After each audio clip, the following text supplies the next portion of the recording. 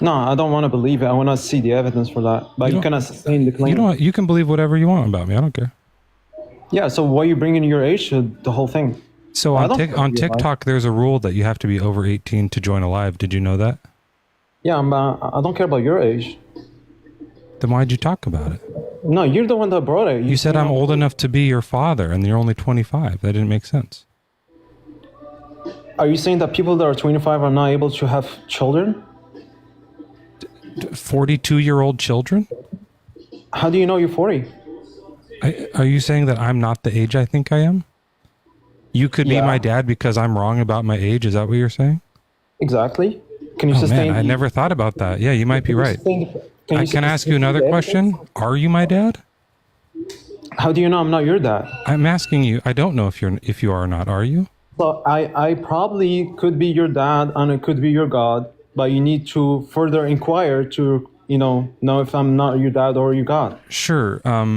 Did you ever in 1982 or 81 fuck somebody named Nancy and come inside of them? How's that relevant? That's a red herring. It's a fallacy. You said to ask you questions to find out if you're my dad. I didn't say that. I said, do you require to inquire to ask me further questions to verify if I'm not your dad or your God? I was going to start with dad first, but we can do God if that's easier. Which one are you? How do you know I'm not both? I don't know. I'm trying to ask you. I guess I don't know because you're not saying anything. So okay, perfect. So at the moment, I could be your dad and your God. Okay. But you need to further inquire to verify that, right? Why? And I would inquire with you. Thank you so much. How do I inquire with you? Like I just ask you? Is that what you mean? How do you know you need to inquire in the first place? I don't know. Is that your point? So at the moment, you might know that you don't know, right? I don't know. Okay, you don't know. That's good. I'm not sure if I know. I think I might know, but I don't know. Perfect. So can you go back to the topic and stop running away from it? Can you define the Bible and what God is in the first place to talk about them? No. So you cannot define stuff. You're just using words that you don't even. I don't know if I know what those words mean. I thought when people say Bible, they're talking about this book I have, but you're saying it's something else. And then you're saying I thought God was like the guy from the Bible that I've read about, but now you're saying it might be you. I'm confused. Yeah. You didn't know that I could be your God? You don't know? No, I never had thought about that before. It never crossed my mind. I don't think really? I'd never met you is why maybe. Well, we don't live that far away from each other. You know that, right? Where do you live? We're both in Canada. I'm not in Canada. No, I thought, the other dude with the glasses. Never mind. Oh, I don't know him. Yeah, Joel. Okay. Did you have anything else? Can you actually go back to the topic? Can you define the words you're using? I'm asking, I'm asking you. Maybe I should clarify. You're right. Maybe I should clarify. What I'm doing during this live is I'm asking for some help from guests, people like you, to come up and help me understand what God and the Bible is, because I don't know. And I'm starting to feel a little bit lost in my faith. And so I was wondering if like a Christian could come up and kind of reel me back in. Sure. I'll provide you the evidence that you don't know. And you're a Christian, right? No, I'm not Christian, no. But you can help me become one. No, I don't care if you could become a Christian, okay. Buddhist. I don't think this is the right live for you then. I'm not sure what you want to talk about. It's okay. I'm going to help you though. Don't worry. You're going to help me become a Christian? No, I'm going to help you learn some stuff about Christianity and... Oh, sure. What do you got first? Is the Bible true? Which Bible? Any of them. Are any of them true? No. Okay, well then you can just say no. It doesn't matter which one, right? No, it doesn't matter because... Yeah, so you can just say no because that covers all of them. Is the God from Christianity real? Which one? Any of them. Well, you need to be precise. Are any of the gods from the religion Christianity real? Are you talking about Satan, the Father, the Son, Baal? Any of them. Let me rephrase it. Are any of the gods at all from Christianity real? I think all of them are real in a way. Yeah, Oh, okay. they existed as a person. Yeah, Sure. Not as a person, but as a God. no, as a person.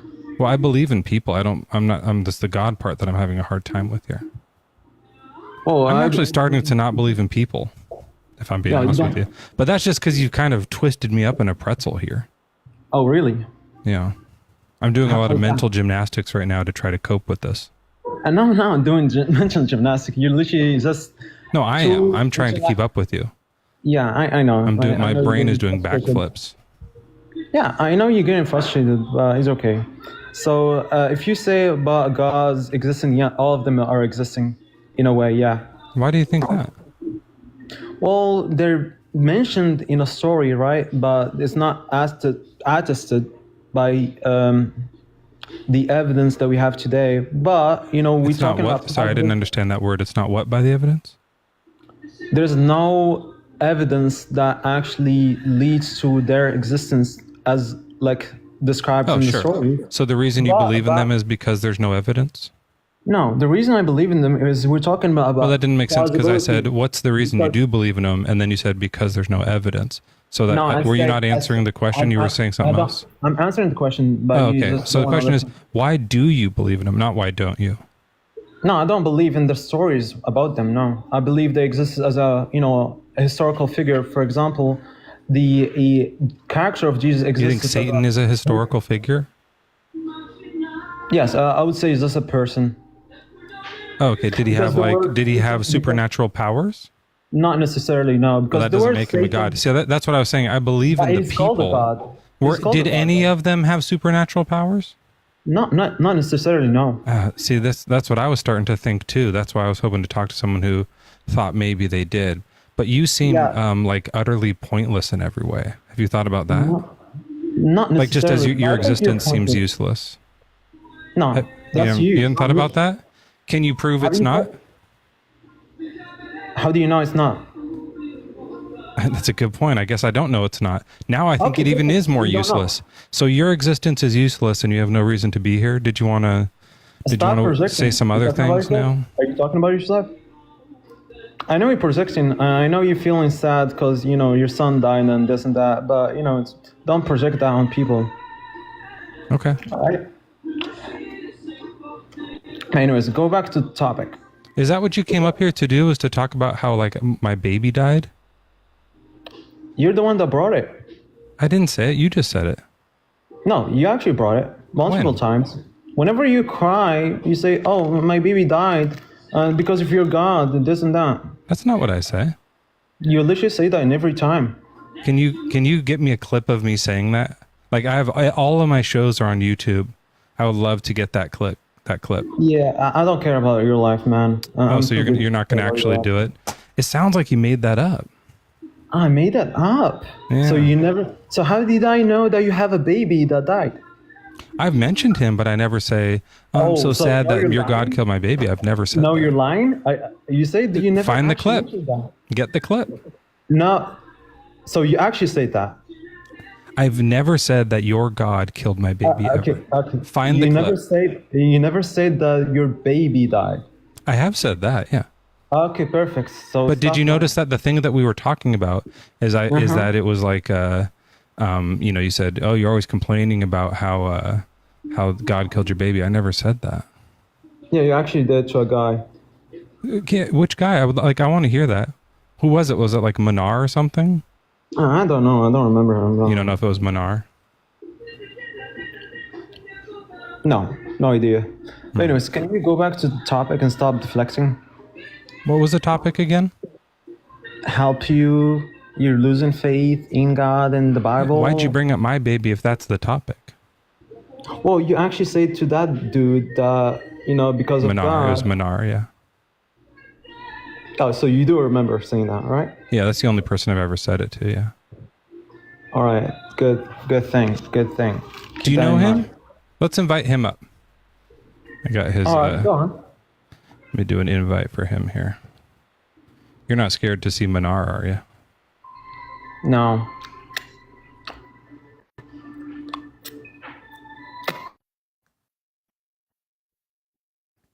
Oops. was trying to invite somebody and accidentally blocked that person forever. What's up, Mezzo? Hey, is this Nathan? How's it going? Your audio's a little bit quiet. Can you hear me better if I speak up? Yeah, a little bit. How are you? There you go. Good. How are you? What's your age and religion? I am 22 years old. I am a Christian. Oh man, that last guy was just really like giving me a hard time. I'm hoping that we don't have to do that all over again. But Yeah, I'm starting to think that this story from the Bible and the God thing might not be real. You want to help me? Yeah. What are your major objections, I suppose? I just been watching all these lives on TikTok, and these people are like kind of bringing up all these points against it like being real. Like maybe the Bible is made up. Have you ever had that kind of issue in your life? Yeah, I mean, I think that's even like academic critical scholars wouldn't say the Bible's made up. What do you mean by that? Like, like the story. Oh, like the stories aren't real. Okay, yeah, like yes, Samson I didn't got you. really Sorry, have long hair that made him strong. You know what I mean? Or things like that. Yes. And Like the mythological perspectives aren't actually like real, is what you're saying. Yeah, that's like, but that, I mean, it's kind of rocking me because that would mean that the stuff about Jesus isn't real, like the miracles and stuff. Right, right. So is that the main issue that you have with the Bible, or is that just what you want to talk about in particular today? I think so. I mean, I have a lot of stuff, but that's a good start. Yeah, I mean, it seems to me that it's a unreasonable way to look at specifically the Bible because we don't live the rest of our lives like that. Like, for an example, we're not consistently asking, how do I know my wife's not going to cheat on me? How do I know my car isn't going to explode while I go down the freeway? How do I know the president isn't going to nuke the closest city randomly?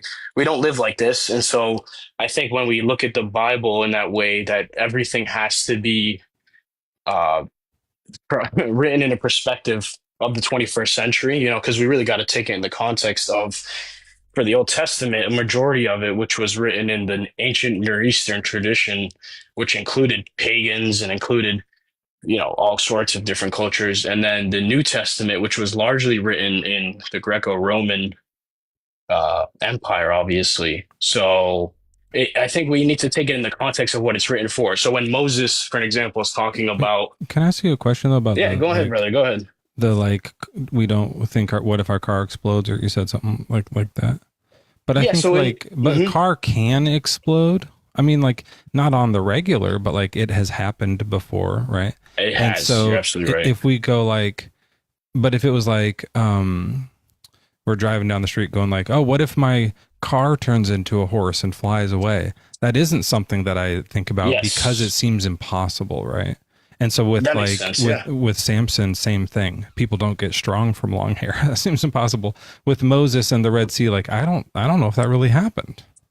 Yeah, no, I mean, there's definitely some stories in the Bible that sound very fantastical. But I do also think slaves have happened.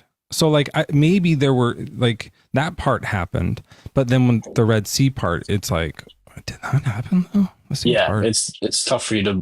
I mean, you can also look at. There's multiple ways to look at it and still gain great value from it. But if you're asking from a purely materialistic perspective, has this thing actually occurred in space and time, as in cause and effect occurred, like how we think about things nowadays? That's very hard for us to establish whether or not that happened. I mean, what would your standard be? Would it be like archaeological evidence? Would that be your standard? I guess I don't really know what materialistic cause and effect meant there, but like, you mean just like it really happened and not just like in a story, right?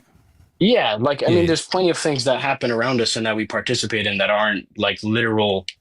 I didn't understand that word in that like sentence, but I think I kind of get it. But like for the Red Sea in particular, I mean, I don't know what kind of archaeological evidence there would be that water spread out. Like I know that they say they found like wheels, chariot wheels, but like Yeah, that That could could be have just from gotten in anything. from anything, Yeah. right? Right, Like, I agree. yeah. I agree. Well, So, my point is the yeah. question. I think the framing of the question in and of itself is the issue when we're approaching the biblical text. Like we're trying to ask it something that it is not able to provide, and then if that's your metric in which you're measuring truth, then I mean that's really up to you. However, I would argue we don't do that for anything else. You know what I mean? So I think it's an Oh, I think we arbitrary. do. Well, meaning we don't do that for everything else. Excuse me. We don't do No, that for I mean, everything like else. history wise though. So like, like we'll read about George Washington and they'll be like, he crossed the Delaware in this painting. Is it the Delaware they cross? Yeah, I think so. It's like the famous painting where he's on the boat. Like maybe that did happen. He probably didn't stand up like that. That's probably a bit Right, exaggerated. that's what I'm trying to say. But also mythologized. but like it's legendary is different than mythology. Right? Okay, yeah, I suppose so. So George Washington had some legendary features. Like, did he really have wooden teeth? That seems hard to believe, but then maybe they have them on display somewhere, and it'd be like, okay, that seems more compelling. Did he really never tell a lie? I don't believe that. He was a politician. I bet he lied all the fucking time. Of course, right? Like, of come course. on. Yeah. So like some parts we can go, yeah, I believe these parts, but then obviously not the parts that are like obviously made up. And that's how I feel about.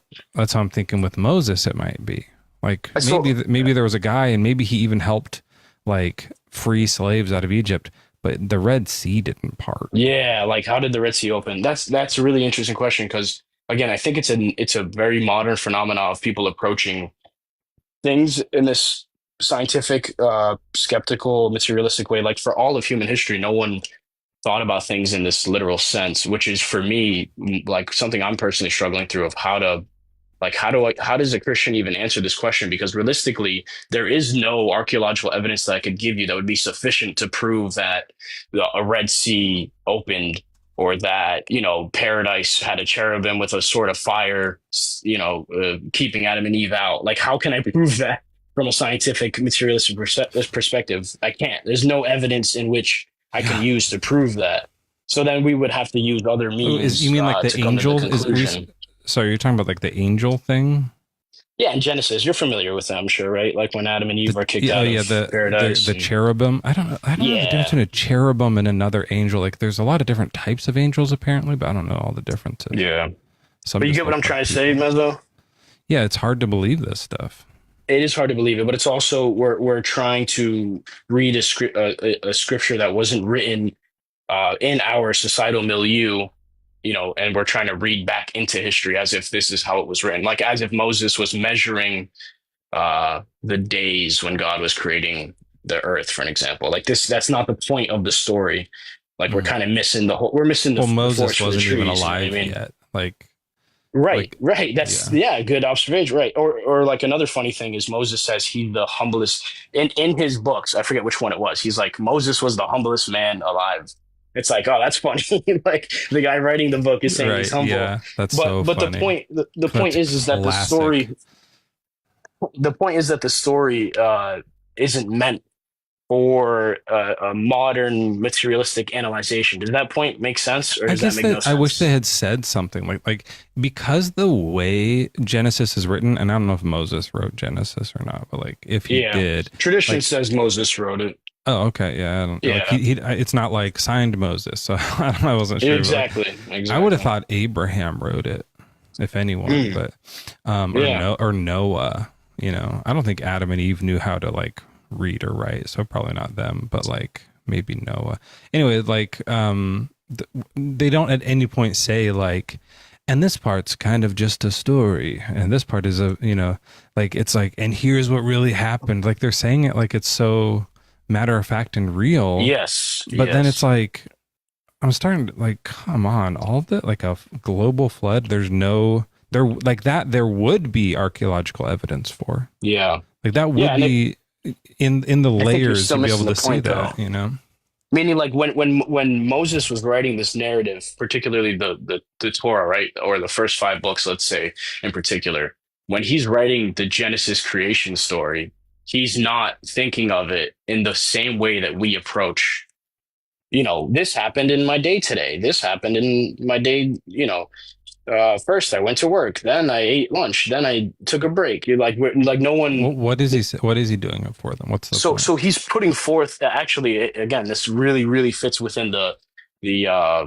the milieu of his society at the time, which is the ancient Near East. So a lot of the themes in Genesis are actually inversions of other pagan traditions locally. And the entire Bible is essentially God taking all this mess and reclaiming it and saying, this is how we're going to set it straight. So, like, the creation story itself is one where it's already reversed because man is made in the image of God, whereas in all of these other creation myths, they typically have a significantly lesser role, and the gods are almost inaccessible. The gods are not personable, I haven't and read him. I guess I don't know about that. yeah. So I would recommend looking into. Uh, Yeah, so I would recommend looking into. Writing isn't totally true. Like, I don't know what the No, point of it is. the point of it is that they're not thinking of it in the same way that we are when we're reading an expository text in the 21st century. So Okay. like it's kind of a bad question, you know what I mean? Like Why we're is it in there though? Like, I guess maybe that's the question. Like, I don't know what, because because he you wrote know. the Bible. Yeah, so the Bible has been put together by the church and then handed down. So the Bible was written from a Christian's perspective. It was written uh, for you. It wasn't written to you. So Moses, when he was writing this, it was written directly to the Jewish people who were practicing the The Levitical law. Hebrews. Yeah. Yes, right. The Hebrews, and not only the Hebrews, but the other Abrahamites, which included uh, what that's a digression. I won't go into that. But the other Abrahamites as well, who were practicing the worship of Yahweh, right? So that's Abraham. very Oh, yeah. specific. Well, Yeah. So, that would be just them, but like not everybody in the area, but just the Hebrew Israelite people. yeah. There's a few other, like I believe I'd have to go back into. I wish I knew off the top of my head. I want to say a few of the other clans that they go out in Joshua and destroy. A lot of them are actually Abrahamites, meaning they descend from Abraham directly. But that again, that's a digression. Well, that's Um, interesting though. It is interesting, which is what I'm I'm trying to say is looking it up. Yeah. yeah, please do because we're really not giving this book the way we should read it because and ultimately it comes from two things, which is the Enlightenment, which is thinking of everything in a scientific way, and then secondly the Puritan tradition, which I don't controls think America. they're not using this word the same way you are. Abrahamite here. Damn it, I don't Yeah. have my other phone on me, brother. I'm sorry. I wish I would look it up. But this isn't. I mean, maybe It's if like you a type group from the in. 1700s, so that's probably not. Yeah, no, that's Yeah, not what I'm it's talking all good. about. Yeah, I know about like Um, the Ammonites, Yeah, you Edomites. have there's many. I mean, Edomites were one of them. Yep. Yeah, There's many. But the point again, and this is what I was really trying to nail down, Mezzo, and I appreciate you being so cordial with me, which is very refreshing. Basically my issue with the line of questioning is that I feel like it's just not the proper way we should approach the biblical texts. Now, if you want to ask this about the New Testament, I think that's completely fair because this is written in a completely different society and a completely different milieu, and you also sure. have other, you know what I mean? So I think that's Oh much yeah, more and well, reasonable. I think that there's just they were only written like 500 years apart or 600 or so, but like the New Testament has like stuff in it too where I'm like, what the heck, like Yeah. is this real? Like I don't know if some like the water to wine thing is something I remember growing up in church. We always talked about it and we're like, that's so Yeah. cool. And I remember being like 20 and being like, oh, wish I could do that right now. Cause I wanted to like, have alcohol. I didn't try it. I never tried it, but like, and You like, should have tried it. but now I'm like, why do you do that? Why Why would do you you do that? do Right. that? That's so Right. Well, weird. it all has symbolism. Like that's pointing towards the Eucharist. So like again, the Bible is there's What? multiple layers. The Yes. wedding? Right. The wedding. So in the Bible, No, it's especially, not. I promise, man. I'll tell you. So in fact, let's go to it if you want.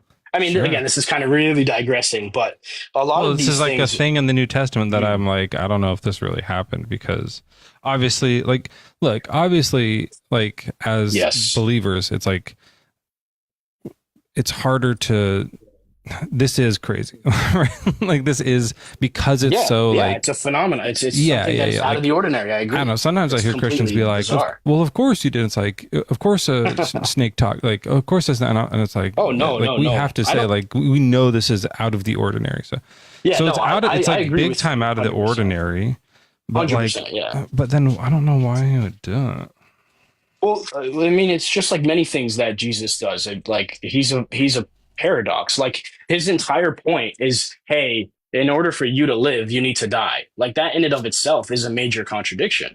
Like he says, I you don't must know. bear your cross, right? Which you get what I'm trying to say, Mezzo? Like that's the entire scripture is kind of flipping our understanding of reality on its head, I especially thought in the that New meant that you have Testament. to like carry your own like struggles. No, no. I mean, Jesus literally told his disciples, and remember, many of them would literally die. Aside from Saint John, he was in exile and he died of old age. The other ones were executed, and then there were That's one many of the other weird martyrs. things, though. Is that's one of the verses that like messed with me too, because there's Yeah. that verse where he says, "Some of you won't die until I come back," and then we all like our thing is like, and they all died because they believed so hard. And then it's like, wait a Yes. minute, so why did Yeah. that Well, he happen? resurrected and he appeared to them in the flesh. That's what he was referring to. No, it's not. That's not what he was referring to. No, no. He says like we're gonna come back with all the angels. Like it's talking about like the like revelation time, second coming. I don't. That's interesting. I've never heard that perspective on it. I've always heard that related to what he said in Saint John's Gospel when he says, "You will see." He says to the disciples, I believe it's actually to Nathaniel, funnily enough. He says, you believe that because I told you I saw you under the tree, but you'll see this. You'll see angels ascending and descending upon the Son of Man. I think it's in the first or second chapter. Yeah, it's called. No. It's in John. Sorry. I don't know why I said Matthew. No, it's Matthew. Oh, what you're 16. talking about. Yes, Yeah. go ahead. Let's just read it. Yeah, let's do that. 16. Let's go to 24. Then Jesus told his disciples, "If any wish to come after me, let them deny themselves and take up their cross and follow me." That's, I think, why we thought about it, because we're talking about taking up the cross. "For those who want to save their life will lose it, and those who lose their life for my sake will find it." So that's what you were saying, like people who die for me, that'll be good. For what will it profit them if they gain the whole world but forfeit their life? Or what will they give in return for their life? For the Son of Man is to come with his angels in the glory of his Father. So that's why it says with his angels in the glory of his Father. And then he will repay everyone for what has been done. So that repay everyone for what has been done, it sounds like he's talking about like the judgment of the earth. That's right? interesting. Can I explain what the Orthodox view on this is? Because Sure. I'm from a different tradition. I grew up pretty much atheistic, so I don't like this is all new to me from the Protestant tradition. But so like the way that we look at this is that he's referring to the thing that literally happens in the next chapter, which is the transfiguration. Christ is literally revealed with his angels in his glorified, He didn't deified repay state. everybody during that, though. Right. So it's a double. And there were no it's angels. much like there were, I believe that. I mean, Moses and Elijah appeared to them. I think that would be an equivalent of them. I get what you're saying. Yeah, it's not a literal angel, I suppose. But this is just the way that we looked at it, is that he was referring to his transfiguration.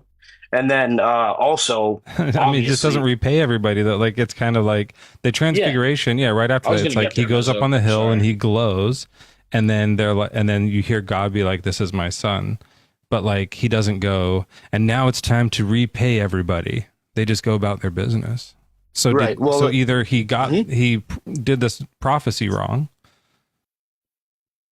Also, this is weird too, because right after that he says, okay, when it says, "We'll repay everyone for that what has been done. Truly I tell you, there are some standing here who will not taste death before they see the Son of Man coming in his kingdom." Was he saying like this amazing thing? Some of you won't die over the next week.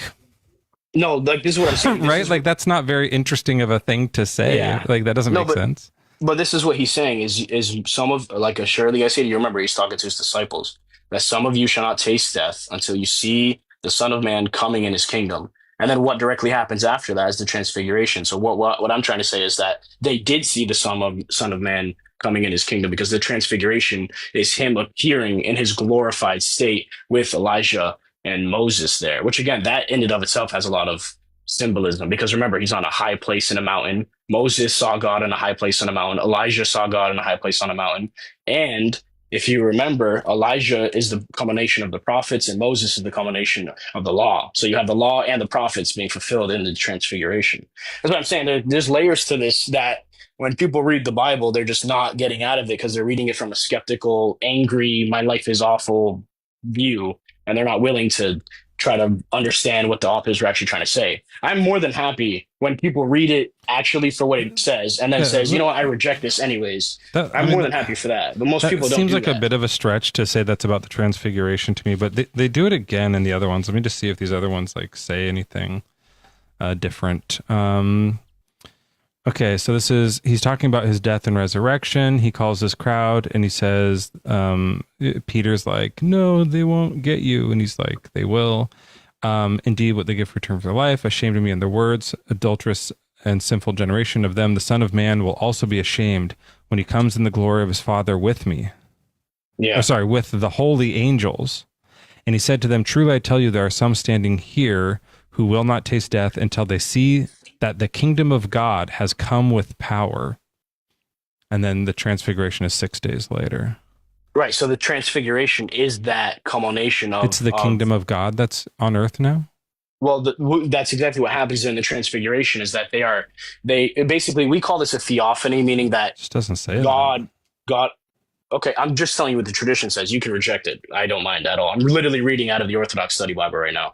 So again, I'm just telling you what the Orthodox Church teaches. This is a part of the tradition that I've decided to be part of. But like I'm trying to say, if you hear me out, I think it actually makes sense, but you could reject it as totally, totally fine. But the way that it is explained is that the transfiguration proclaims Christ's divine sonship, and it foreshadows his future glory when he as Messiah will usher in the long-awaited kingdom. That's kind of what's going on, is that like Peter knows that this is the Son of God. How does he know that? God, because Christ is talking to him, remember, in a later story, and he says, this has not been told of you of flesh and blood, but God has revealed it to you. Like, this is kind of the idea, is that they know, the disciples in particular, know that Christ is the Son of God, whereas the people outside, right, are excluded from that knowledge up until after the breaking of the veil in his resurrection, in his crucifixion. Like, that's what's going on. That's what I thought it would be like. When we talk about his kingdom coming and you're talking about the catechetical, and repaying everybody, like that's like, you know, the eschaton, yeah, like the finale, right? That's like the yeah. second coming of Christ, not the like, yes, I'm going to go glow on a mountain Christ. That doesn't like, and also like, I still that is what he did though, Mezzo. Like, he did appear, right? But this sticking point for me is what's weird is why would he say, there are some standing here who will not taste death before they see the kingdom of God? I imagine because a lot of them thought that this would, because I'm sure most of those people thought that they were awaiting the Messiah and they were waiting to see what God was going to do. So now they know, okay, Christ is the Messiah according to the Jewish tradition. And they thought, okay, let's see what he's going to do now, because we don't know exactly how quickly or what he's going to do in particular when it comes to the timeline. So they're sitting there wondering themselves, what's going to happen next? What's going to happen next? What's going to happen? You know what I mean? So that's why when Christ says, look, some of you won't die, and you will see the coming of the Son of Man, which the Son of Man is referring to a messianic title, for example, in Daniel. I was going to ask why they call him the Son of Man. The Son of Man is in Daniel. I would Google that really quick. Son of Man, Daniel. I've heard that before, but I don't like. Yeah, it doesn't matter. That was just something I remember. But here's the other verse about this too, just so we can read it for the people. So this is in 24, Matthew 24. Yep. This is the lesson of the fig tree. Do you know this one? I do. Yes, sir. From the fig tree. This is just when he mentions something like this again, so we can glean a little here. As soon as its branches become tender and puts forth its leaves, you know the summer is near. So also when you see all these things, you know that he is near at the very gates. Truly, I tell you, this generation will not pass away until all these things have taken place. Heaven and earth will pass away, but my words will not pass away. So that one's not about the transfiguration. No, that's about 70 AD when, what's his name? Nero? I think it's Nero. When the emperor comes in and desecrates the second temple And then after that, he builds upon it its entire Roman city. But before he does that, he sacrifices pigs inside of the Holy of Holies. So this is what he's talking about. He's talking to this, yeah. He's talking to the disciples, saying like, you're gonna see Israel destroyed. You're gonna see what is left of the Second Temple Judaistic practice destroyed, and that's exactly what happens. Which this prophecy goes back to Ezekiel and other prophetical books. So they all were alive when that happened? I'm not sure if, I don't know off the top of my head. It happened 70 AD historically. That's just a historical account of it. Oh, but this is and like, I believe the this is like martyrdom 28. Yes. But the destruction of the temple was in 70 AD, from what I remember. You could Google that real quick to double check me, fact check me. How long is a generation? I'm ignorant as when it comes to that. I don't know. How long is a generation, Mezzo? 40 years, but like they're already deep into this. Like they're halfway through it. So, yeah, that's a little weird. Yeah, I don't know. It sounds to me like he's saying... That's literally what it refers to, though. Because that's not even debated amongst Christians. Right after that, but like the next one, he goes, but about that day and hour, no one knows, neither the angels of heaven nor the Son, but only the Father. For as the days of Noah were, so will be the coming of the Son of Man. So they're still talking about the return of the Son of Man. For as in the days before they flood, they were eating and drinking. There will be two in the field, one will be taken, one will be left. Two women will be grinding meal together, one will be taken and one will be left. Keep awake, therefore, you do not know on what day your Lord is coming. So is that what you're saying happened? The rapture happened already in 70 AD? We don't believe, I mean, historical Christianity doesn't believe in a rapture anyways. No, this isn't referring to a rapture. No one ever believed that this was referring to a rapture. Uh-oh. What is it about? Lagging? What's it about? I mean, can you give me the exact verse so I could look at it? Because yeah, it starts at Matthew 24:36. Here we are. Okay. Is Matthew 24? I mean, if you Google that, it's obviously going to say yes, because the Protestant Reformation has overtaken the majority of the world. But that's not the point. The point is, Google, did anyone believe in dispensationalism before the 1900s? Yeah, well, look, whether or not it's saying that the rapture is going to happen and people are going to disappear, it's still talking about the second coming of Jesus. Right? I suppose so. Again, I wish I sat more with time. This is something I actually am not familiar with too much. I'm familiar with the fig tree part, and that's as far as my knowledge extends. This is still about the fig tree part. He said, but yes, this is there's a but there. So he's like, it's, they put a spacer there in the study Bible, but this is a continuation. It sounds to me like multiple times Jesus was saying, hey, I'm going to die, I'm going to resurrect, and I'm going to leave, and then I'm going to come back with God, and it's going to be the end times, and it'll be before all of you die. Some of you will still be alive when that happens.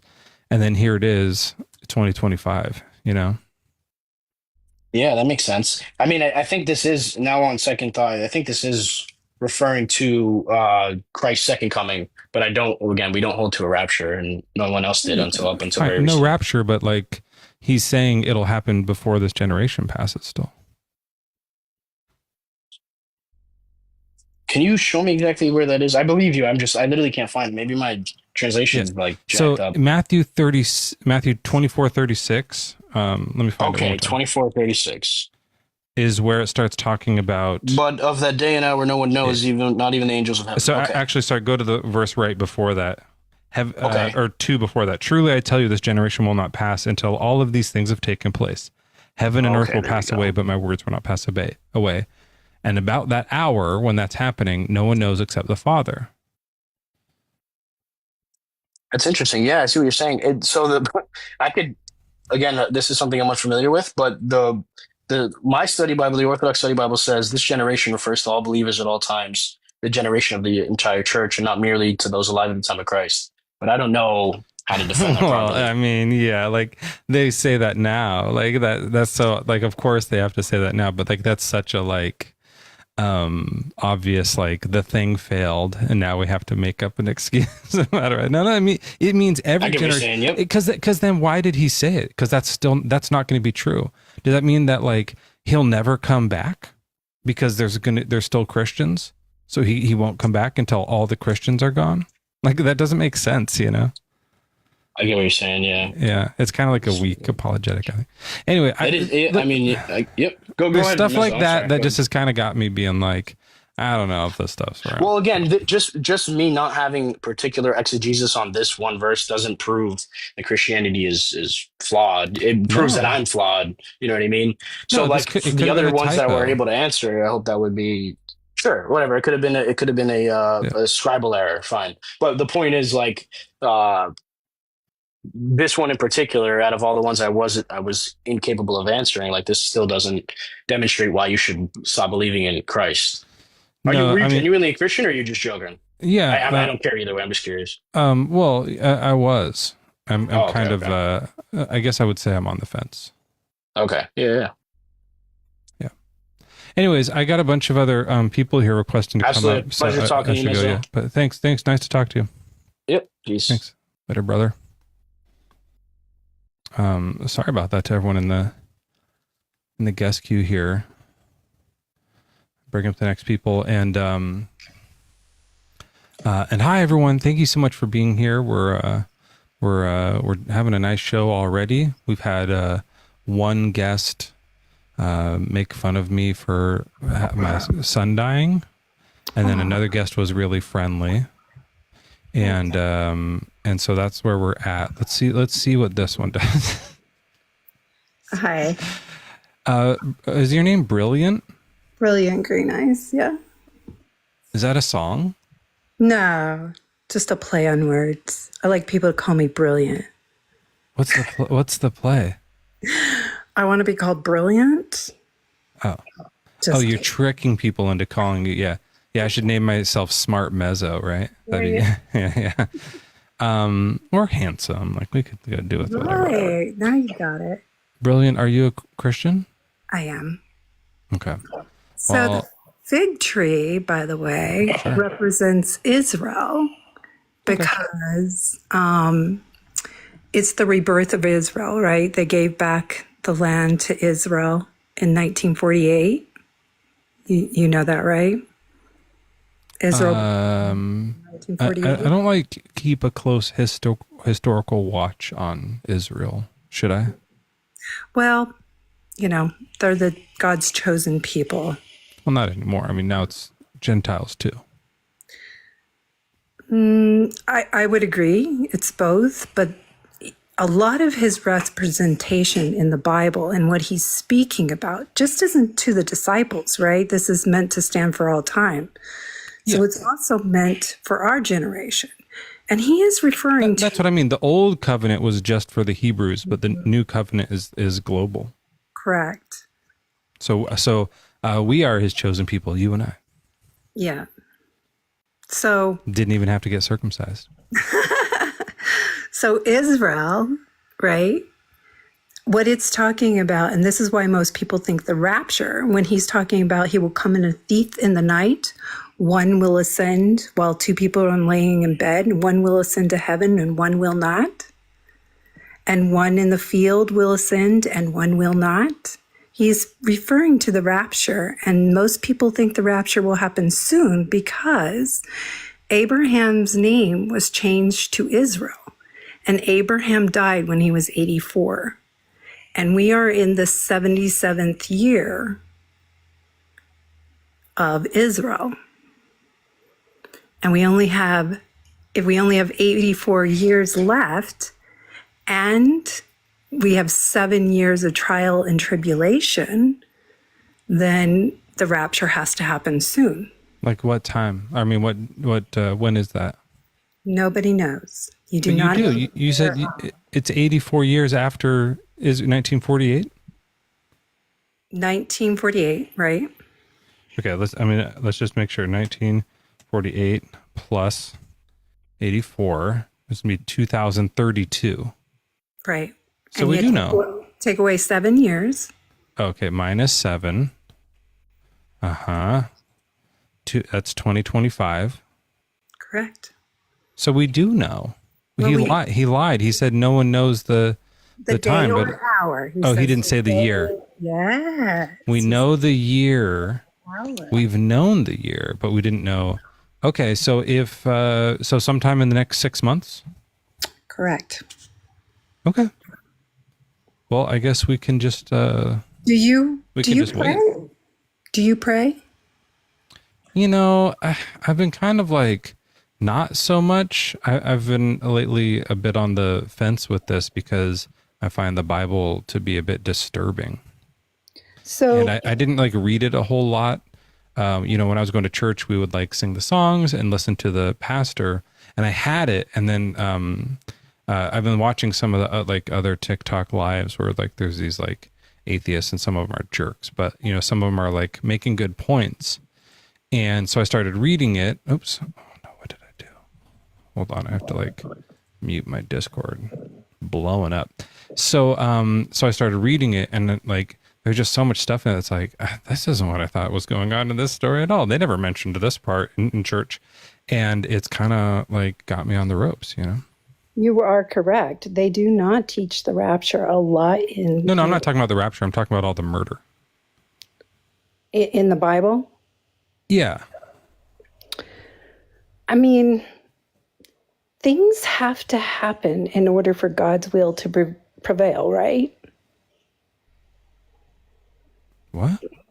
If you're living in a world where it's your will versus God's. Oh, no. I'd say the answer to that is no. God is omnipotent. He has no conditionals.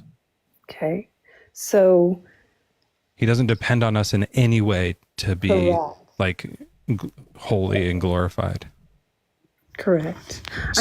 So then the murder that he did in the book was like really fucked up. Like that's just all I was reading. I was like, this is kind of fucked up, you know?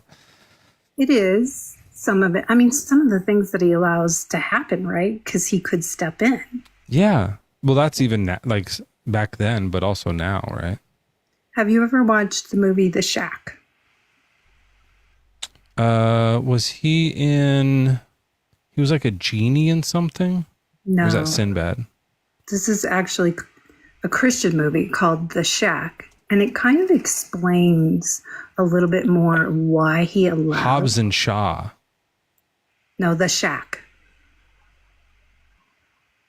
It's a Spell story it for me. So Shack, SHAK or CK. Oh, not Q? No. I thought you were talking about the basketball player.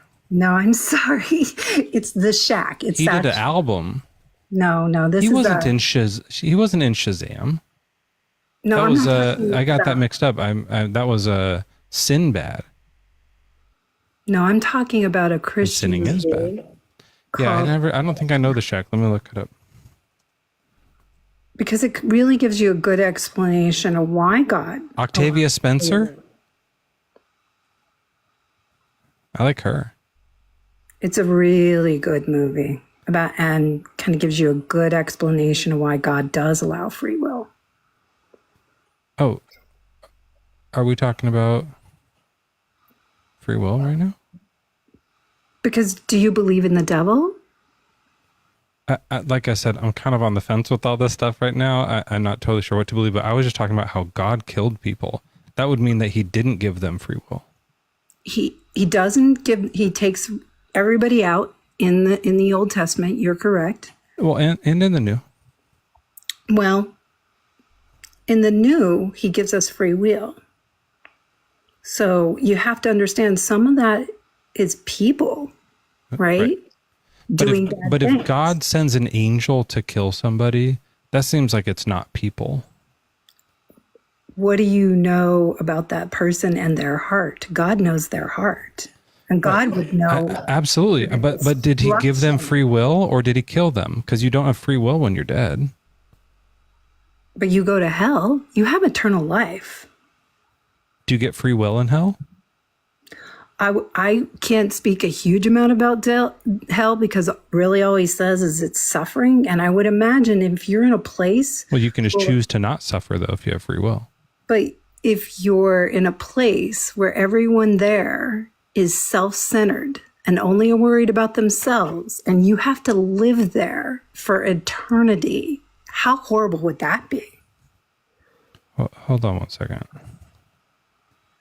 One of these guys that I've been talking about how I'm like watching is in this chat right now. I don't know why he's following me around. Daniel's like ripping my heart apart a little bit here. Sorry, I got distracted. So you were saying that in hell people do have free will? I don't know. God doesn't speak to that. He does speak that there will be. If they do have free will in hell, then that's weird, right? It would kind of explain why hell is suffering. You're in hell. You are with people who only care free will about is bad. themselves. Not free will isn't bad, because sometimes people do choose to do really good things with their free will, right? So we can do good things in hell? You're not going to hell if you accept Christ. I did, but like this is like what I'm worried about right now. But if look, no one thinks there's free will in hell. Like let's be serious here. You're being tortured. Right? I would think that being with people who are hell is other people themselves. All right. Well, it's not people, it's spirits. Okay. Right? So if I'm forget hell. I don't care. What I'm saying is like, if I was like lying, would God kill me? No, God doesn't punish you for sinning. He expects That's you. what I was taught too. And then in the Bible, he does that. But you have to repent for your sin. How much time do you get? You get forever. Once you come to Christ, you get forever. No, I'm saying, as a believer, I tell a lie. God is going to either kill me or not. You're saying he's not going to, he's going to wait because I have time to repent? Okay.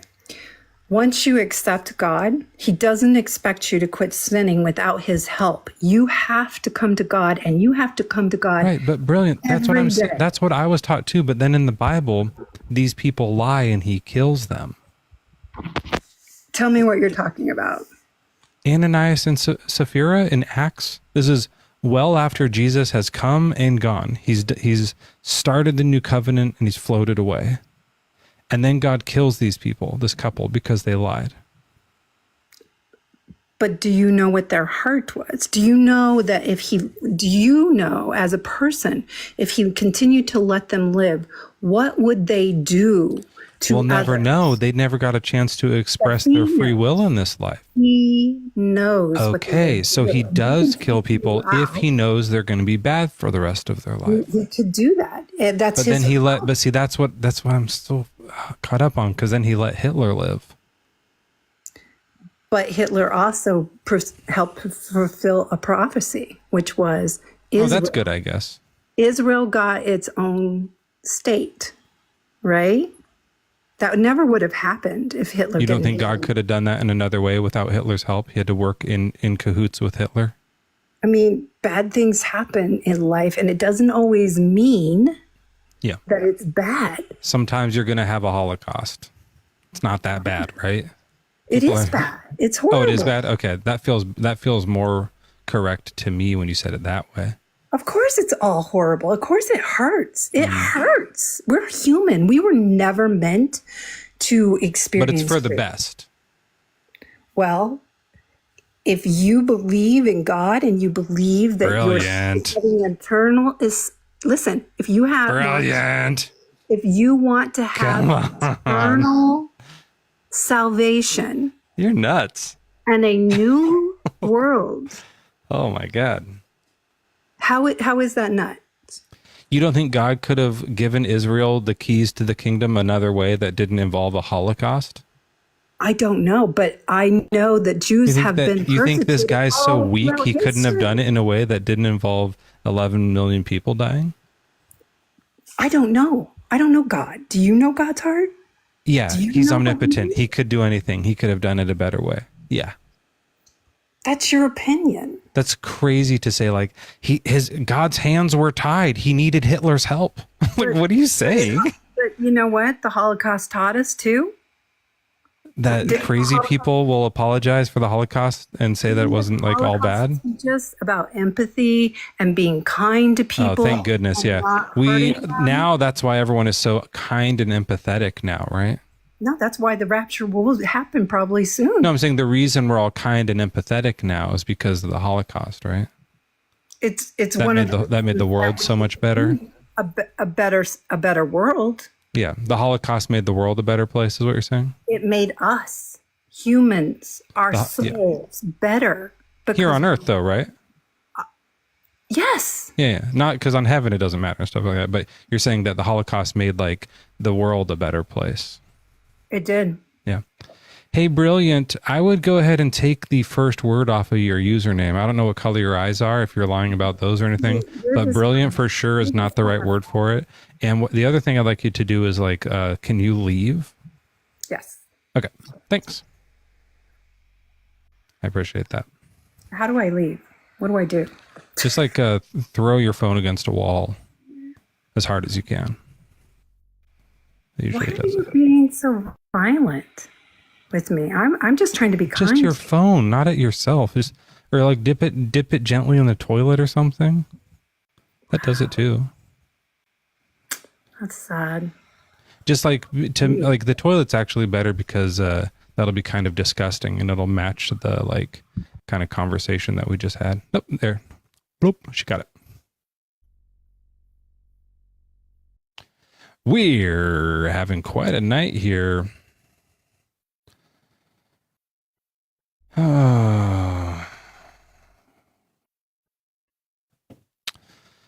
It is the top of the hour. So, Rays, before we start, I'm going to do a quick radio lead in here. Just give me just a moment.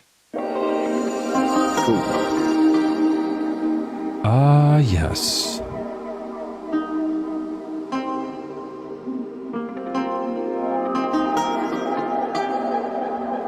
That's right, ladies and gentlemen. It's 7:37. It's the top of the hour. It's Wednesday night, I just realized, which now makes a lot of sense for people who know what Wednesday nights go like. It is that time of the week. And it's not good. It's not good. But we're here, we're living it up, and more importantly, all of you are here, and so let's have ourselves a good time, okay? Because it's the top of the hour.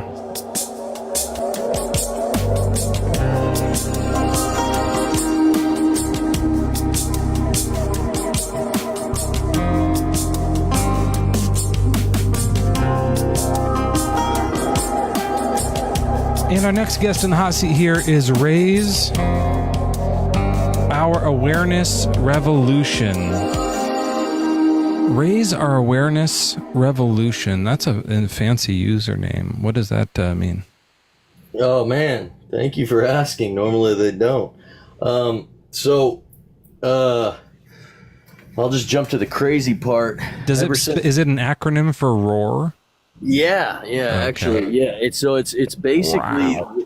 it's the whole idea that for thousands of years, what we think we know and what we think to be true based on what we've been told is actually not the true nature of reality. It's not the true nature of ourselves, and it's not the true nature of the relationship between the two. Totally. And I agree completely. Yeah. Yeah, and so the first question That's I what have, in fact, I'll be honest with you, that's what I've been starting to realize more and more recently. That's something that I was like, that's kind of why I'm doing this. It sounds like my whole life, and like we've been taught that there was like this God, and that it's this one, and then now I'm kind of like, I don't think that's all real. Yeah, I joke with people. I say, one of the funny things is once you wake up to this reality that you're getting at, you really spend the rest of your life slowly moving towards, what you know to be the truth as you go through that discovery process. but each and every day you're more and more embarrassed that you actually believed a lot of the things that you believed at one time, or at least in my case, I was raised Catholic. And Yeah, that will. Yeah. Hey, by the way, someone just subscribed. Thank you. I think, did we just hit like a subscription goal? I don't know if we have that here. No, we're still good. Okay. Let me know if I need to reset it. I think we're fine. But thanks to whoever did that. I appreciate that. So what did you find out? all right, so This is going to lead me back to Christianity better, right? well, all right, so this is the thing. So this is why in the chat, I don't know if you ever saw my messages, but I have a unique worldview that incorporates, believe it or not, all religions. The one that kind of does themselves the worst favors is Islam, because when you read that one, it really does read like a tyrant speaking to. Yeah. Yeah, I've read some of that, and he's like, kill all the infidels and stuff. It's like, whoa. Like, just because someone doesn't believe we should kill them, no. That's insane, yeah. And one of the words you see the most in there is disbelievers, and then it says, and the second phrase to that is they will burn in hell. Although, Rays, I just realized, though, that happens a lot in the Old Testament. Yes, no, it does. He's like, these people didn't believe in me. They turned their back on me, so we're going to kill them and their children. Right. So on that note, we can just jump into this. Have you done any, are you familiar with Eastern philosophy, particularly Vedic texts? I think normally they say Vedic, but no, I've never heard of Vedic, I'm sorry. Yeah, no, I'm not perfect. All right, so on that note, are you familiar with the Yuga cycle? No, but is this gonna? So just to be clear, what I'm trying to do is like bring up people who believe in like Christianity, and we're going to talk about it because I'm like kind of struggling with my faith in that. But I don't know what I'm trying to figure out what you came to do here. I might have made the mistake of thinking that we were both on the discovery process trying to figure this out. But I respect and understand if that's kind of not the theme of this show, which I totally understand, like I said. Well, you're going to try to make me a Hindu? No. I'm open-minded, but... That was actually one of the first things I was going to ask you, but I kind of got that right off the bat, so I didn't. I'm all right, so let me say it this way in line with the theme of the show. My belief is that we are all, just as quantum physics is now finally coming around to that, I saw an article recently that even the rock has a layer of consciousness, or, it's kind of the whole quantum field theory. And so when you saw an article that said rocks have consciousness? Yes. Yeah. That consciousness underpins every single thing. Although I have maybe just this is a counterpoint to that, though. And I don't know if you've thought of this. That isn't true, though. Well, in terms of quantum field theory, it's still hypothetical, I suppose. But they're coming around to it. The fact that no, I just mean like what we talk about as consciousness isn't something rocks are like capable of.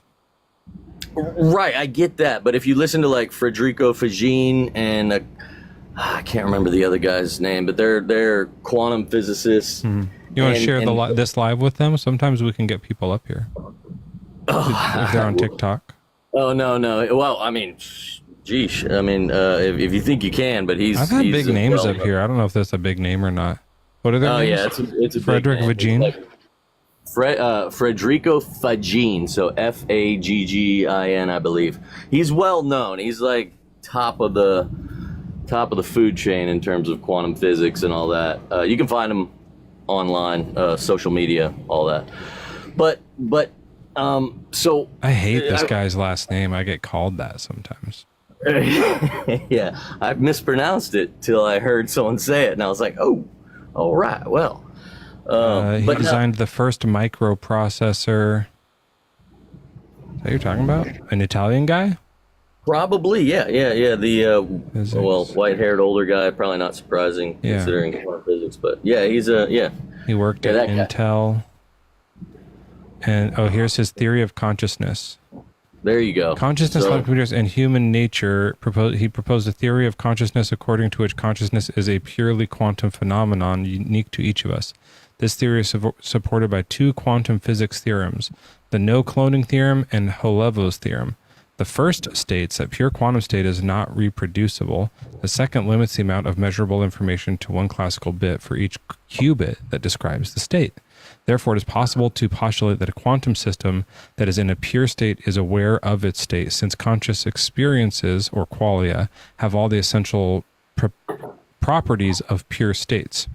That is to say that it's a private knowledge that's only minimally knowable from the outside. However, the mathematical representation of the experience does not describe the experience, which remains private and knowable only from within by the system that is in that state. No classical machine can ever be conscious, given that classical information is reproducible. While the quantum state is private, consciousness is therefore not linked to the functioning of the body and can continue to exist even after the death of a body. The body behaves like a drone, controlled top-down by consciousness. Let me see here. Yeah, that last line that you just said is kind of a good key visual as it relates to understanding the relationship between, call it the divine or call it God consciousness, call it the field of consciousness. And it starts to begin to kind of get into what a lot of these religions try to suggest, in that, you know, now granted, the issue I have is that Christians try to suggest that Jesus Christ was this unique individual in that his nature was just fundamentally different than ours, when in reality what I tell people, at least, again, this is why I'm starting. This guy's a Catholic, though. He sure doesn't sound like it. He's probably a Catholic like me. He's probably exploring these things, and I'm probably further along from not being Catholic than him. Now it's been 5 years. The way he speaks, I'm sure most Catholics wouldn't agree with, because what he really is getting at is that the nature of what Catholics say about Jesus, the Father, the Son, and the Holy Spirit, it's essentially the same for all of creation. When you factor in this idea of quantum physics, or at least you can kind of make that leap. And that's what I believe. And when Jesus Christ was here, he said, here's what some other people are saying about this guy.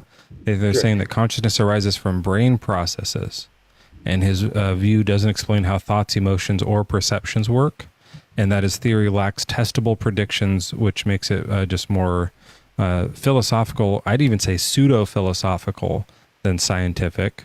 They're saying quantum mechanics is already weird, but he adds interpretations that most physicists reject, like claiming quantum fields are conscious. That's just something he just claims. They argue that he uses the terms like quantum information in vague or mystical ways, which is a classic thing that con artists do and religious people do. Anyone who's like basically trying to improve the supernatural, like they do that. Mediums do that kind of stuff too, psychics, that kind of thing. They use these vague mystical terms so that we can connect to them, because when things are vague, we tend to like force them to connect specifically to us. And as people who are conscious, then we would like be ready to apply that to it. That's called, which one is that? I want to say Hawthorne's. No. We're going to call that,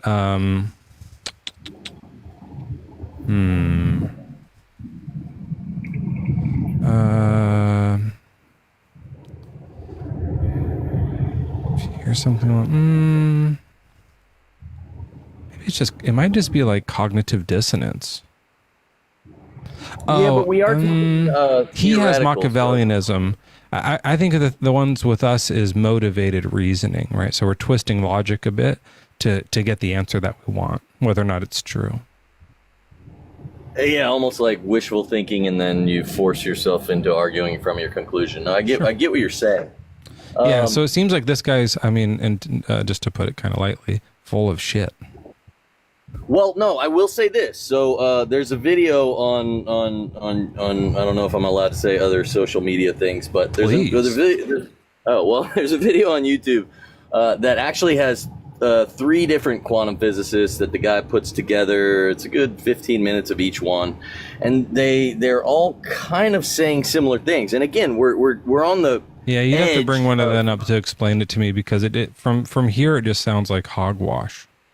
Fair enough. You know? Now let me say this much. Let me and if you got to go, that's fine. But let me say one last thing. What's the thing that you found out? Are you like a flat earther or something now? No. It's not about flat Earth. It's just consciousness. I am open-minded. Now it's more so understanding the true nature of reality, and because there are phenomena that happens that isn't easily explained. I think quantum physics is ultimately going to be the solution to understanding what we call supernatural in a way that demystifies it and makes it not so much a religious thing. Hold on one second. Asher's up here. Asher, how old are you, Asher? I'm 19, turning 20 in like 10 days. That's cool. Are you a Christian? I am a Christian, yeah. Oh, cool. 1 second. Let me just do this real fast. Cool. Yeah, sorry. Like that guy was, I want to say stoned, maybe? I don't know. Asher, I'm having a hard time. Like, I don't know what that guy was talking about. The other guests have been nuts. I'm starting to think that this Bible isn't true, and I'm having a bit of a struggle with it. So I don't know. What are your thoughts? I don't know. What are you struggling with? Like, where were you starting from? Well, I think the Bible is starting to look like I was telling someone like just a little bit ago, but when in church, we just talk about like specific passages, right? Like whatever the pastor wants to do and stuff. But then I've been watching these lives on TikTok, and there's like people, some of them are jerks, but some of them are like asking good questions. And I'm like, oh, I never knew that it said that. And so I've been reading it, and I can show you, like, as I've been reading through it, like, I don't know if you can see all these tabs. These are all these times, and there's more down here, where I've been like, what the heck is going on here? Like, this is either so unbelievable, like it's hard for me to even take it seriously. Like, I never knew a donkey talked in this book right until recently. Is that a Bible? Like, what translation is it? It's just like a holy Bible. It says NRSV. And I have another one that's a King James, but I don't read as much because it's like in Shakespeare. Yeah, that one's definitely pretty hard to understand. I'm not gonna lie. I mean, they say about the same stuff, but like they both have a talking donkey in them, and I'm just like, what? I never knew that was in there. And then like there's all the stuff about slavery, where God is like condoning slavery, and that's freaking me out. I didn't know that was in there. Like they never. In church, they never are like, all right, turn to Leviticus. We're going to talk about slavery. Like they didn't bring it up, you know? Yeah, I mean, there's a lot of things I hear a lot of people talk about. That's from the older Testament. Is like, well, why does he do that? Why does God do this? And why does God do that? Well, I mean, like whenever Jesus came and died for us and saved us, he kind of abolished all of the Old Testament law. So now we're kind of living under, a different law. So basically, new covenant. It's the same law. Yeah. It's a new covenant. A new covenant. So, like, I mean, if he didn't do that, like, we would have been doomed. Like, we're all doomed because we're all sinners, So, which kind of creates. If you sin, you deserve death, and we're all sinners. Exactly. But so now he doesn't kill anybody? Oh, I mean, it's just if people choose him, because he chose all of us by coming down and like dying for us. He chose us in that sense. No, I'm saying now that the new covenant started, you're saying that now so like in the old covenant, he was like, oh, here we do slavery, but now we don't do slavery.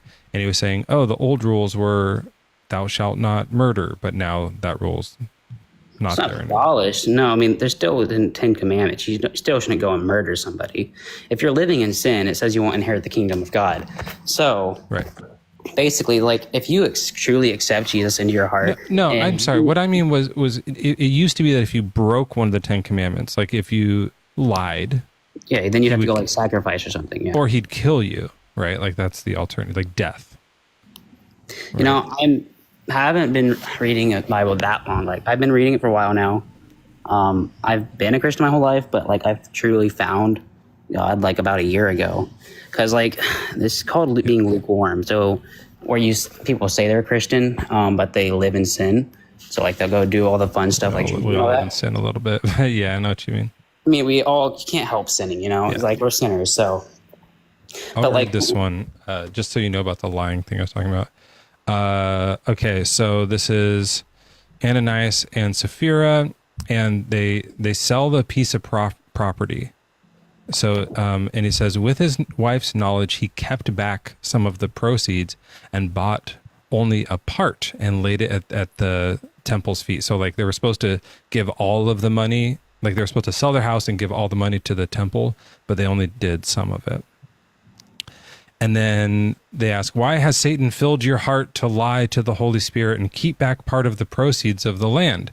While it remained unsold, did it not remain your own? And after it was sold, were not the proceeds at your disposal? How is it you've contrived this deed in your heart? You did not lie to us, but to God. So this is a lie to God.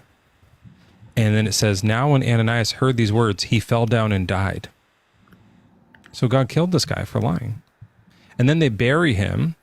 And then the next verse, it says, 3 hours later, his wife came in, not knowing what happened. And they say to her, tell me whether you and your husband sold the land for such a price. So they quiz her. They found out it was a lie because God killed the first guy. And she lies too. She goes, yeah, that was the price. And they say to her, how is it you've agreed to together to put the Spirit of the Lord to the test? Look at the feet of those who have buried your husband at the door. They will carry you out. And then immediately she falls down dead too. You know, I can't like sit here and say that God doesn't kill people because it's just not true. Because even in the Old Testament, even the flood, that was judgment of the world. And God literally says he's going to wipe out all that he has created, except for Noah, because Noah had faith in him. And the flood is something I really like to talk about because there's a whole documentary on scientists that are proving it. Like, have you seen how I hope it's not true. I don't want them to prove just it. look at this. I want it to be false because it makes God look terrible. But can we talk about this real quick? Because in this one, it wasn't like they were sacrificing children or murdering. They just lied. And he killed them. And this is, by the way, like, this isn't the Old Testament. This is after Jesus. I haven't actually read that story or studied it, so I honestly can't speak too much on it. But well, I was going to let's speak right now. Like, we don't have to like, I don't need a sermon on it. Let's talk about it together. Like, what's going on here? Because if it's the case that the new covenant means God won't like do that anymore, well, here he is doing it. So it's kind of scary, right? I mean, yeah, if that's from a trusted translation, I don't know what translation that is. I mean, it's on this website. You can set it to any translation you want. Which one do you like usually look at? Just went to the default. There's only a few that I'm very like comfortable with. NIV or like that one, NLT, LSB is a newer one. Here's NLT. Let's see what the NLT says. As soon as he heard these words, he fell to the floor and died. So that still happens. And then the young man who buried your husband, instantly she fell to the floor and died. Yeah, it does that in that one too. Yeah, like I've said, I mean, I haven't heard much on that story, so like I'd have to go study it more. You could go use like a translation, because like there is like books. What is it called? Let me look. Can't remember what it's called. Well, let's just do this. Let's say this. Oh, yeah, if the translation is right, and it says that, you know, God, hey Zena, come on up here. My cat's freaking out.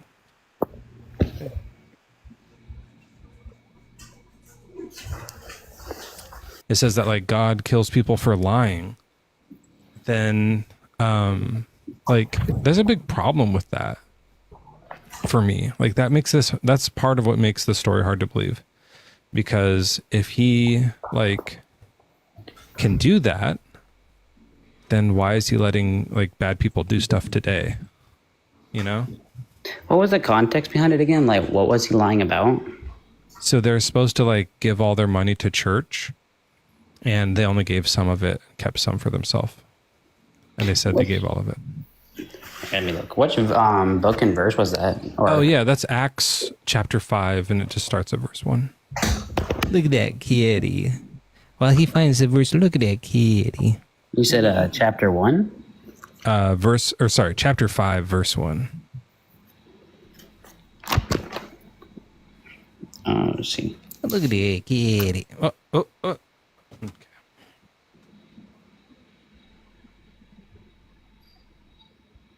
She likes my magic twirling wand. Zenobina. She's the queen. All right. What are you going to do?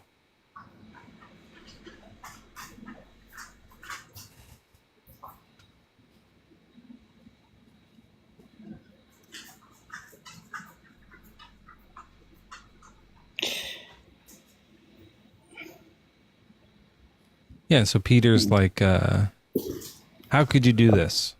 And then they die. There's another one in Acts 2 where God kills someone else, like for something other people did. Like, it's just kind of weird. Like, it seems like the covenant's still on, like the old, you know what I mean? Which is nuts, because that's what, like, you know, the Old Testament is really scary. Like, the stuff that God does in that is atrocious. You know, it's like literally horrific. Like, sends people to slaughter babies. Like, it's nuts. I mean, he's an eternal being. Like, we're not eternal. We can't really understand God. And I think there was someone else actually talking about this earlier. What was it? He was talking about... I think that's why it hurts so bad. We are not eternal. So when he kills us, it like is so much more devastating. If you kill Jesus, it's not that big a deal. Like, Jesus does the cross, and it's like, and he comes right back. Big whoop, right? It's like not that big of a deal. But for us, it's like, that's it. I mean, it kind of is a big deal, because without that, we can't have eternal life. You know? No, I just mean, like, for us, it's a big deal. But for Jesus, it's like, I'm going to come right back. Do your worst. I don't care. Like, he doesn't matter that much. But like, for us to die, like, okay, that's the last good thing I ever get to feel. The rest of it's hell. That sucks. Yeah, well, I mean, I can't like change your mind or anything. Obviously, I can't save you. Only Jesus can. But like, I did want to like explain the flood, because I thought it was really cool. Like, I used to do a lot of research on this, or still do. If you ever get a chance and you feel like watching a documentary, The Ark in the Darkness, they're scientists, and they basically do a whole bunch of research on it, talking about it, like, and all that. I don't know what you want to believe in. It's pretty crazy. It's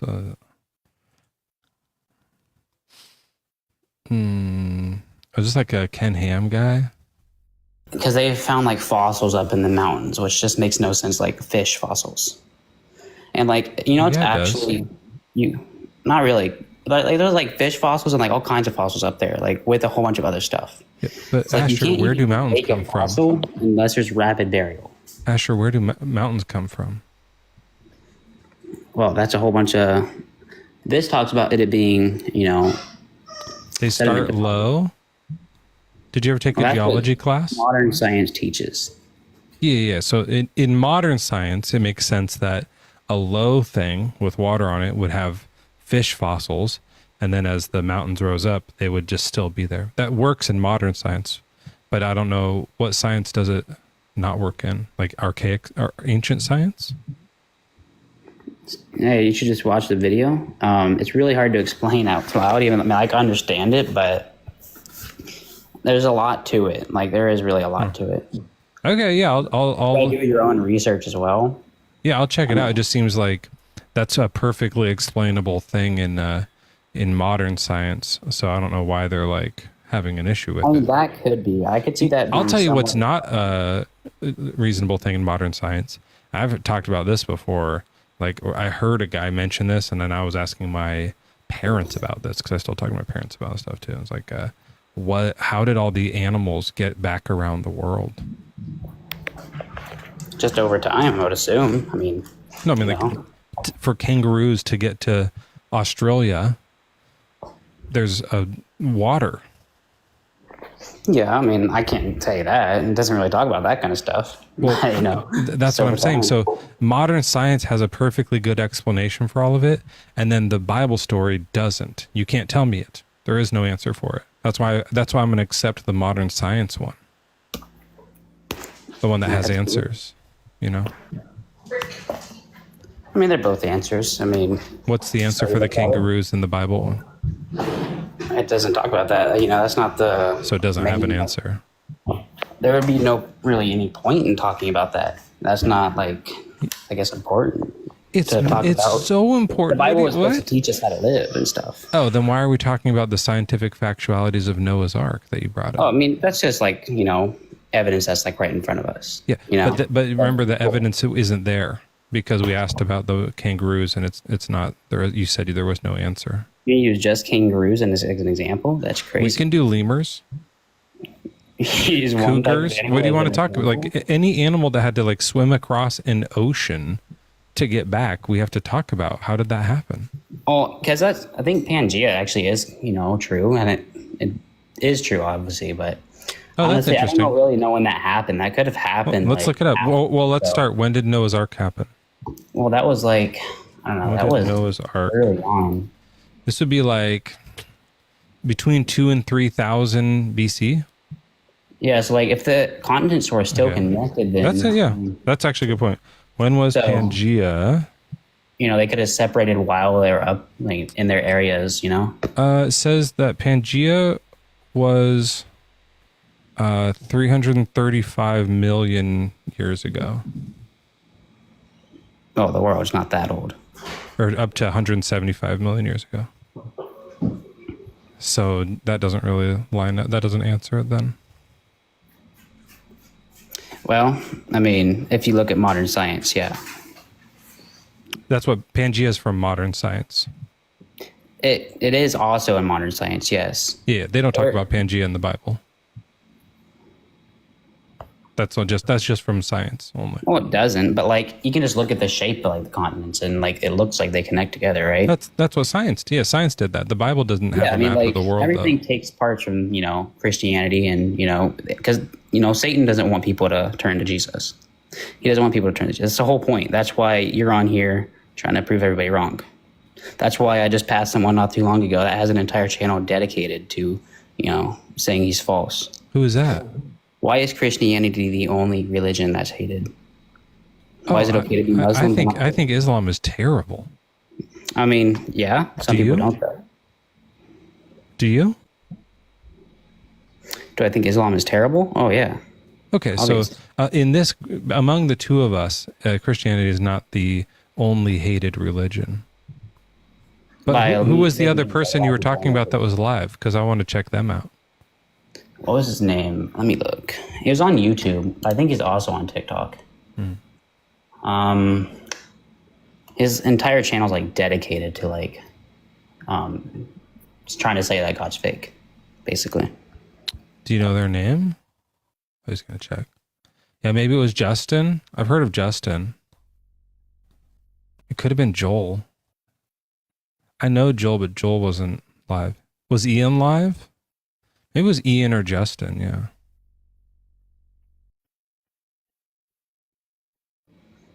Not Oso. I just thought it was kind of crazy. It's like you were gone, I didn't hear the name. Was it Ian or Justin? Destruction Zone. So destruction_zone.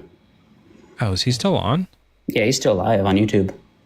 Okay. I'm gonna go talk to him because this thing, like you're saying, like doesn't make sense. But if he's saying that there's like a scientific explanation for it, I might get some more answers from it there. Oh, he's an atheist, so, you know. Oh, really? Yeah. Ugh.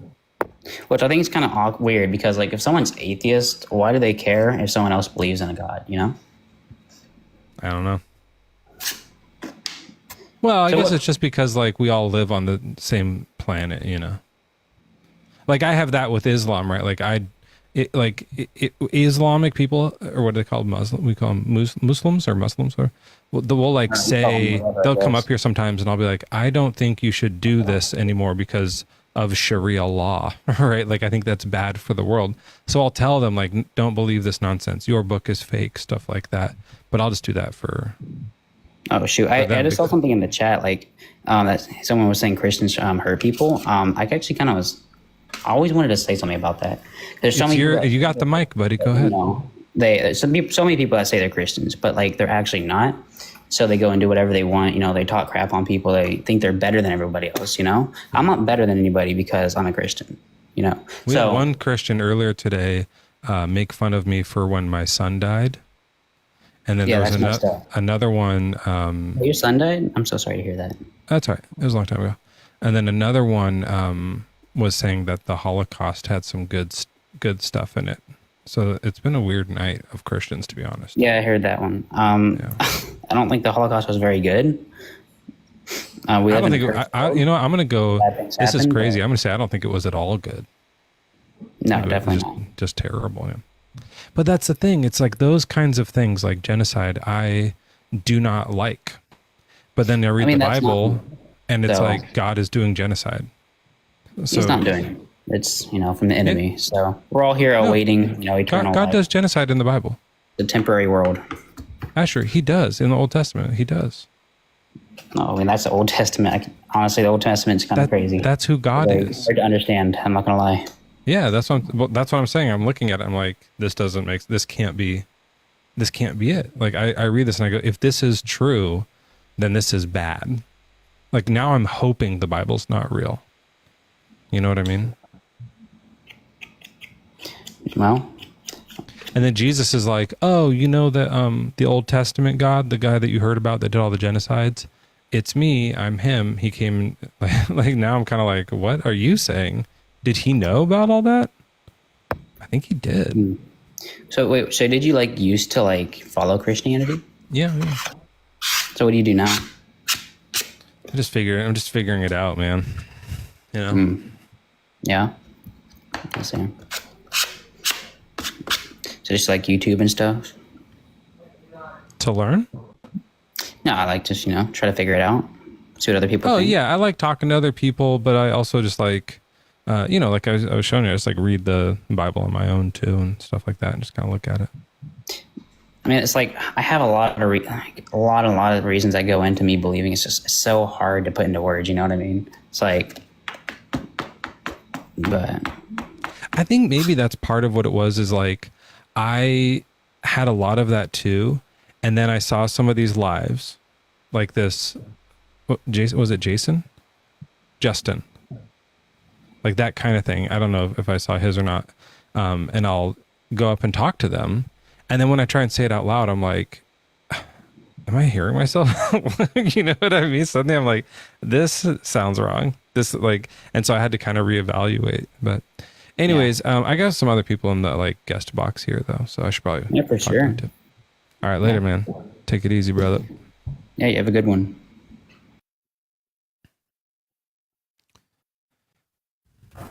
Hello. Muhammad, hey, what's up? Assalamu alaikum. Oh, wait, I'm getting a raid from Justin right now. Is that the guy that last guest was just talking about? I wonder if that's the same Justin. Oh, that'd be interesting. And who's Doug?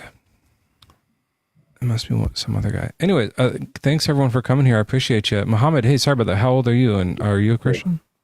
I'm not. I'm Muhammad. I'm a Muslim. Assalamu alaikum. I used to be. Actually, that's an announcement, Mezzo. Thank you so much.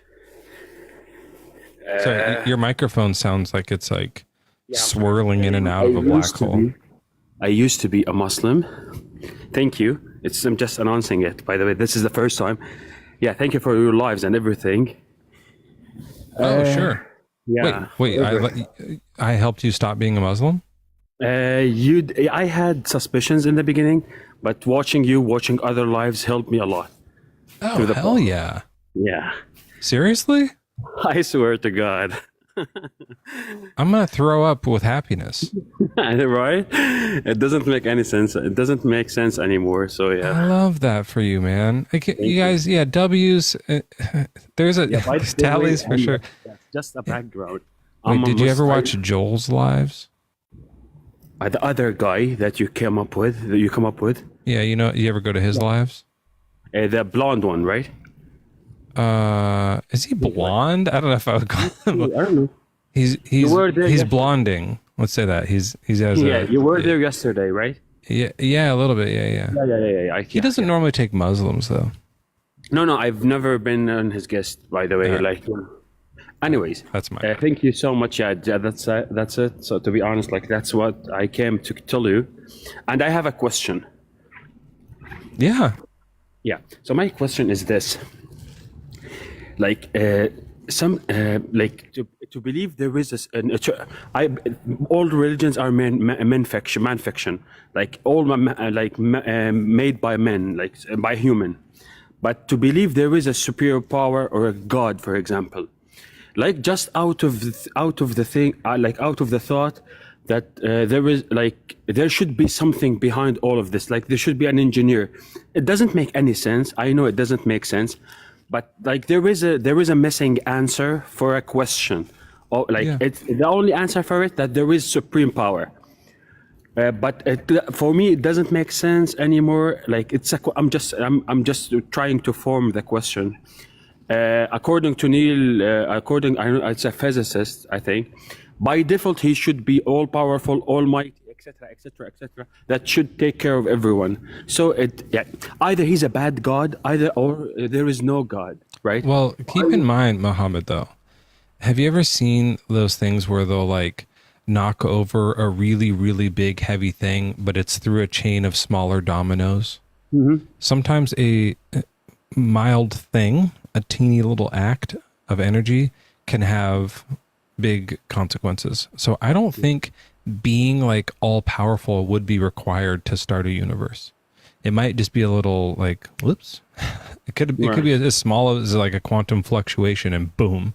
We don't know, right? These chain effects could be that, which means that's not a requirement. Being all knowing for sure isn't required to start a universe. That doesn't make sense. Being all loving, it doesn't even make sense at all anyway. So so I don't think, have you ever heard of something called the Apeiron? No. Apeiron. This is a ancient idea, older than Islam, older than the Bible was written. And it's this idea that there is, this is where I think, I could be wrong about this, but I think this is where Aristotle got the idea of the prime mover. It started with this. And so this is from Anaximander, right? These people know what it is. Naphthalene. Sorry, I just wrecked your name.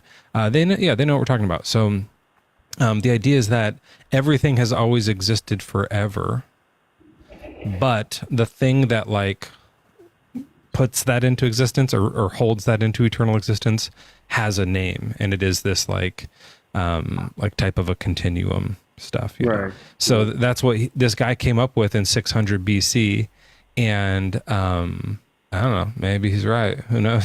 Right? But it wasn't a mind, right? Mm-hmm. Mm-hmm. So I agree.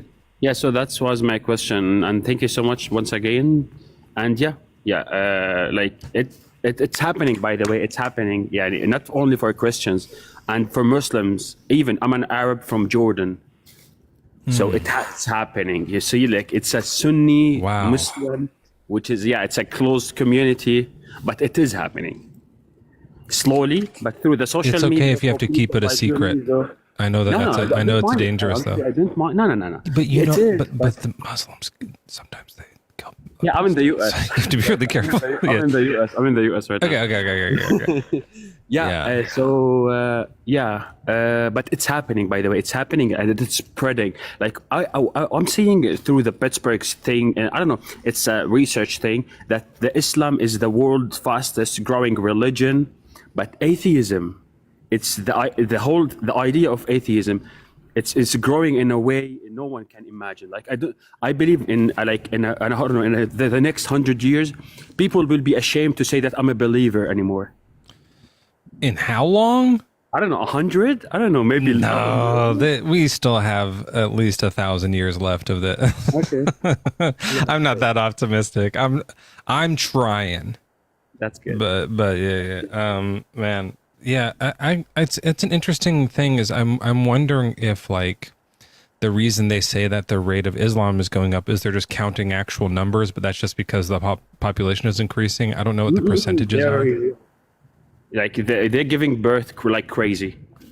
Yeah, So I think it's the population. atheists, you guys gotta fuck more. Can you guys actually, like, honestly? No one counts it. We have plenty of people. Everyone should calm down a little bit. Wrap it up. Okay, Mohammed, I appreciate you so much. Thank you for sharing that with us. What a delight. What a wonderful thing. Everyone, give it up for Mohammed. We'll see you around in the in the chats and stuff. All right. Listen, thank you so much. Bye. All right.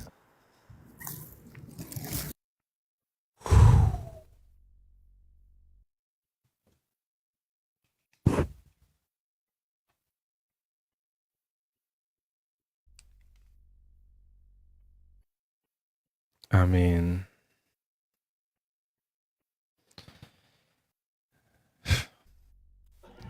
let's keep the chain of sanity running. Our next guest is Black Alien God. Welcome in. What's good, brother? Thanks for having me.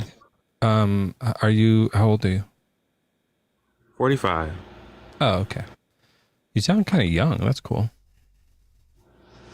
Yeah, I try to, work out, drink water, take care of myself. Is your username an acronym for bag? No, but I've noticed that. But yeah, it's just, my internet persona. Oh, that's cool. All right. Well, I mean, what do you think about, like, are you a Christian? What's that? So I have a very interesting story. I was born and raised Christian, born and raised fundamental Baptist. Same. Grandfather, chairman of the deacon board. Grandma played the organ. Mom's auntie sang in the choir. I was at Sunday school every Sunday. You sing? Took the Bible literally, Confessed Christ at 6 and truly believed. And then, got heavily into my studies around 18, 20. I actually went into the ministry around 22. Still known in the Baptist community as a preacher.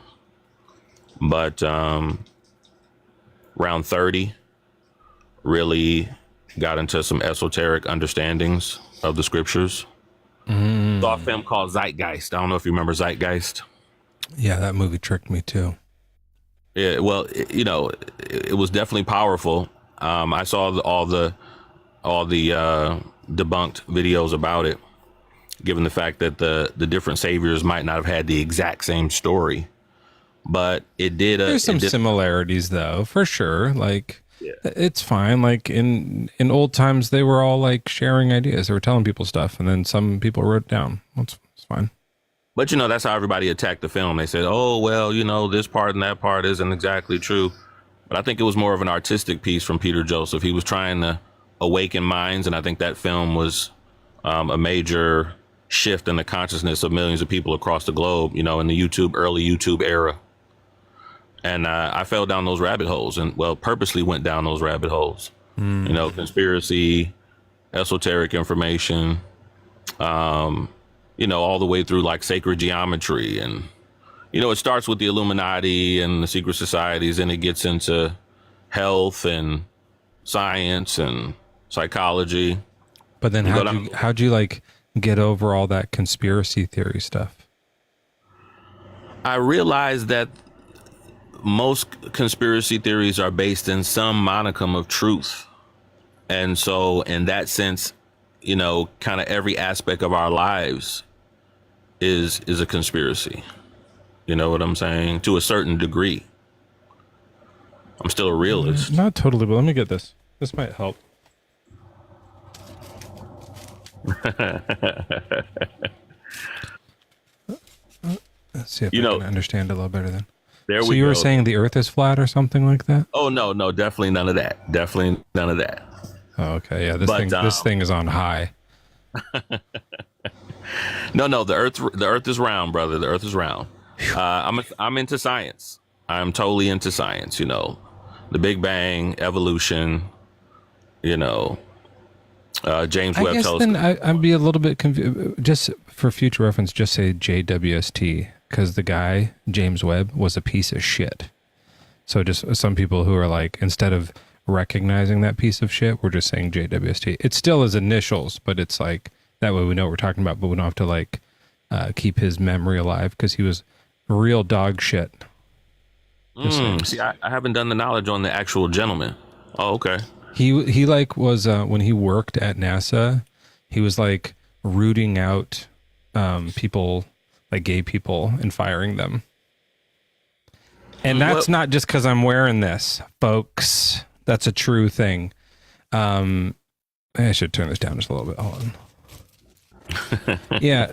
So I guess I would kind of be confused about what like, why are you up here? What do you want to talk about up here? Because I was talking to like people who are Christians and who are kind of like, maybe want to bring me back into the fold.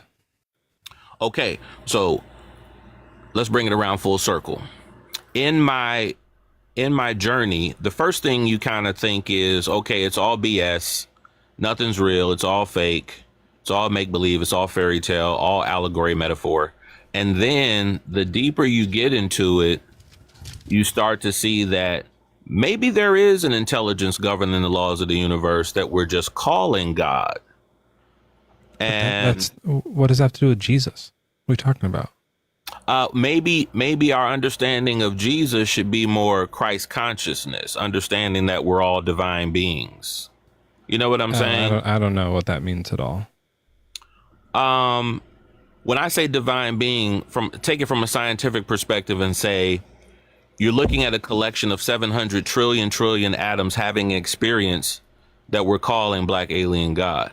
And those atoms having that experience are filled with, 99% empty space.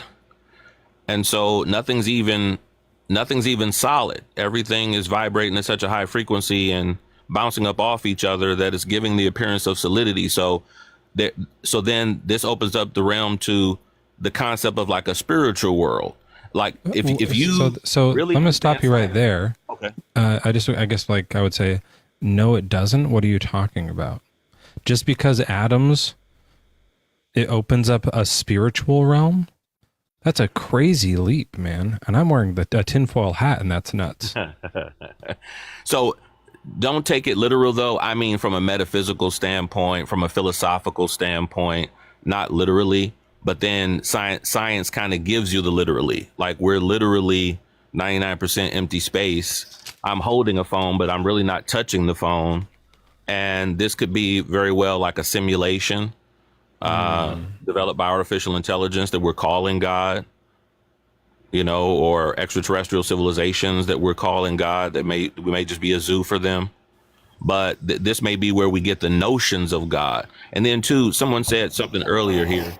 I think really hold on. Go back to the extraterrestrial thing. I liked that.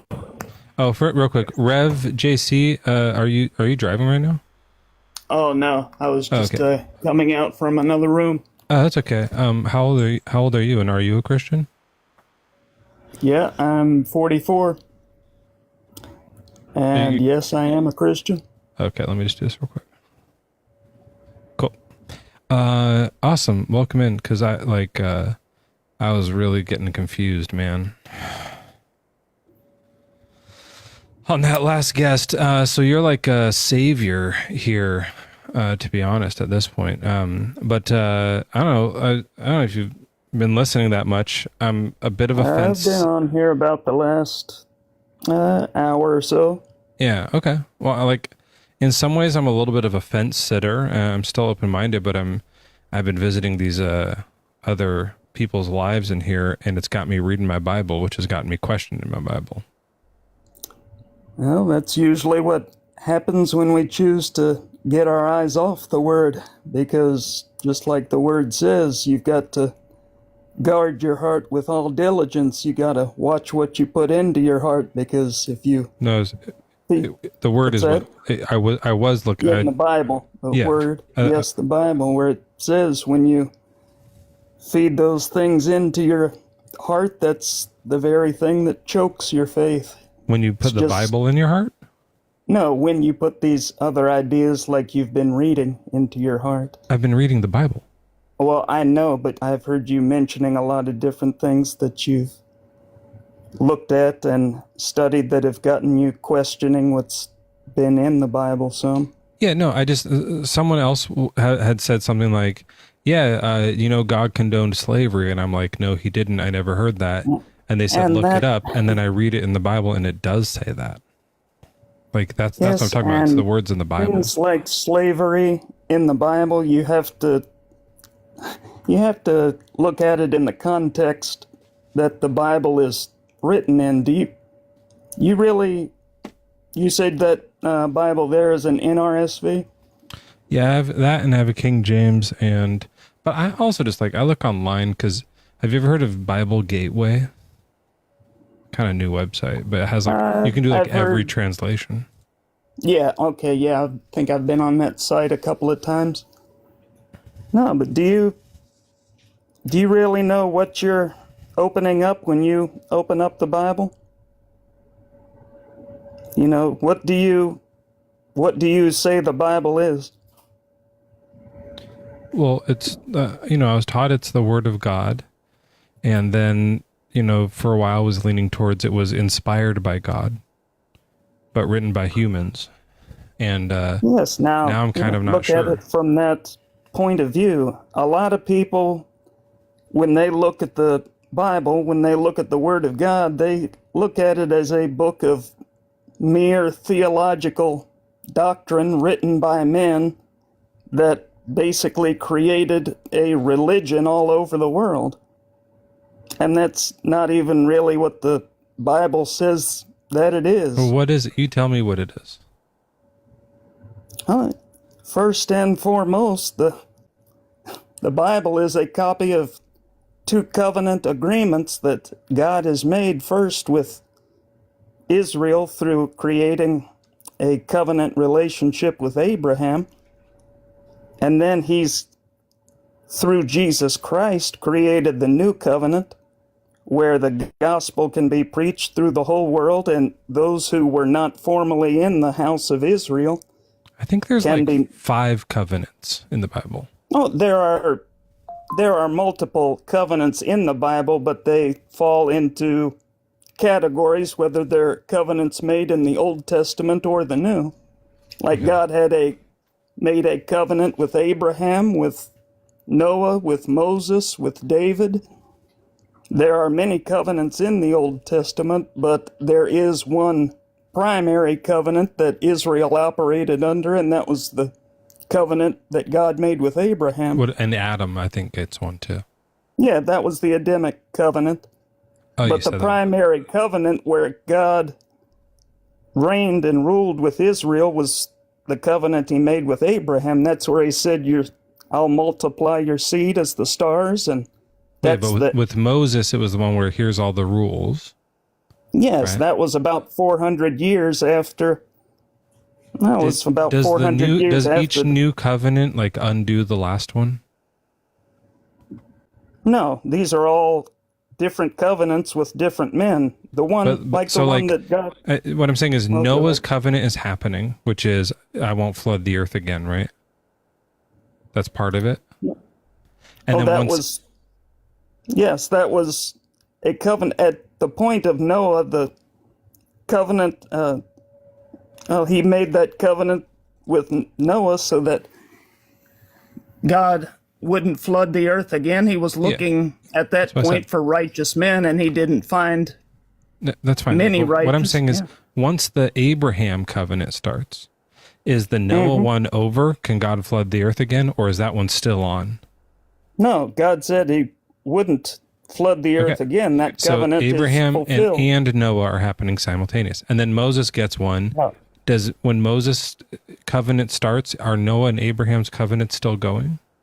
No, Abraham's covenant with God is Forever. still in. That's still in operation today. So then Even- David gets a covenant, and Noah and Abraham and Moses' These- covenants are all there. So Yes. all 4 are happening at the same time. These covenants aren't negating each other because Right, they're okay. made with different men. And then the new covenant comes with Jesus. And so then would it be that Jesus and David and Moses and Abraham and Noah's covenants are all happening at the same time? Now, this is a huge key to understand, and there's a whole lot of craziness going around about TikTok around this. That oh no, this is about Jesus. Oh no, I'm not talking about you. I'm talking about if you look on TikTok, one of the biggest crazy ideas about the Bible out there right now is that if you're under the new covenant, that you still have to operate under the old law, which is that's what I was just asking you. So like each new covenant doesn't get rid of the last one. Now listen to this. This is when Jesus came and he died on the cross. Jesus even told those around him, I did not come to destroy the law, but to fulfill it.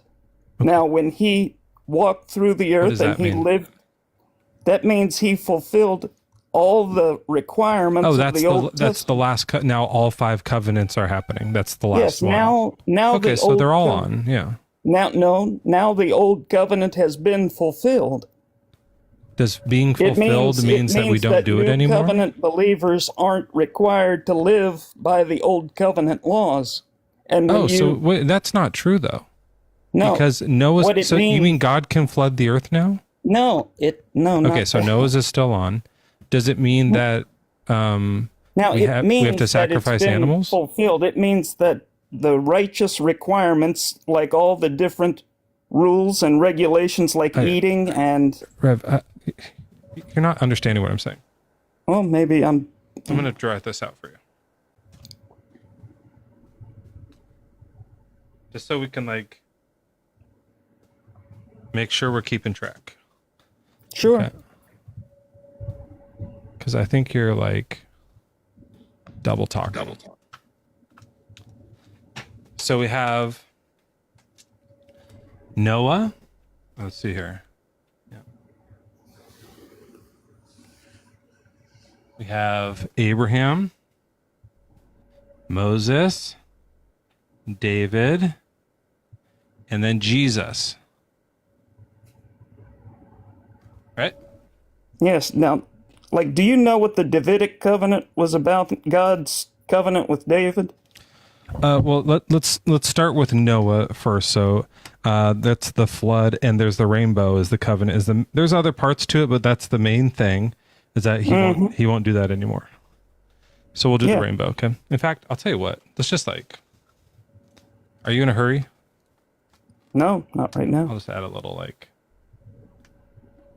a hint of color, just so we know it's a rainbow. I think I'm swift enough to recognize it. Like if someone joins the live right now and they don't know what we're talking about, they're gonna be like, "Oh, well, what's that Laffy Taffy?" Okay. Yeah, it's all good. Now with Abraham, what was the covenant? What's the main part? Abraham is the covenant where God was finding a way to get Jesus to Calvary. He said, through you I'll multiply your seed as the stars, and in you all the nations of the world would be blessed. So it's like it's reproduction. Yes, he would. It's the covenant through which Jesus would enter into the earth and make the new covenant. Did a little spermy. Oh, great. And then Moses, this is the covenant, is like all the laws, right? Like the 10 Commandments and everything. Yes. Okay. I can do, this is like the classic 10 Commandment. It looks like a Moses, right? And it has little tablets. Yep. Yeah. But it's not just the 10, it's like there's 600 or whatever, like it's all those. Yes. Right? The primary covenants are the primary laws are the 10 Commandments, and then there are other things like... Yeah, it includes all of them. Yeah. Okay, and then what was David? That's what you were talking about. David's covenant with God is that God promised David that all of his seed would sit on the throne forever. Okay. And even in the New Testament, in the Gospels, when the angel appears to Mary, he said that Jesus would be the Savior that sits on the throne of his father David.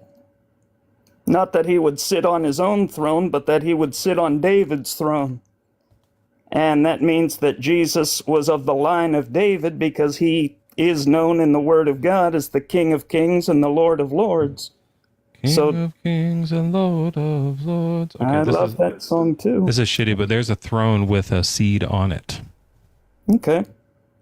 And then Jesus's was the... Now he has made a new covenant. That's primarily what communion is all about. He said, my blood is the blood of the new covenant. Let's do a cross. We know. Yep.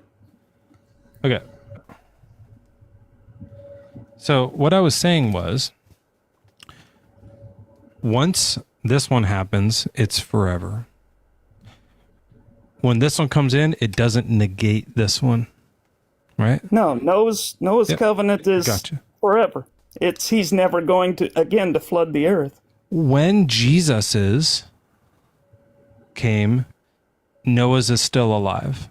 Yeah, now it means, yes, it's fulfilled. Okay. Now, when I'm talking about the old covenant, I'm talking about all the covenants in the Old Testament. I'm just doing one at a time. So yeah. So Jesus's doesn't end Noah's. Noah's covenant stays in place. Does Jesus's covenant end Abraham's? No, because Abraham's covenant in Galatians chapter 3, it says, if you're Christ, then you are Abraham's seed. And heirs according to the promise. Yep, to the promise, yes. Any believer today, we're the spiritual seed of Abraham. Still on check. Does Jesus' covenant undo Moses' covenant? No, have you heard? Okay, so Moses' covenant is still on. No, again, it doesn't mean it has. It means that for believers, that we're not operating under that covenant. He has fulfilled the righteous requirements. So this one is done. For believers. For people who receive Jesus as their Savior. People who believe don't have to partake in Moses' covenant, but people who have received Jesus as Lord and Savior in their lives, they don't have to do now Moses. Operating. They're not that is for the nation of Israel, for those who are operated under the new or the old covenant. That is those who lived under the law. Now through Jesus, we are operating in the New Testament. So we don't. You and I aren't Israelites, so we don't have to do the Moses one. No. All right, I'll X it out. Now, even Jesus said in the New Testament that love. He said, "Love is the fulfillment of all the law." That's what. He says this one's that if you love the Lord your God with all your heart, soul, mind, and strength, and your neighbor as yourself, these are really the foundational with laws. All of heart, soul, mind, strength. Yeah, and your neighbor as yourself. He said, love is the fulfillment of the law. I don't know how to draw a soul. I'll do like an angel with a halo. Mind, brain. And strength. Like when it comes to the 10 Commandments, love is going to be the fulfillment of those, because when you love the Lord with all your heart, soul, mind, and strength, you're not going to lie. You're going to put him first, just like the commandments do. Heart, and soul, when you mind, love people strength. as yourself, that's a good arm. I wish that were my bicep. This one? Oh yeah, that's a good one. Okay, and then is David still on or no? David's is in operation because Jesus is sitting on the throne of his father David. So this is what is kind of weird to me. We all are doing all of the covenants. God's doing all the covenants, but then this one covenant is kind of half in play.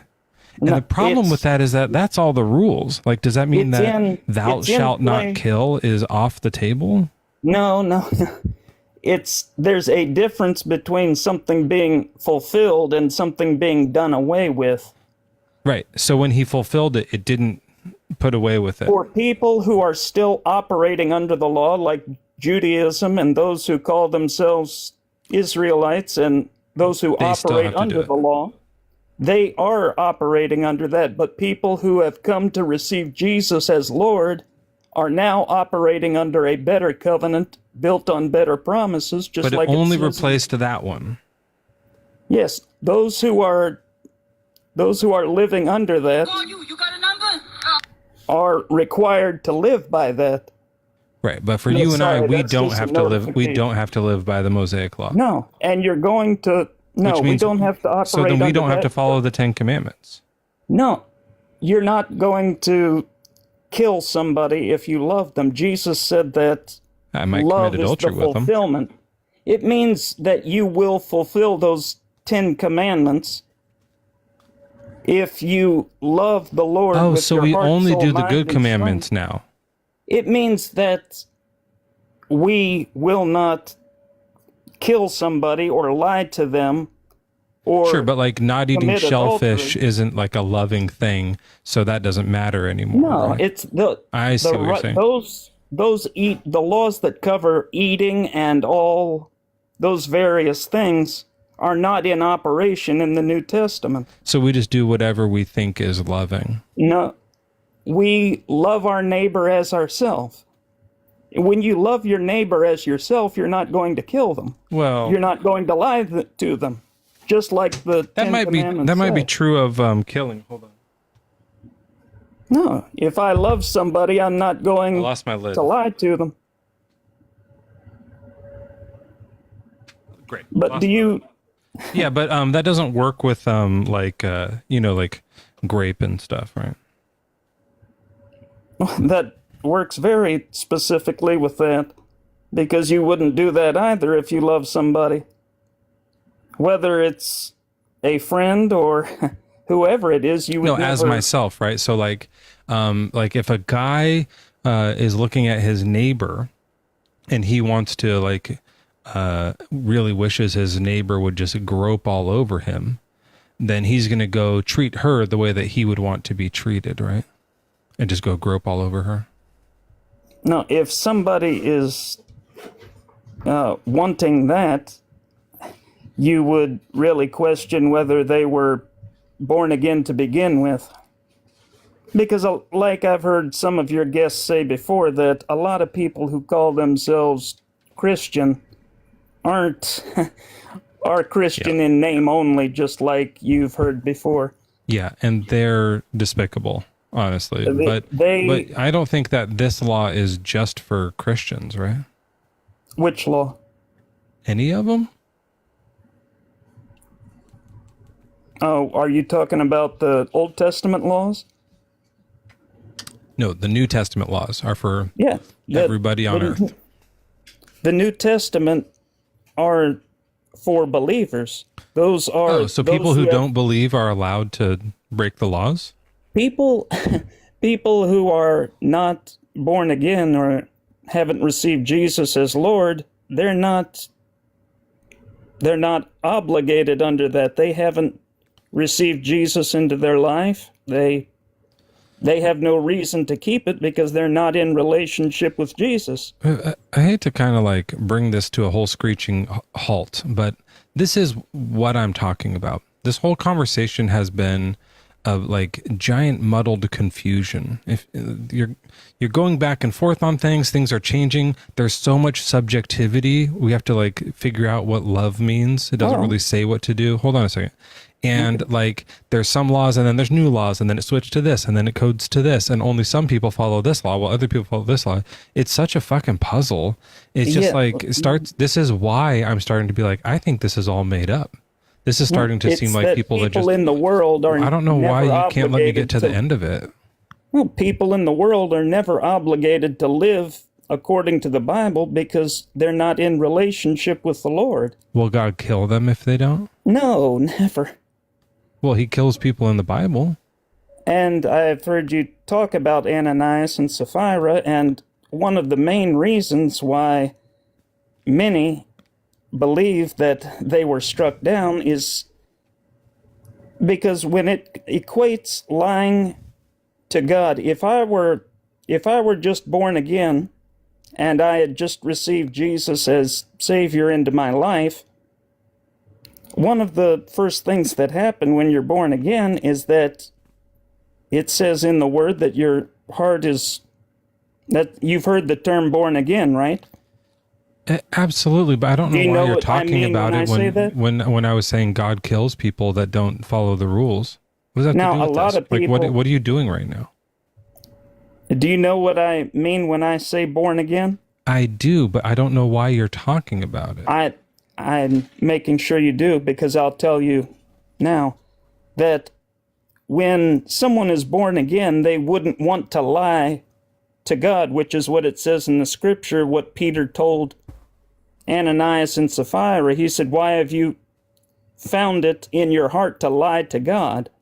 Now, if you, as a believer, were standing before God or to the Holy Spirit, would you really want to lie to God? No. Yes, see, now that would show that But people your make heart, mistakes, right? People are sinners. No, but a lot So of if people sin, do they deserve to die? No, many do not even believe that Ananias and Sapphira were true Christians. So what? So God's allowed to just kill people because they're not No, Christian? because What are you talking he is- about? How does that fix it, man? That makes No, it so, it's that makes that it they are worse. not- These because- guys aren't Christians. Kill them? Is that what you're saying? No, what I'm talking about is that when the church is starting right there in the beginning in the book of Acts, Yeah. that these are basically imposters coming into the church, Okay. people who are coming in. Now, How dare God they? is in relationship Kick them with- out. Right? Now, How dare I- they? Kick them out. I will, Yeah. yeah, I will not, I, What are you I will talking- not like, suppose. I'm not Now- saying that they were good. I'm saying they did bad and God did worse. Okay, and there are definitely some things that even Paul said in the Word that he knows in part and sees in part, that we're not going to understand every. Then say that first. detail Don't in try the to come up Bible. with an excuse that's horrible No, to say, I'm not- I have no I'm idea. not Because that coming up excuse you with- said was way worse than what it even No, says in the because I'm Bible. saying that I don't understand the ultimate reason they were struck down. That's better. Yes, say that. That makes much more Yes, sense. But you can, at first that's you were why I was saying it's saying because that- you're saying a lot of people think they weren't really Christians. That's why God killed them. That was No, nuts. a lot Yeah. of people. Yeah, I'm just saying what a lot of people think. I'm not going to presume. A lot of people know think any that reason why this he didn't was- really happen. What's that? A lot of people think this didn't really happen. Do you want to talk Well, about? if do you- Huh? I believe what's in the New Testament and in the Old. I do believe the Word. Oh, okay. I was just saying something a lot of people think. I guess it wasn't really relevant to you and me talking, though.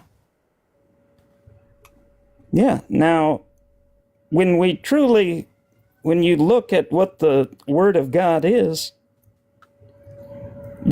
one of the reasons people find it difficult to believe what the Word of God says, whether you're talking about the Old Testament or the New, is because many people never get beyond looking at the Bible as a book of theology. They look at it as something that basically men just came up with in their mind and, came up with the doctrine for Christianity. They look at it more as a man-made doctrine than they do as a God-inspired doctrine given to men.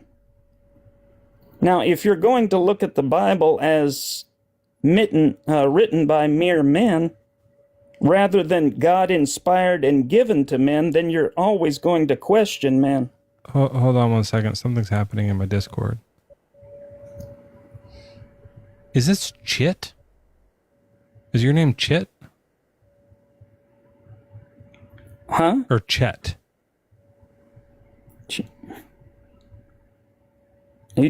Huh? You're like a kind of famous guy. Who? Are you like you're kind of like a famous TikTok guy? Is this Chit? Like, I'm kind of like, I'm starstruck right now. I don't even know what you're Do talking you about. work in an office? No, I'm in ministry. Okay. What? I don't even know what you're talking about. Okay. I think you're pulling one over on me here, but that's all right. Okay. What are you- Anyways, Chit, we've been talking for quite a while here. Did you have any last comments before I go on to the next Well, guest? basically, if really what your title is all about, I'm losing faith in God and the Bible. Yeah, that's then just because the very- people like you make it seem so confusing that it was never No, meant to the be very understood. thing Yeah. you've got to start with is understanding what the Bible is, that it's not a mere book of theological doctrine written by men, but it's God-inspired, given to men. That when you That's look what at the makes Bible me, as that's the what Word got me of concerned God, about it. Yeah, because if it was just written by dudes, then the contradictions would be fine. They'd be like, they mixed that up or they changed it a little later. you know, one of But the if primary... God did the contradictions, then now we have a problem in the story, right? But this is the thing, and this is really what I'll leave you with. You can take it as you want, but I've seen the Word of God performed and Him faithful in my life since I was a little child, whether it's been... That's so cool. Shafiq, welcome in. You're going to be our next guest. Sorry, that went on for too long, but I was trying to figure out who he was. That was Chit.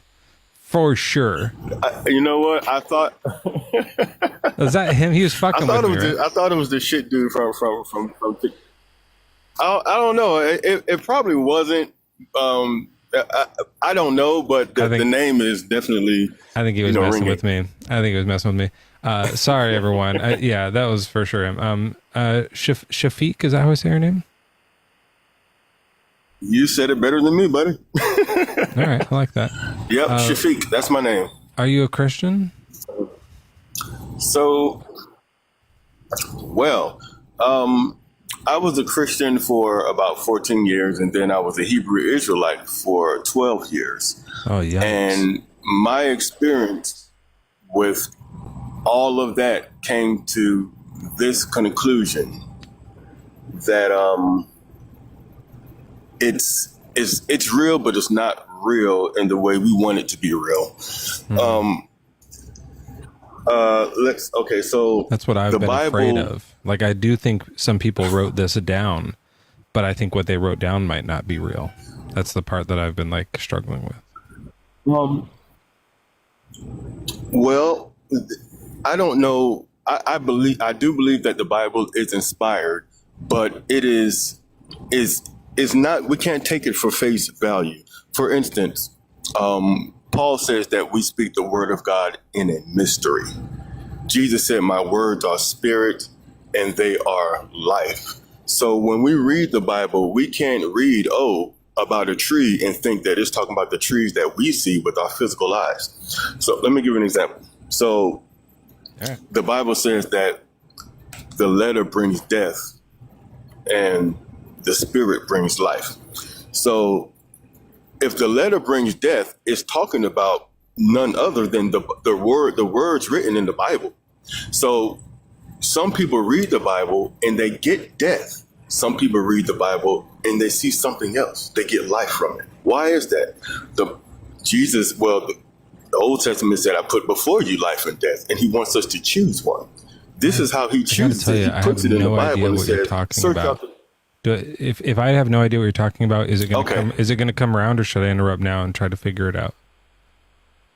It's going to come around. It's going to come around. But you can just keep going. Then all of my history in 30 seconds. No. I just didn't want to if it was it'll come around. If it was like you got to the end and I was like, I on the first sentence I was confused and you had to start over. But if it's going to wrap around and then I'll get it, go ahead and bring it around. Yeah. Yes. Okay. So if the Bible is written in a mystery, there's another scripture that says He put the world in our hearts. We read the Bible and we take it literal. Let me just bring it simple. We can't take it literal, because if we take it literal, that's the letter that brings death. And when I say death, we're not like dying in the street or whatever. It's darkness. We don't have any knowledge. We're going to be ignorant to the truth. Can I ask Jesus a question? says, I'm the Why way, the would truth, and God the life. make So a Jesus book is that true. you're not supposed to take literal? Because he's a spiritual God. And we as human beings, we're in the flesh. We live, by our five senses. And this is how we perceive things. So he wants to write a book according to what we go through, not to say it's to bring us to an understanding of where he wants us to think. Hold on one second. Sorry. Okay. I should have been doing this no before problem. because this is a lot. Okay. So why doesn't he, or why does he make a book not literal? The answer is he's a spiritual God. And then something Yes, about flesh. Go ahead. he's a spiritual God. Right. So And then he's what'd you say after spirit. that? We think flesh. So his purpose is to use the things that we see and deal with on this earth to bring us to a higher understanding, not the things that is written. That's not the understanding itself. It's to bring us somewhere. But we're taking the Bible as the final destination. Like, oh, whatever we read, that's what it says. No, we can't take it for face value. For instance, let me give you an example. In the Bible, God says that a tree to us is a tree has leaves, it grows on the ground, but a tree in the Bible is not that, it's a man. We're trees. So he also said that we're also the sea in the Bible. In Revelation chapter 19, he said, we're the sea. Got it. In the book of Haggai, he said he makes men as the fishes of the sea and the creepy crawling things that are on the ground. Moses said that we are as the stars of heaven from multitude and like the sand which is upon the seashore. So we have to take the Bible, try to understand, what does he mean by all this? Why is he saying this? All right, let me hold you right there, and then we'll get to the conclusion. Just to reiterate here, okay. So the reason that God, the question was, why would God not make a literal book? And the answer is, he's a spiritual God. We think flesh. His purpose is to use the things we see on earth to bring us to higher understanding, not the things written. We can't take it at faith value. In the Bible, God says a tree has leaves, but in the Bible, it's a man. We are trees and the sea in Revelation. And Haggai says men are fishers of the sea and creepy, crawly things. And Moses said we are as the stars of heaven, like a multitude like sand on the shore. Why is he saying this? And I wrote that because you said it, but I was also wondering I was wondering the same thing. Like, why are you saying all this? Why? This just seemed like a long rant that was unrelated to anything we were talking about. Well, it's related because you asked the question like, with this, death or the lake of fire or the flood. When people read the Bible, say, "Oh, God flooded the earth," and they read the Bible, which is the letter, and they take a literal, which is death. That's not the correct understanding. There wasn't a literal flood, and the Bible. I agree. Throughout all the mysteries of the Bible. But the question is, why did he say there was? Okay, great. Why did he say that? Because there actually was a flood. It's just not the flood that we want to believe in. His flood is actually doctrine. Words in the Bible is actually water. So he sends the flood. Okay, words. And you have to put all this together. In Ezekiel, he says, "Give." Okay. That's it? And I believe in the book of Isaiah, God starts off. He said, "I'm sorry." No, go ahead. I'm just trying to figure out what you're saying. Oh, okay. God calls us. He said, "Give ear, O heaven." When he tells Isaiah to prophesy, no. When he starts to speak, he says, "Give ear, O heaven. Listen, O earth." So why is he saying that? Because we are people. We're the heavens. We're the earth. We're the sea. We're the trees. We're the mountain. We're the stars. We're the sand. We're all of this. So he says. So we're the sea, the flood is actually we're the word. trees, we're the mountain, we're the stars, we're the sand. We're all of this, and that's why we shouldn't believe what the Bible says. No, I'm going to say that's why we shouldn't believe. We should not believe. You keep on not getting anywhere close to an answer that's coherent. I think that's the problem. Like the reason there's some confusion here is because what you're saying is like incoherent and like I almost want to say like insane. Like you sound insane a little bit. Well, what was the question? Like, what was I wasn't given a question. I just started speaking. You were. I wasn't given anything specific to answer. Good, okay, so if you think you're just speaking, then you're in the wrong place. That's not what is happening right now. We're actually speaking to each other. I've been like taking notes on what you're saying and really trying to understand this, but you're just ranting. That's what I said. That's why I said I think you're just ranting, and you just confirmed that. What I would like you to do is say, why would God, incoherently ranting. Why would God make a book that wasn't literal? Why not just tell us what actually did happen for real? It's not because we're trees and mountains. Well, remember, do you remember the story where Jesus told the disciples, he said that the mysteries of the kingdom were not given to certain people, but it was given to them. So he writes in a mystery to hide it from certain people and to give it to certain people. This is I don't know why he did it, but that's the answer that he gave. God has a secret about the universe. Well, that's what it says. I mean, okay, so let me say this: if you're saying you need help, you're losing Christianity. Not from you. No. I'm looking to talk to someone who actually like has like any like sensibilities of any kind. Like what everything that you've displayed here has been like utter nonsense, and just like I really think it's insane. I think insane is still the best word for it. I don't know. Maybe in chat, if you guys have any ideas other than insane, that would be like more accurate to describe what. Can I ask you something? Can I ask you something? But can I ask you something? Why is it insane? Why getting some more is my answer? Why are they insane? You said we are because you said humans are trees and mountains. Oh, okay. No, not. I mean, if you take it literal, no, we're not trees. We're human beings. Oh, we don't have to take you literally either? In the Bible, he just. I thought you were saying we don't take the Bible literally. I don't have to take you literally. That's great. I'll tell you what, you do have to take me literally. If I'm repeating. I will speak super literally. I think your points are incoherent. Okay? Well, that's not how the Bible is not literal. So if you're looking for an answer, then I can't help you. If you have an answer that you already want to hear, I can't help you. It's fine. I'll check with Kev here. Yeah. Kev? Hello. Hey, how old are you? I'm 26. Oh, nice. I'm 42. That's all right. That's cool, man. Yeah, I mean, you didn't ask, but are you a Christian? I am a Christian. I was raised a Christian. Were you ever a Hebrew Israelite? No, okay, just good. Normal Christian growing up in America. Same here. Sorry, I have like a big burp coming. I'm going to mute my mic. I drank too much water.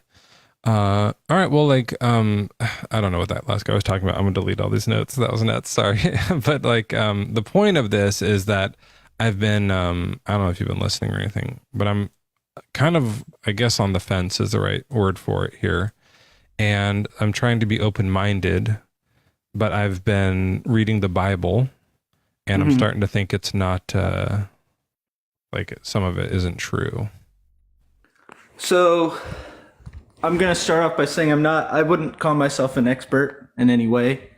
I wouldn't say I'm new in my faith, but I still, there's always more to learn, right? So there's a lot of things I don't really know. There's a lot of things I probably won't be able to answer for you. But as far as just like what I believe and why I believe it, I think a lot of the Bible, a lot of times when we see, like, I don't know if you've been to church. I'm sure you have. Yeah. Different pastors will preach different things. And I think, one, there's a bunch of different denominations of Christians who all there are differences in what people believe. So like Baptist believes one thing, Methodists another, Anglican, like, right. Not every group of Christian necessarily believes the same things in the Bible. So there's that. Secondly, I think that's part of the problem though. Like that's what I'm saying is like, you can look at this so many different ways that it makes you kind of go like, well, now I don't know what to believe. Like it's just whatever we want to make. It is hard to try and I think that's kind of where your own interpretation of what you're reading goes into it, finding the denomination that you align with the most. But again, I'm not an expert in what everyone believes and whatnot. I'm actually non-denominational because that's just kind of where I have some of my own interpretations. That's but where I am too. Yeah. A really big thing with it is a lot of times we read the Bible and most of us don't have like a theological degree. We don't really know necessarily what we're reading and what it's supposed to be getting at. Which is something I've been learning recently because I'll read the Bible too and I'm like, this, I don't really like, yes, I'm reading the words and like they make sense literally, but it doesn't really mean anything to me because I don't know what God was trying to say, if that makes sense. Oh man, I mean, with some of it, I totally get that. Like in Psalms, sometimes it's like, this is complex. And even with Jesus, there's some stuff that's like, what are you talking about? A little bit here. And Paul sometimes is like, he's a little off his rocker, to be honest. He goes off. But then there's sometimes where it's like very explicit. This is exactly what is happening and exactly why. And it's horrific. It's like, I don't think that there's some theology that is going to get around this or solve this, right? Like, no, I agree, especially in the Old Testament. Yeah. There's a lot of very hard things to read and like a lot of, and That's again, what I've been looking at. I'm not an expert and I don't know. I'm not either. It's all right. Like why? I'm not asking people to come up here and like give me expert theology because I feel like whenever I like watch videos of those guys, it seems like they're scam artists, to be honest. It's like, what are you selling? But like, I just want to talk to you and you talk to me and we can like figure it out together. I'm not an expert either, but I have been I have all these tabs I've been looking at that are all like, what the hell's going on here? Kind of thing. So yeah. I think something that is really important too, though, is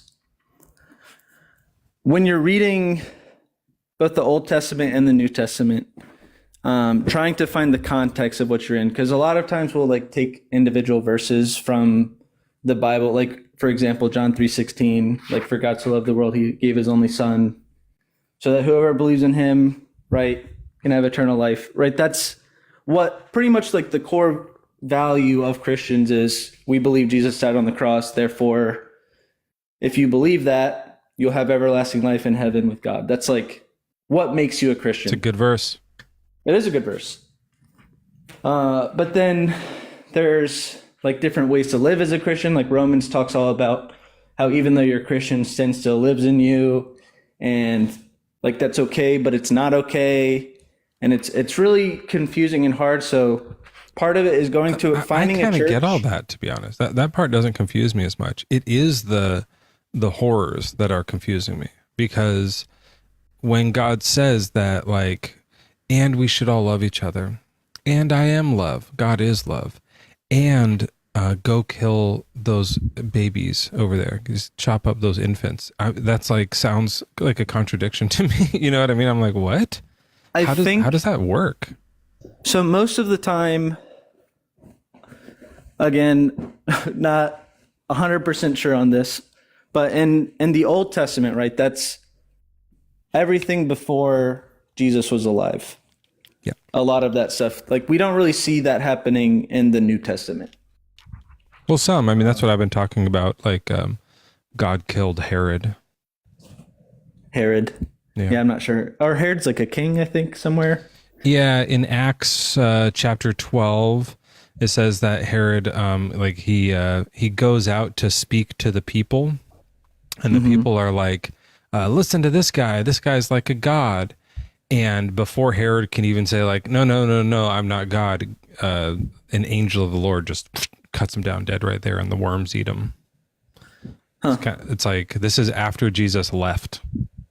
You know, like he Yeah. came, Like this is died, Paul, the resurrected, Apostle Paul. left, and then, well, Acts is written by Luke, I think. Gotcha. But Jesus is long gone, and so he's in heaven acting as God and killing this guy. Like, Jesus killed this guy? What are we talking about? This is nuts, you know? Just kind of makes it harder to believe. There's also this one in Jude, and I'll just read it too, because this one, like, I like Jude because it's short. That's kind of cheesy. Like, That's okay. I'm not a good reader, but Jude is like one page. But in verse 5, Jude says, "Now I desire to remind you, though you are all fully informed once and for all, that Jesus, who saved a people out of the land of Egypt, afterward destroyed those who did not believe." Now, I've looked at this in other Bibles, and sometimes it doesn't say Jesus, and sometimes it does. And so I looked up the actual, like, original like translation, like the Greek, and it uses this word for like Lord, but it's the same word they use when it's like you must believe Jesus is Lord in order to get to heaven. So they're talking about him, and then they're saying that he killed all these people in the Old Testament. Jesus did. So like the New Testament doesn't fix the Old Testament.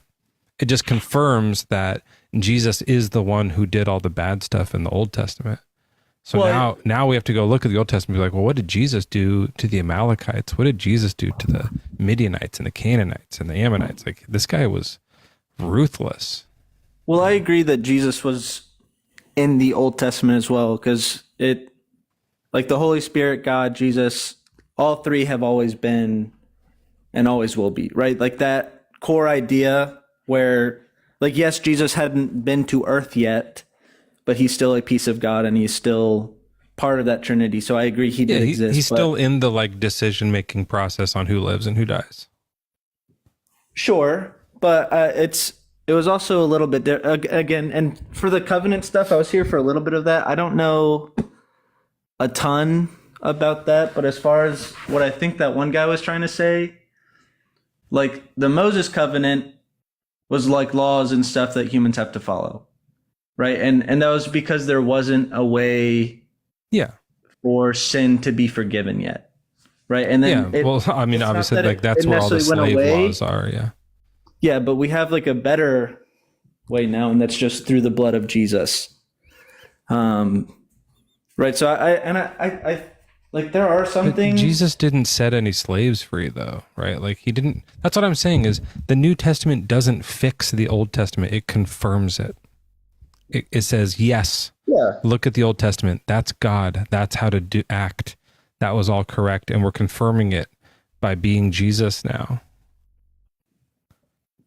I mean, that's true. There were slaves in the Bible, but there's also been slaves throughout all of human history, right? And that sucks. In the Bible, they reference them. It does suck. Slavery is awful. And God taught the Israelites how to collect slaves. Like it's bad, you know? I mean, that's true. I'm not saying slavery is not bad. It is very obviously bad, and I think everyone in today's age can believe that. But at that time, right, that's just was part of their life, and I think that, again, not an expert, I'm just a guy. You're fine. Him You're doing giving great. like the method for what they needed to do, so they didn't just treat them like actual garbage. Again, I don't know exactly what it says. They do treat them like garbage. Yeah, that's something that I remember being taught too. But like when you read it, like you can beat them, you can beat your slaves, and you can like keep their children, and you can like hand them like down to your children as inheritance, as property to work forever. Like it's not nothing about it's good. There's no way, like, honestly though, like, even if it was like, treat your slaves really, really nice, that doesn't, like, I'm like, no, there's one nice thing you can possibly do to a slave, and that's let him go. Nothing else you're doing is nice. Everything else you're doing is, like, even if you're giving them a back rub, you're giving them a back rub in captivity. Even if you cook them a nice dinner, you're giving them a nice dinner in captivity. There's no way to nicify captivity. Yeah, I think I agree. Slavery is terrible, and I am happy for the most part in most of the world it doesn't exist anymore. Obviously, there still is some places, but yeah, that's still in most areas it's not a thing, which is awesome. And I mean, like to think that God has. We call it trafficking more now, but yeah, it's human trafficking, stuff like that, which again is awful. Which is that's what God said to do, right? That's what he he said, here's how to. I don't think he literally said to do it. Kev, I don't think he. Yeah, there's a verse that says it. You go to a city, and you say we're going to take you over, and if they surrender, then you get to make them slaves. If they don't surrender, you kill everybody. You kill all the men, and you keep the women for yourself. Right? As spoils of war, you get to keep them, and you can marry the captives. I'm not familiar with it. I mean, I'm not gonna. You familiarize yourself with it, man. Like that, I wasn't either. Like a month ago, I didn't know any of this stuff, and I started talking to people online, and then I was like, I should actually read what this says because I thought they were exaggerating. And I started reading through it, and I'm like, this is nuts. Like this is so much dark. Do you know about the Amalekites? Not a ton, but it's also pretty late where I'm at. Is it okay if I just say a quick prayer for you and then head out? Yeah, sure. All right, cool. Dear Heavenly Father, thank you for this day. Lord, I just want to pray for Mezzo and the rest of chat and whoever else may need to hear it. But I pray that we continue to have good concourse and good discussion and hopefully come to get to know you even better, Lord. And although I'm not going to claim to know everything that you want from me or what you want from Mezzo or anyone else, God, I just thank you for giving us the ability to talk and hopefully just find what you need from us, Lord. It's all these things in Jesus' name I pray. Amen. Can I do one for you? Yeah, absolutely. Heavenly Father, I know I've been a bit on the outskirts lately, but our friend Kev here needs his eyes opened and his Bible opened, and I hope you will show him 1 Samuel chapter 15. If he can find it in his time, in his busy schedule to read 1 Samuel chapter 15, then I think it might lead him on a journey that he needs. And I do think, again, that journey starts in 1 Samuel chapter 15. And in your name, amen. Kev, thanks for coming. Yeah, man, have a great night. I think he'll read it.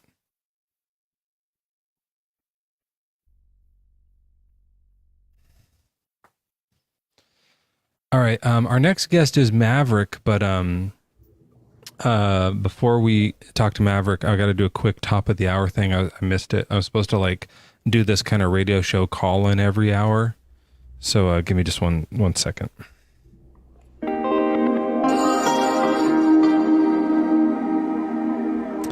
That's right, everyone. It is 9:23, top of the hour Pacific time. We're having a great night tonight. We're keeping it kind of chill, even though it is Wednesday. We all know what goes down in Wednesday Town. But we're doing our best, and I think we're hanging in there. Are you all hanging in there? Are you doing okay? If you are, put an amen in chat.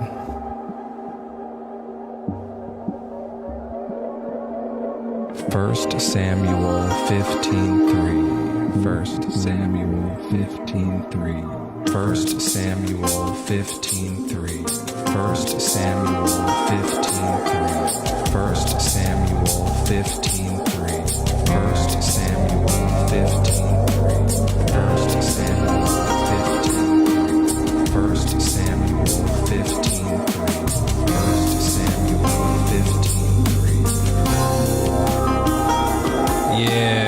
We're back, everybody.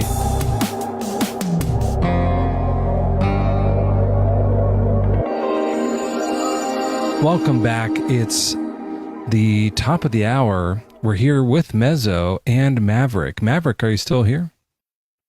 Maverick is gone. Take it away. First Samuel 15:3.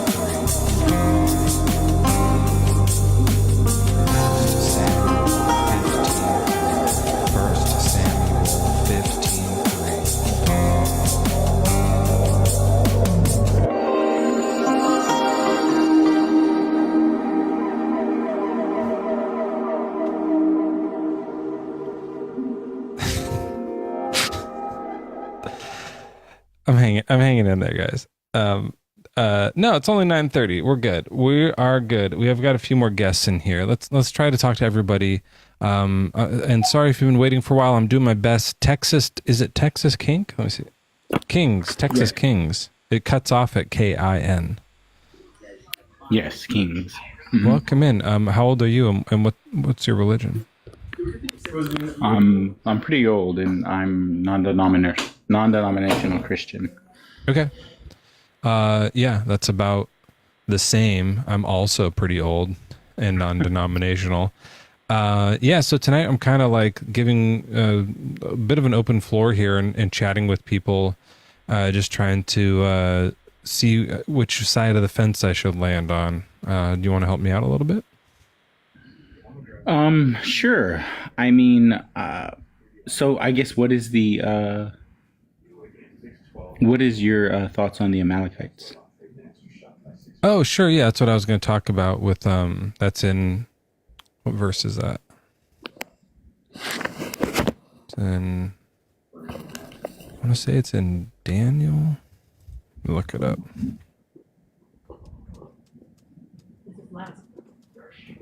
Oh, it says it's in 1 Samuel 15:3. Okay, let's see here.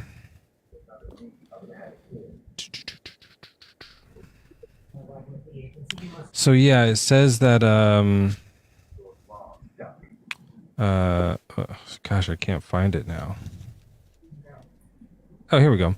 So this is the Lord saying that you have to go and kill the Amalekites. I think that's my problem with it. Okay.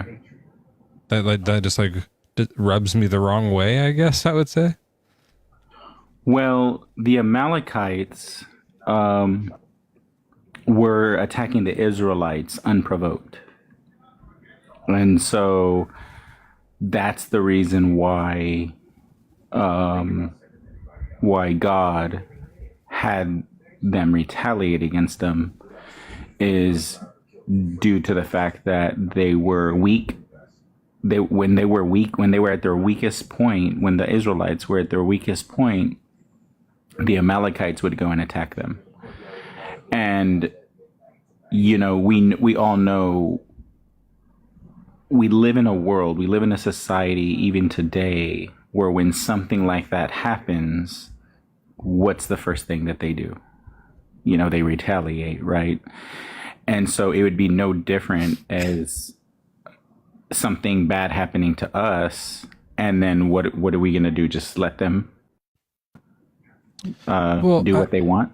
I will say, I know they had like a couple of skirmishes throughout, but the main thing started, I think, 16 generations prior.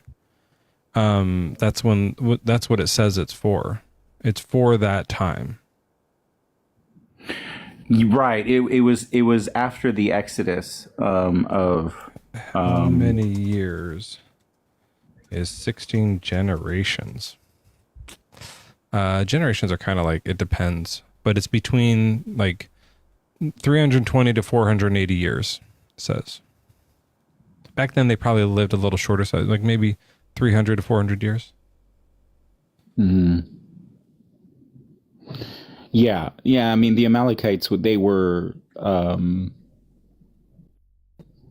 They met up a few other times, but it was the few other times they met up, the Israelites were attacking them. Where is that? Oh, sure. Oh yes, the Israelites did attack them. Yes, you're correct. They did, like multiple times. Right, Yeah. right. But it was in retaliation to them being attacked unprovoked by the Amalekites. So No. when the Israelites, The Amalekites attacked the Israelites 300, 400 years ago and lost. And then later, the Israelites, like generations later, would just go and fuck them up and attack them and wipe them out. It says, he did valiantly and struck down the Amalekites and rescued Israel out of the hands of those who plundered them. So like they're striking them down again and again. They're never losing to them. You know? I believe they did in Exodus. No, that's the time that Moses held the stick up and they won. That's the Amalekites. It's that one where he has to hold the stick up. Remember when Moses kind of punked out on the battle? That's how I read it the first time. I was like, he's like, oh yeah, you guys, you go do the battle. I just have to hold the stick up to help you. Come on, you just didn't want to fight, dude. But that's the Amalekite one that it's about. So that's 16 generations later, and then they have to kill the infants for that. Well, so the Amalekites were a pretty corrupt generation, and they did attack. I'll look up the verse here in a minute. But they did attack the Israelites unprovoked. It was after their exodus from Egypt. Honestly, they were it doesn't make it okay to like slaughter their infants.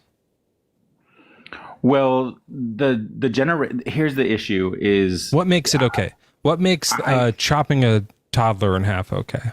Fix that for me. I know what you're saying. Like I totally can resonate with that. But what I guess what I'm saying is, for example, I'll give you an example.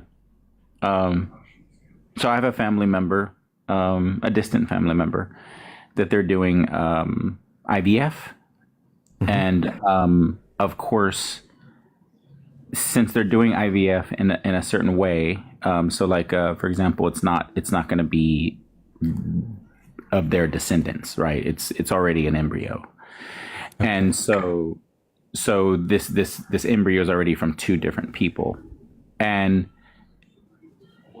as parents and as somebody who is going to be parents of this embryo one day, they want to know the history. What's the history? Is there any kind of illness? Is there any kind of like were the parents good people? Where they were, because we are, I get from that. what our offspring are, So if they find out, and I don't know if they will get to, but if they find out that the biological parents of their child were both like Klans members, like they were in the Ku Klux Klan, well, they're like, oh shit, our kid is 3, but we just found out that their parents were Klansmen. Are they going to chop the kid in half? Well, obviously, in today's day and age, you can't take that back, right? Once you do that, why would? Because that would be bad. Well, because we live in a society of laws, and back then, no, but I mean, if like pretend there wasn't a law, but just say like it was just God only, then it would be fine.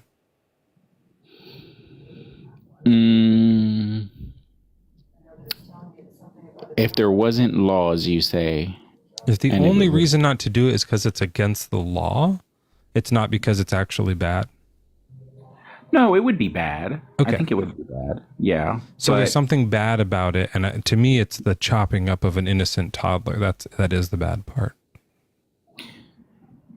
Right, and I totally get that, and like I said, I you're talking to somebody that is actually there's two. Sorry, the chopping up the toddler and the like holding any offspring accountable for what their parents did. I think that's also like just a bad move. Like it says in the Bible not to do that. So those are the two bad things. Yeah. Sorry, you were saying though. Yeah, I mean, and you're talking to someone who has a very big heart for children. There to me, I have Like I'm the type of person that I will give to organizations that, will help children, anything to help children. And even if they have bad parents. I mean, that's why I'm giving, because they're in situations where they did have bad parents. That's interesting. That would have been a much better move. Samuel tells Saul, you're being anointed king of Israel. God has sent me a message. He says, we need to fund the Amalekites. We have to donate. We have to help them so we can teach them to be better people. And we can help their children grow. Well, it's kind of like the plagues. Remember the plagues? And each time God wanted his people released, and he sent a plague every single time, right? Not everybody is going to listen or grow up to be, you know what I mean? Grow up to be a great person. And we know this. Yeah, but he has to give them free will. Like, got to give them a chance to grow up. Right. But I think it was just the bloodline itself. Like they came from a That's what was gross, dude. They came from what was considered to be like a Their pretty blood was bad. That's like that's literally like what Hitler justified his genocide based off of. Like, well, these babies are bad because they have bad blood. Their genes are bad. That's super xenophobic, dude. Well, I guess what I'm saying, I'm trying take that back. Let's forget that. I guess what I'm trying to get at is, if somebody comes from a line of bad people, and they're generally a line of people who do bad things, the chances of that child growing up and repeating it is the same. Like, I've got family members, on each side that they grew up from their bloodlines, right? And I'm part of that bloodline as well. Are you bad? I mean, I don't think that I'm bad, but I think that... So you mean some people with a bad bloodline can not be bad? I guess you kind of have to wait till they grow up to find out, right? Yeah. But they didn't get the chance. I mean, you would have to wait until they grow up and find out, and they didn't get the chance. But that's the same thing what's the difference, I guess, between that and what we're, my body, my choice? What's the real difference? Huh? I said, what's the real difference between that and the whole my body, my choice movement?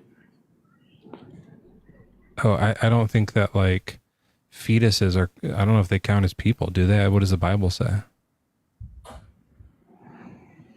Well, if you go by the Bible, yes, they would count as a person. Oh, okay. And so it's bad to do that? Absolutely, yeah. Yeah, so that's what I'm saying. God did this bad thing. I wouldn't say that it was bad. I think that you got to remember that you and I are limited, right? Because we're human. And but even God, we can figure out it's bad. Like, in our limited human abilities, we're like, even we know that this is like terrible. I have an idea, by the way. In fact, you kind of inspired me with this. You said that, like, I don't know if it was your brother or somebody is like doing IV. Is it IVF? Is that what you say? Or IVF. IVF, yeah. So I guess I would assume that means that they need some scientific help, that they aren't naturally capable of producing their own offspring, which is, nothing against it at all, but just like, that's why they're doing it, right? God could have done that. If the Amalekites were irredeemable and there was no way to ever heal their, as you might put it, toxic bloodline, or cursed genetics, then he could have made them all sterile and barren. And then that way they would just die off. And God would have been the one to do it. But instead he sends the Israelites to go do the act of toddler slaughter with their swords. Well, okay, so, God, I think what happens is, as human, and it's completely natural, but I think that as humans, not being supernatural, right? None of us are. Not yet, but the night is young. Good point. However, we could die and turn into spirits, just to be clear what I meant with that. God sees things that we don't.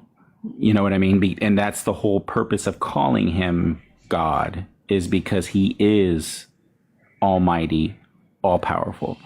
He can see things that we can't. So your point of view and my point of view would be like, well, he could have let the infants grow up.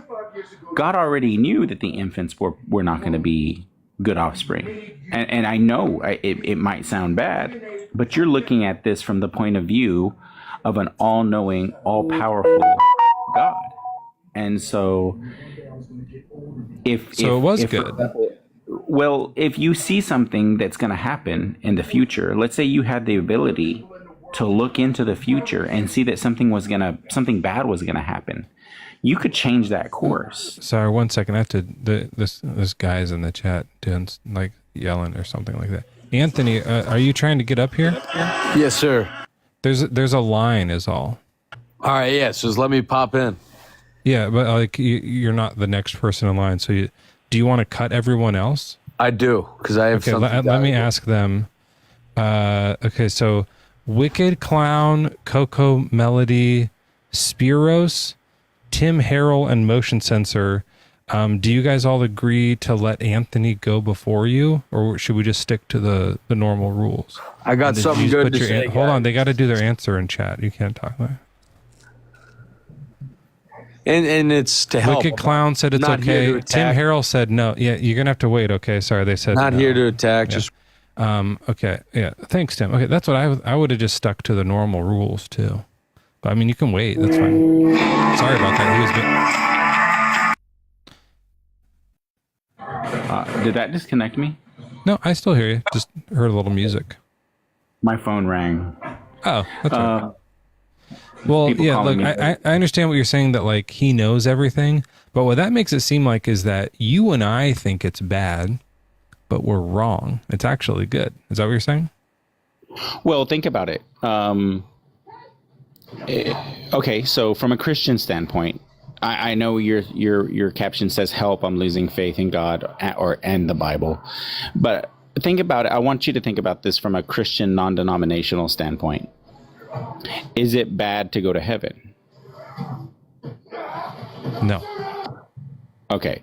So, but yet, when we know that somebody that we love has passed and we know that they're in heaven, we still mourn, even though we know from a Christian standpoint, they're in a better place and they wouldn't want to come back even if they had an option to, because they're in a place much better than here. And so I think that a lot of times as Christians, and sometimes maybe even they had bad blood. They went to hell. Their parents were all sinners. No, I don't think the infants did. No, I believe that infants they went to heaven for sure. What about the 12-year-olds? The 12-year-olds. I mean, I believe that they went to heaven. Yeah. Do you think there's like a cutoff age? Like, do you think it's possible that like there was like a couple, like a young teenage couple, and one was like 17 and one was 18, and they were like 3 months apart, and one of them got a free pass to heaven and the other went to hell? I think that there is an age of accountability. Yes. What the age is, I'm not sure. We've always just for this scenario, or always.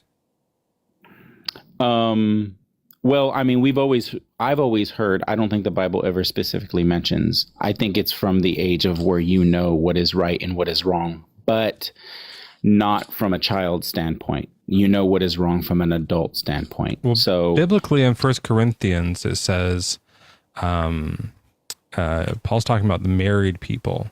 Now, I don't know I think Paul's a hack. I'm starting to think this guy is like cuckoo for Cocoa Puffs. But if you like Paul, he says, if any brother has a wife who's an unbeliever and she consents to live with him, he should not divorce her. And if any woman has a husband who's an unbeliever and he consents to live with her, she should not divorce her husband.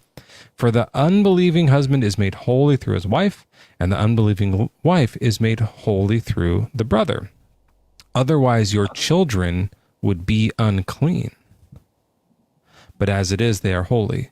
It's saying, as long as one of your parents believes and the other one doesn't, you're still safe as a kid. You're covered, even though you're young, even though you're like unclean as a kid, you're covered.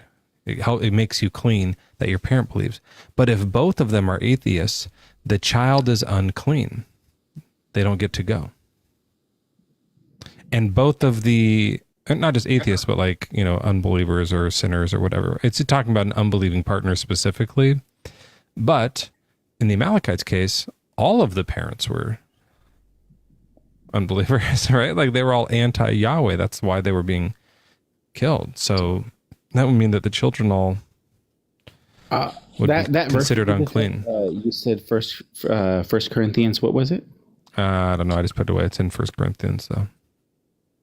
Okay. Something to think about. Kind of like, honestly, whether they get to go to heaven or hell doesn't matter that much to me. It doesn't like make it okay to slaughter people just because they get to go to heaven. Like, let them live their life. What are you doing? Or don't make them on earth. Just make them in heaven so that no one has, because the Israelite soldiers had to go home that day and wipe toddler blood off of their swords. That sucks. That's bad, like for anyone to experience. It's worse for the kid, but like it's bad for the Israelites too. Just everything about it's gruesome, Remember, an all-knowing God knows, and he may have known something, like basically you've heard the saying, I'm sure, God heard conversations you didn't, God, saw people talking behind your back when you didn't, those kinds of things. He's the fly on the wall. I believe that God knew that there was probably going to be some kind of turn in the tide there had there been, there was not supposed to be anything left from the Amalekites because they were considered to be a very sinful generation. Well, a few lived, but yeah. So, I believe the instruction from God was to even destroy their belongings, if I'm not mistaken. Or was that the Canaanites?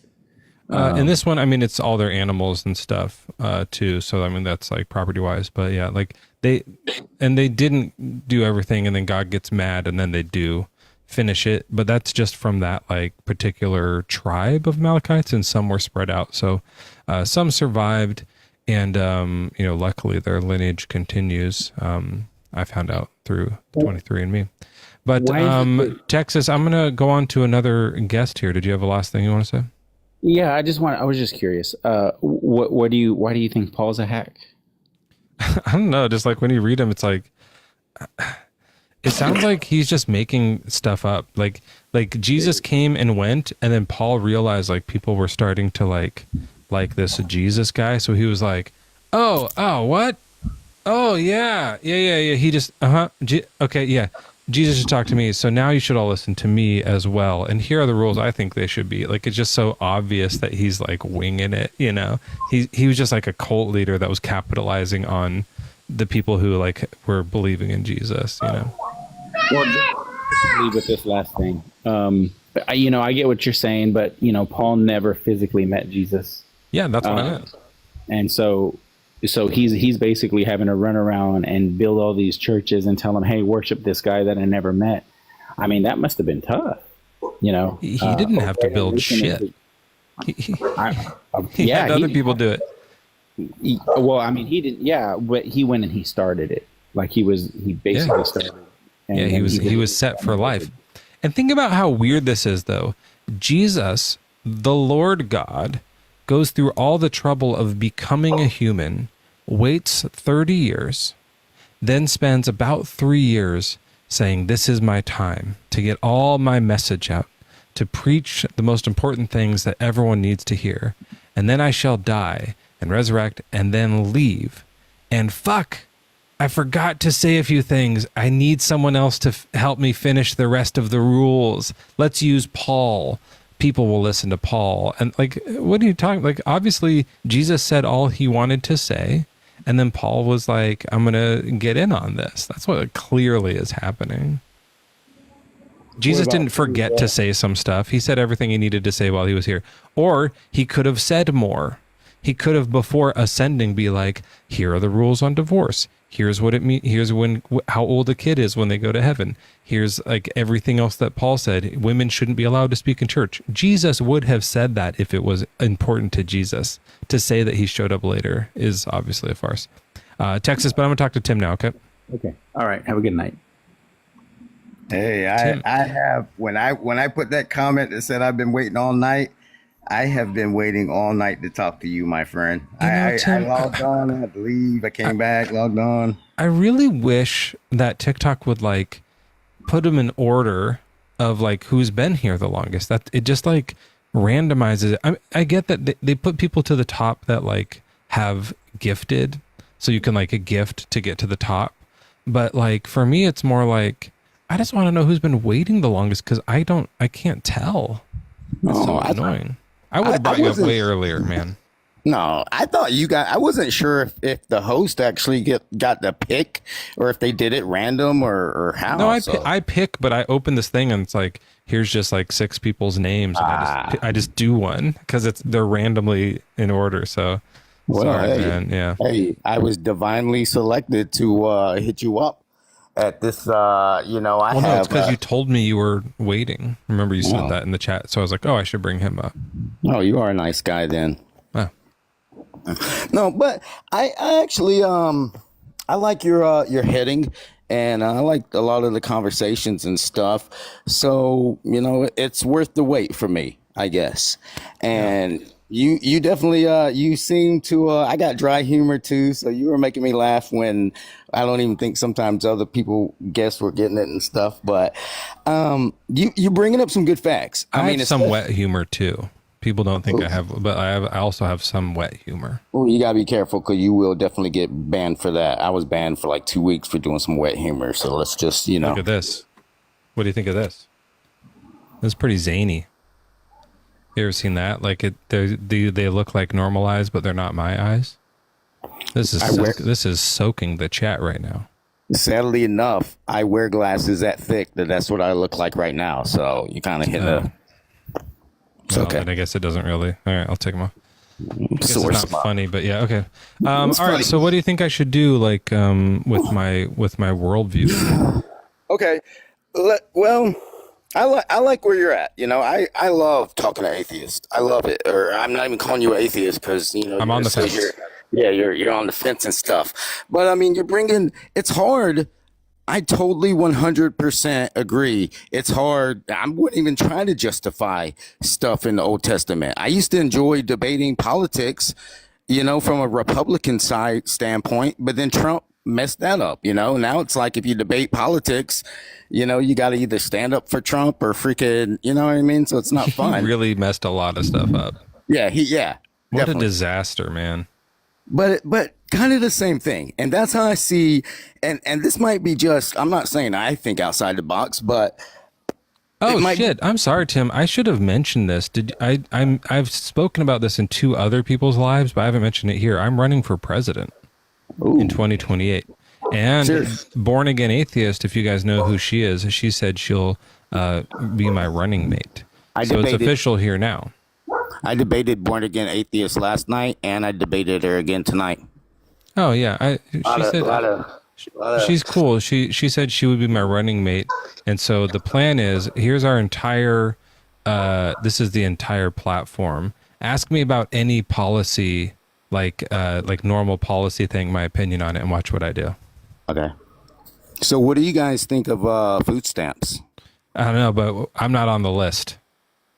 That's the whole thing. I'm not on the list. That's it. I think it might work. You asked me about literally anything, but I don't really know. But I'm not on the list. It's kind of working right now, unfortunately. Yep. So. And so what I'm going to do is quit on day 1 so that she can just be president. That's the loophole. Wow.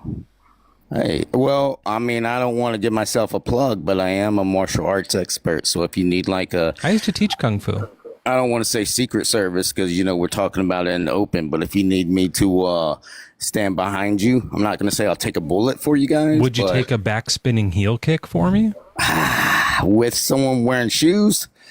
Depends on the shoes. Tennis shoes, not boots. All right. I'll take a tennis shoe kick. All right, I'll take one of those double kicks, Whatever.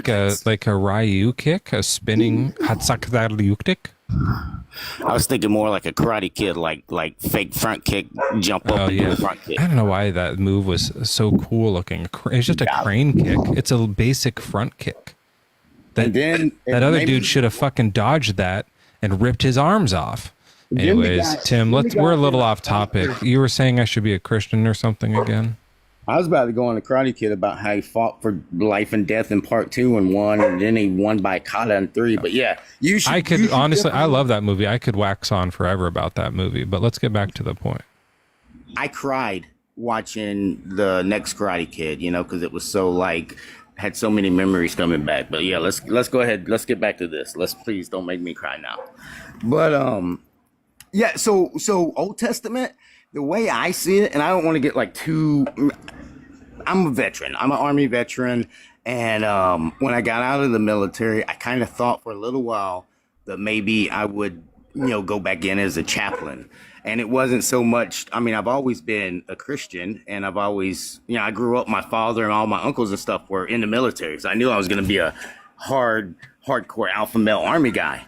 But at the same time, my mom, we went to church every Sunday, like religion and stuff was very important to me.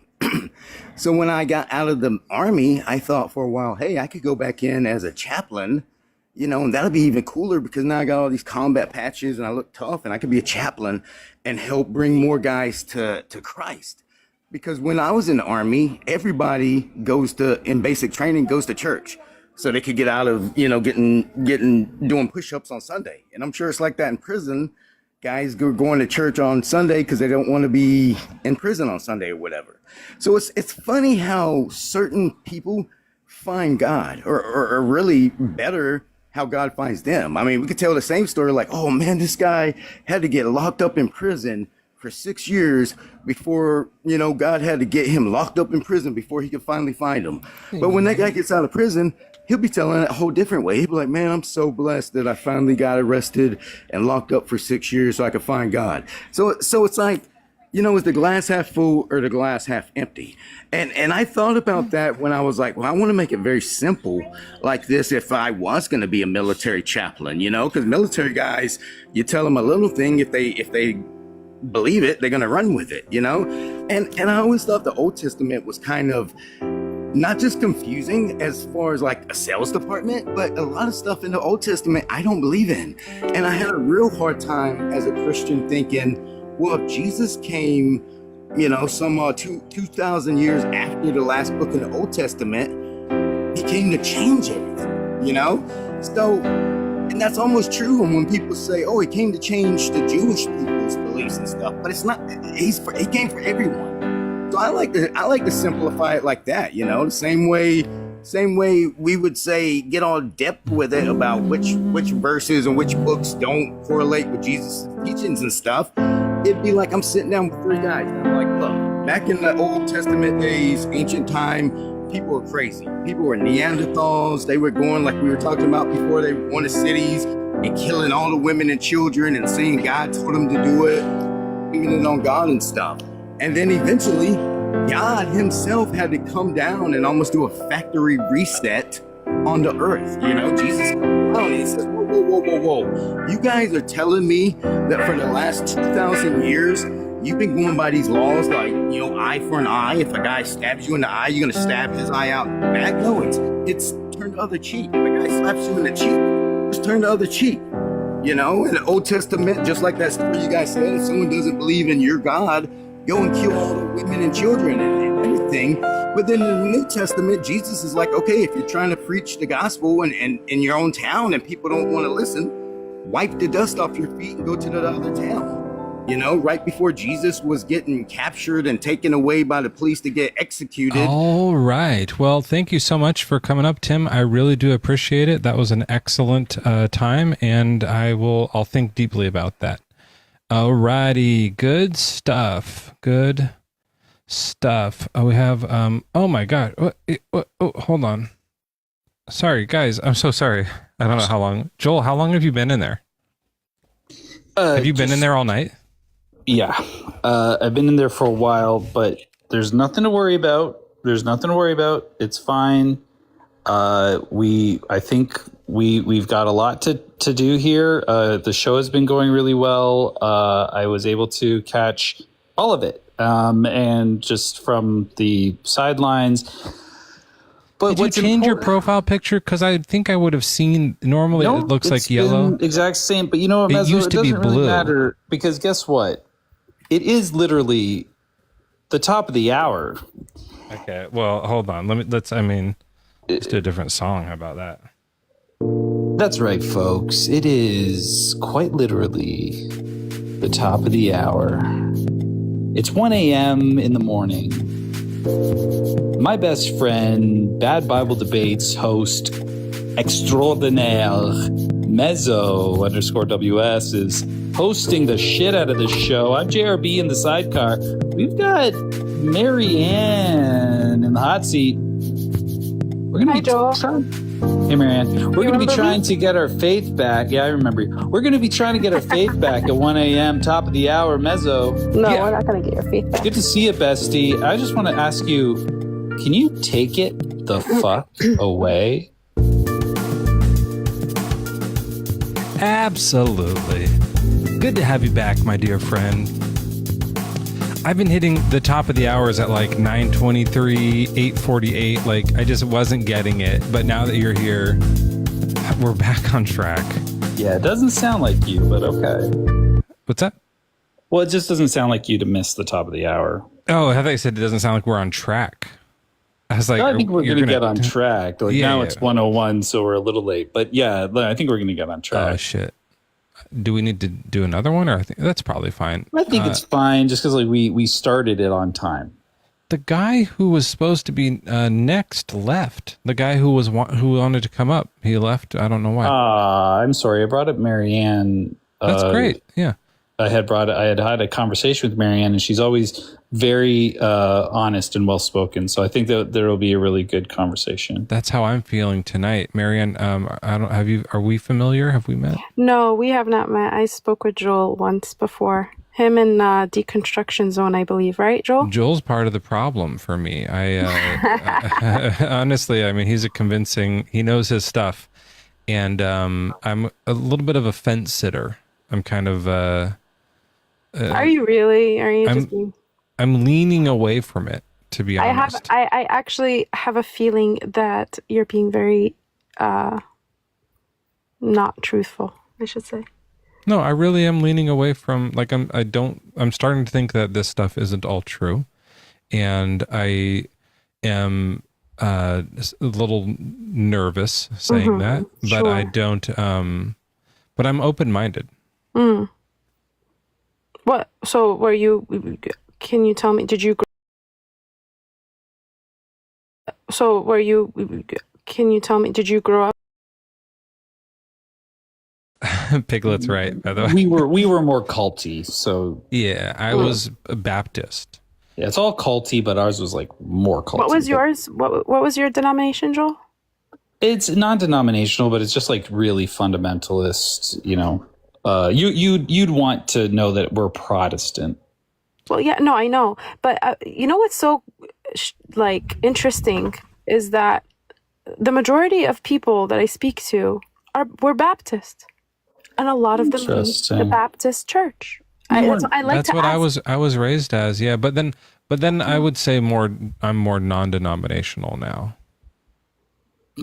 I don't follow baptism. Like, I don't know specifically the difference between Baptist versus like Methodist exactly, but I just kind of now I just read the Bible. Okay. So Marianne, like I am happy that Mezzo was Baptist, and I really hope that everyone becomes a Baptist if it means they're going to eventually not be Christians. I know that's true. That's what you were going to say. Yeah, so that's my hope. And what about you, Marianne? What are you? I'm Coptic Orthodox. Oh, okay. So do you think that that's something I should look into? If you'd like to, I mean, why not? Well, is it true? I mean, for me, I would say it is a very authentic faith, if you want my opinion. And I'll tell you why. Sure. It's because, we, do you know even anything about Coptic Orthodox or no? Mm-mm. I don't even know how to spell it.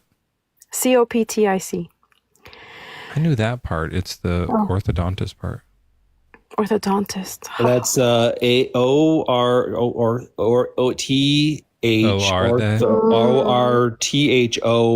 ortho. You guys are so hilarious. Hey, Marianne, you don't have to be sarcastic. Jokes, and I probably won't talk to you. No, I just, if you're going to be serious with me, I like Joel's jokes. If you interrupt his jokes, I don't want to talk to you. Well, let's just check in though, Marianne. Are all Christians humorless, sarcastic shrews, or is it just Coptics? Oh no, just me. Okay, so you don't. It's not a prerequisite. No. Okay, good. Phew. But because Mezzo wouldn't be very open to it if it was all just like people that couldn't laugh or have fun. I am having fun. Who said I'm not having fun? That's what we were both saying that. Yeah, I'm having fun too. Well, hey, can I have fun too, guys? Well, I guess, yeah, if you're like being sarcastic and smarmy is fun. But anyway, so where were we at? Was Marianne going to tell us how to become Christians or why? I don't think that the stuff in the Bible is true. Oh, that's true. Okay, what part? Like the mythology parts, the stuff that seemed like somebody turned water into wine. I don't believe that. Mm-hmm. Somebody parted a Red Sea. I can't believe that anymore. This guy's long hair made him extra muscly. What are we talking about? Is this real? Okay. So do you believe in the existence of God to begin with, or no? Well, that's what I'm, trying to figure out. Like right now I would say I'm on the fence. But with specifically with like the Bible, with the Christian God, it's like, I don't see how. You don't see how there could be a beginning with God creating. What? Is that what you're saying? Like you don't believe that God created the world, or the universe, correct? Oh, I don't know about that verse. The first verse? I'm saying the ones about like a guy had long hair and it made him strong. Those are the ones where I'm like, I don't think that happened. Okay. Those are two different verses though. Did you mention the talking donkey? No, is that in? Yeah, there's a talking donkey. That's correct. That's in Islam. No, Joel's right. We have that. They have that in Christianity. Yeah, it's just as. Hey, by the way, it's just as stupid as Islam. Like that's the reason. I thought he rode a talking donkey to the moon in Islam. Oh yeah, no, like that's what I'm saying. Like it's just as dumb. This one, there's no flying on the donkey, but it's just like a donkey gets stubborn and then gets hit and then just goes, "Why'd you hit me?" Because there's that's a stereotype about donkeys that is not true. That they're stubborn. Oh really? Yeah. The reason I think like donkeys are actually really sweet animals. They're really cute and just horse-like. But the reason people think they're so stubborn is because people are always putting all of their shit on them and making them walk up mountains. Of course they don't want to do that. That sucks. If you were like, hey, let's go for it. Like they take the horse on like a nice like trot through a meadow. And then with the donkey, they just lug all this shit on it. The donkey's like, we just go for a ride instead? Of course, they're not stubborn. They're being like enslaved. It's terrible. So can I ask you a question? Hypothetically. Okay. Okay.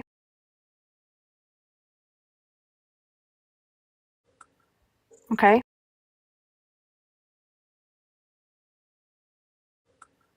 Okay.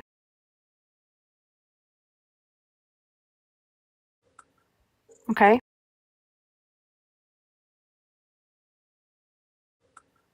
Okay.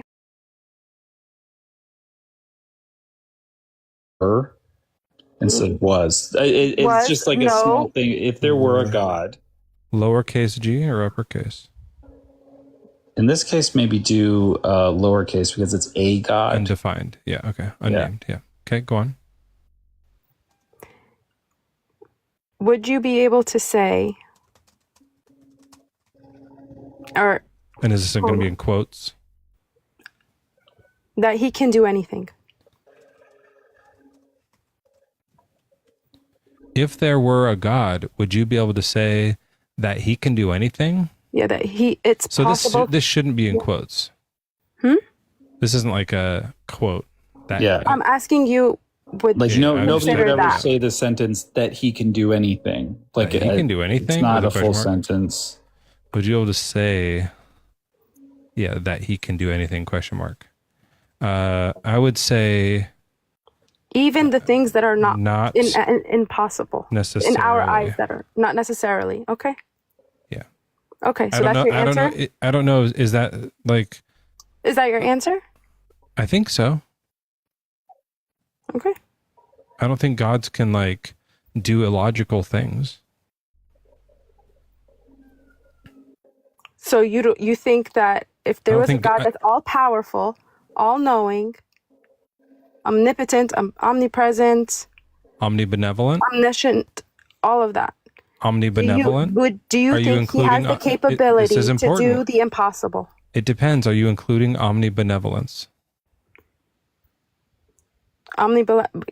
Define that part for me. All good. Yes. Then no, he can't do everything. Absolutely not. Explain, please. He can't do bad things. He can only do good things. He can't even do neutral things because they're not good. He can only do good things. Mm-hmm. What if I would say, in our eyes, it might seem bad, but in his eyes, there's a bigger purpose that we don't see that is in the end would be good, that we don't see. In hindsight. Do you think that? Yep, I can answer that. Do you think that in his eyes, he thinks there is anything that's bad to do? Of course. Then he can't do those things. In his eyes, he thinks they're bad. He can't do them. Whether we think they're good or bad doesn't matter. He's incapable of doing bad things. Okay, let me give you an analogy. Your prompt, for example, right? It says help. Let's just look at the first word, right? Help with the exclamation point. Can you see the H and the exclamation point simultaneously? Yes or no? I think so. Yes or no? Can you? Yeah, I think, yeah. Yeah. You can see the whole thing, right? If I blur my eyes a bit, I'm going to do it without the glasses. So, in my eyes... That's a really good point. Actually. In my eyes, I can, if... That's as a Beatles reference because they had the exclamation point with their album. Thinking that, I was like, help! I need faith. Help in God and the Bible. It didn't rhyme. Help! Believers request help and save me. Help! Is that one of Paul's? That song sucks. Okay. So my point is, can I continue my point? Oh, I thought you did. So much younger, I didn't. so much. I'm still trying to talk, but it's okay. If you guys want to keep let me going, make sure I'm tracking. I can see an H and an exclamation point. Simultaneously. And that's why God can do bad things. No. Simultaneously, correct? Yeah. Okay. Marianne, so I'm telling you that God is all-knowing. I don't. Hold on. Sorry, I don't want to interrupt. But what if the point you're going to make has nothing to do with the point that Mezzo made? Would you like me to help real quick? Make sure that you. And then can I finish? That'd be interesting, actually. It'd be neat. Well, what if I made sure that you understood the point that Mezzo made, just so you're not wasting your time? Do you want to try that? I already understood his point. What was my point? I understood his point. Tell me what my point was, just so we make so you can confirm. We can confirm. Because you're saying that God cannot do something bad, right? You're saying God, He can only do good things, and in our eyes, we can see that it's something bad. Not in our eyes. Unaliving kids, for example. That's not what he was saying. That's not what he was saying. That's okay. No. Okay, go ahead. In God's eyes, He can't do things that He thinks are bad to Him. We're out of the picture. Before humans ever existed, God could have spawned a cat out of nothingness and then slit its throat for fun? Or Where would does that it be? say in the Bible that he did it for fun?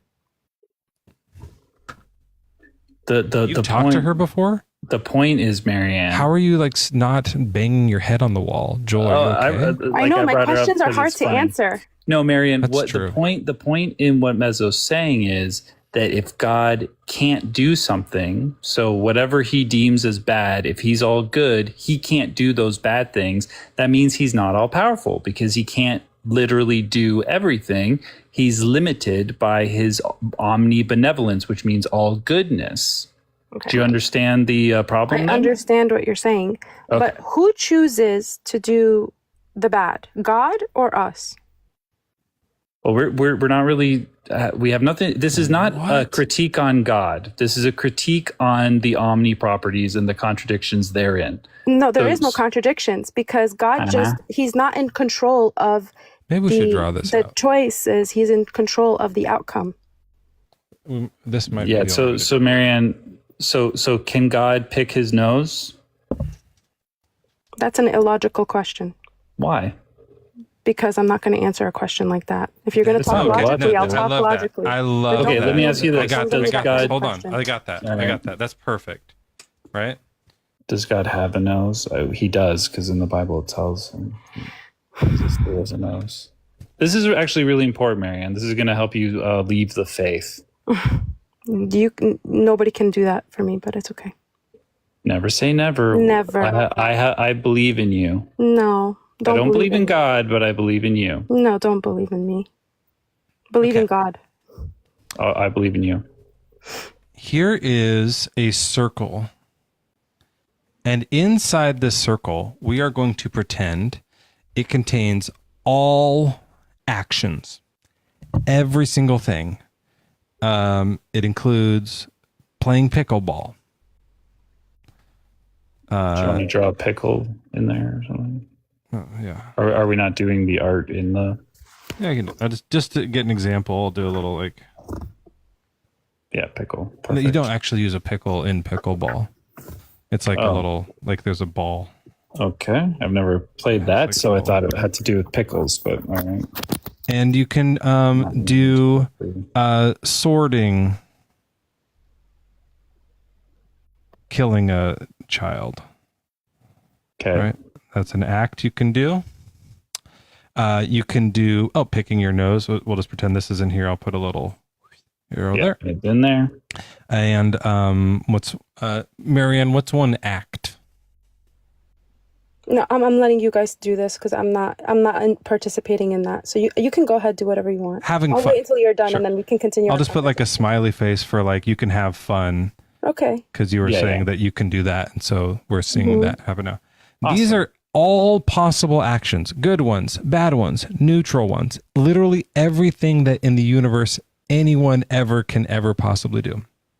Okay, God must be able to do all of those in order to do the thing that you said. If there was a God, would you be able to say he can do anything? This is anything. Can God have a good time?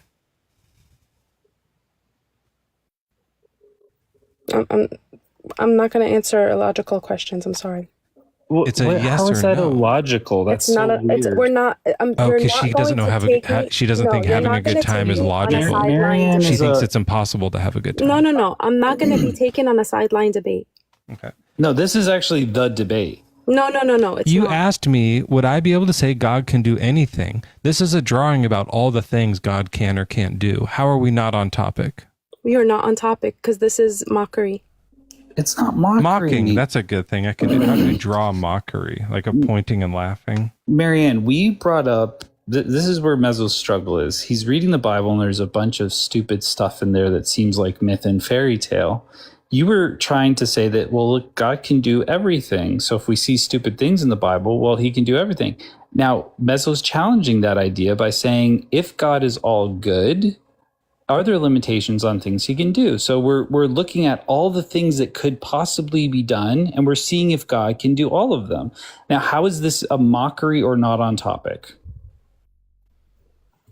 Again, you're if you're going to talk to me, We're going to talk about things that are in the Bible. I don't want anything outside of the Bible. God has a nose in the Bible. Yeah, he parted the Red Sea with his nostrils, and he loves the smell of burning flesh. So how does he not have a nose? Maybe you just don't know the Bible as well as Joel or me. I'm sure. Mm-hmm. Okay. That's why you guys can't debate me correctly, and you guys have to bring We know the Bible too nonsense well. into the debate. We have to dumb it down. Marianne, you like, what are you talking about? Is having fun not in the Bible? I'm waiting to have a conversation, a logical conversation. All right, I'll tell you what. I'll play your game. Mockery and pickleball are not in the Bible. Mockery is in the Bible. Mockery is in the Bible. Okay, well, I took it off already. People having a good time. Yeah, there's the water to wine, the wedding and stuff like that. Baby killing, we all know, is in the Bible. How about a miracle? Walking on water. We're doing things that are a little bit more up your alley. That's a thing to do. What's one more thing? Just need a fourth thing that's really from the Whatever Bible. you want. You know the Bible. Go ahead. Tell me. Talking donkey. Make a donkey talk. Mhm. Love that. Okay, how do you draw a donkey? I think it'd be like kind of a wide nose. Wow, I'm upsetting a lot of people in the comments, guys. This is going to look Well, a you're little just bit like a being dog. boring. No, I'm not. I'm waiting to have a sense, This is a and then good the dog- conversation. You're I don't know if you're scared or whatever. But No, I'm not scared at all. I'm Well, waiting to then answer engage the the question. You guys are not even Focus up. letting me Focus answer. up. Here's the thing. If I'm going to be able to say God can do anything, it means God can do every single act ever. And they're all in this circle. From having a good time to making donkeys talk to killing babies to walking on water to paying your taxes. Paying. Okay. That's a thing to do. I can do this one. I can't do this one. I can't make a donkey talk. Right? I can have a good time. I can't walk on water. I can pick my nose. I can kill babies. These are all things that I can do, and a few I can't. I can't do everything. Right? I'm not omnipotent. Okay. God can do everything, right? So that means God can have a good time, right? Okay. I guess he was at the wedding. Go ahead. He can kill babies. He commanded them to be unalive. He can't do it on his own. He commanded them. He can command the killing of babies. He commanded Saul. I know what you're saying. I'm saying, can he Yes. do it on his own also? He commanded Saul. Marianne, to do it. there's a Listen yes to or the no question. question there. He commanded Saul. Did he physically? He commanded Saul to kill the Amalekites. We're going to keep the context as it is. We're not saying what did he Saul. do. Hey, Marianne, hold on. We're not saying what did he do. We're saying what can he do. There's saying- another baby later in the Bible, in the book of Daniel. Could he have killed that baby? Did he? No. Okay. So There's your can he? answer. So he Did can't. he? Okay, so he's unable. So then God can't do everything because Commanded that to happen. he commanded a baby in Daniel to be killed. No, I'm saying he commanded Saul to do that. Can I just bring something up here, Marianne? If you feel the need to dodge questions so I'm not aggressively dodging any questions. and the I'm question keeping is, the context as it is written. Marianne, the question is, can God do something? No, and 'cause- and you when it was, can he have fun? You're like, okay, he can have fun, right? When it was make a donkey talk, yeah, he can do that. We're just asking what's possible for God, and that's not a hard. Well, it is. I can see why it's difficult for you, but it shouldn't No, it's be not so difficult hard for to me. be. I'm keeping it So, in the context. let me ask you you this. guys I want guess to get let it me ask- out of the context so it fits your narrative. Let me That's ask you the this way. difference. Let me ask you this way. So, Go ahead. can you know what God can do without it being stated in the Bible that he's done it? Or does everything that God can do have to be stated in the Bible? Everything that you would know about God's personality and who he is written in the Bible. And We're I'm not talking going to about his take the Bible out of capabilities. context to fit your narrative. If it's And you're not in the gonna Bible, he drag can't me do it? along to do that. I'm sorry. Marianne, if it's not in the Bible, can he do it? I'm going to keep it in the context. If Don't it- take if it out an of the Bible. act, That is disingenuous. if you don't What answer you're this doing is question, then you're the disingenuous. dumbest person I've ever had on my life. No, what you're doing is disingenuous. Answer I'm the not going to fit one your narrative. question, I'm then not leave. fitting your narrative. Then leave. Okay. This is the easiest All right. question. No, it's not. If no, it's no, no, not no. written You in the want Bible, is you God want capable me of to doing it? say, what you want me to say is going to fit your narrative, and that's I why don't you want me know. to answer your question No, I your way. don't. I'm not. I'm refusing to. Marianne, I'll just walk it down both ways. I'll walk it down both since you can't do it. Let's say God can kill babies, right? Then that means he's not all good. Isaiah chapter 57 he verse cannot- 1. Read it. Marianne, don't tell me what Talks to about- do. it talks If you're about not going to do what I unaliving. say, you don't It get to talks tell me what about to do. unaliving babies. Awesome. Yeah. So he can do it?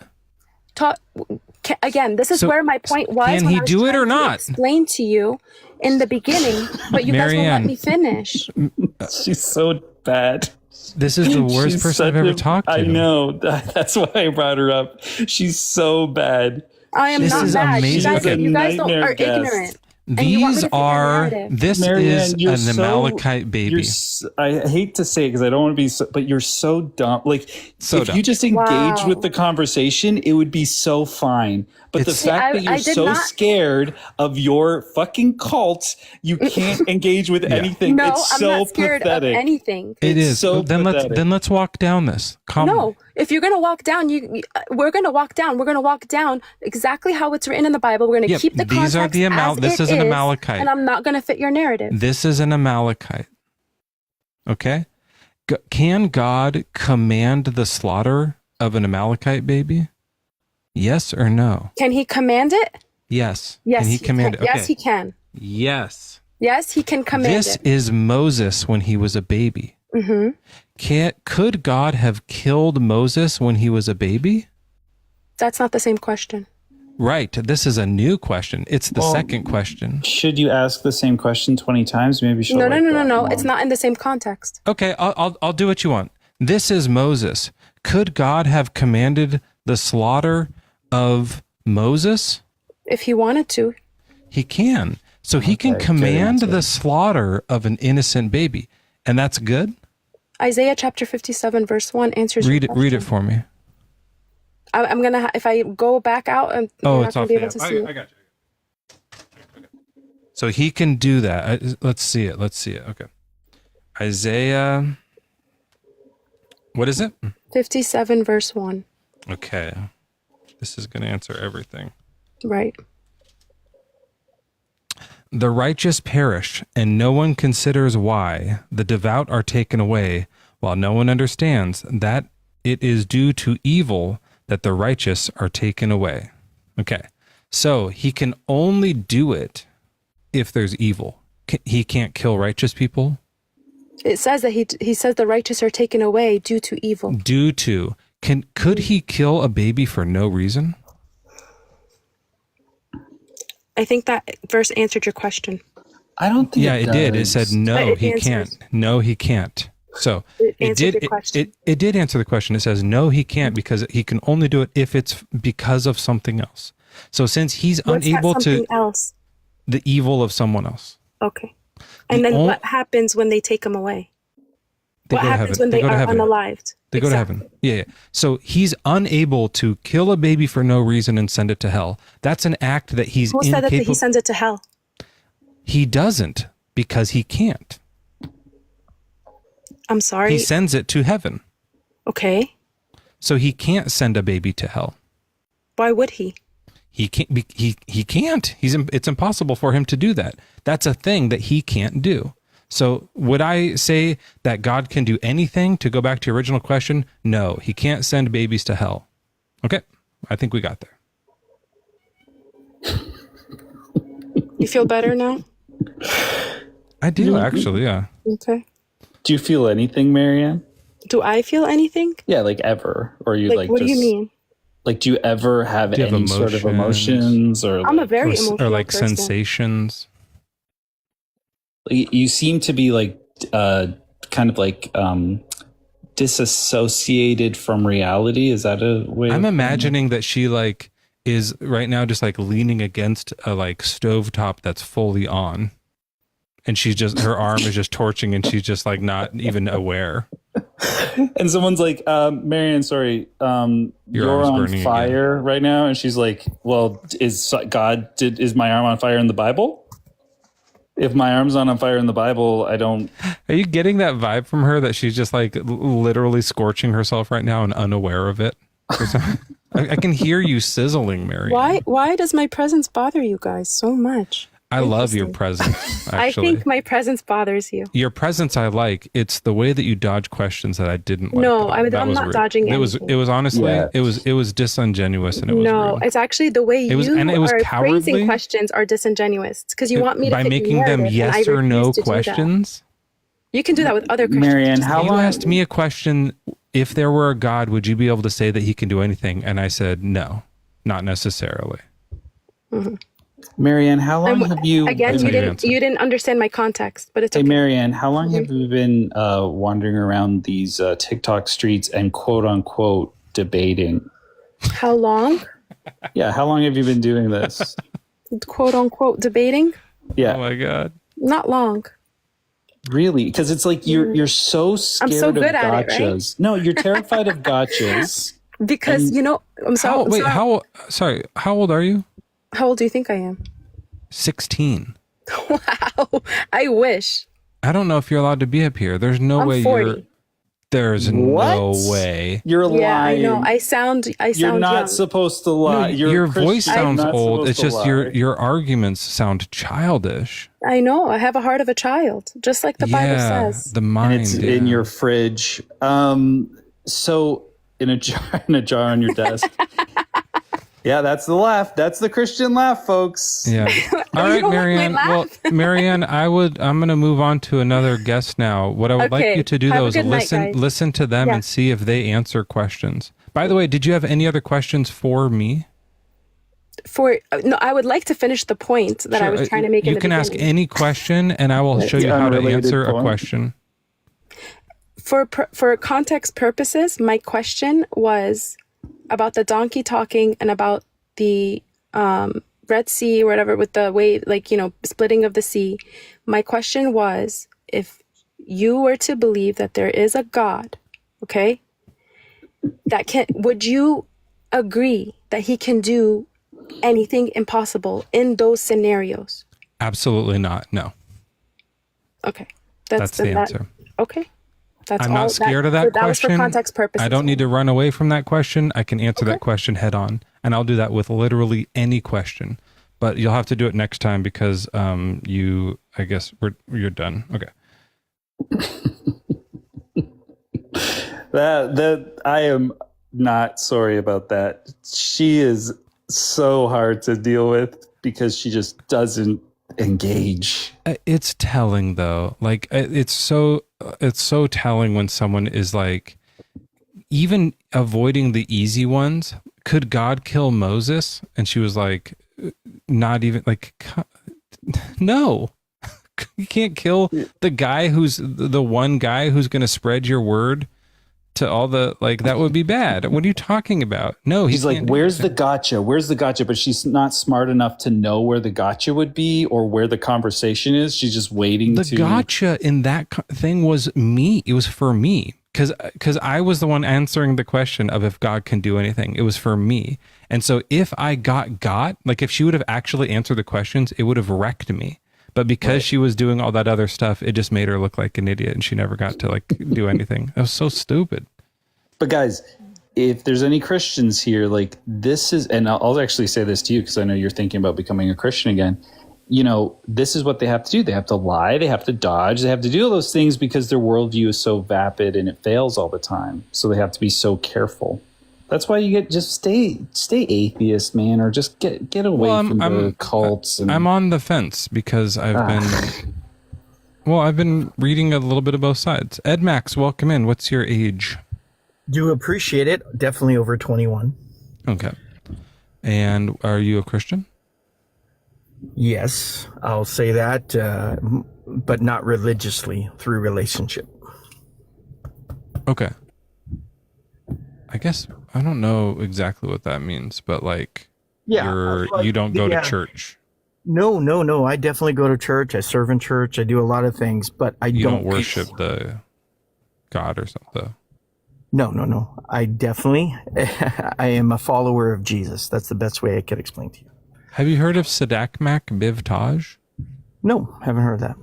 You should look into it, because usually people who say this kind of thing, it's like, they'll say like, I don't like to use the word Christian because of whatever reason. Like some people think it's like associates them with the far right, or, maybe it wasn't in the Bible, so that's not the right word for it. It kind of was, but they said not to use it.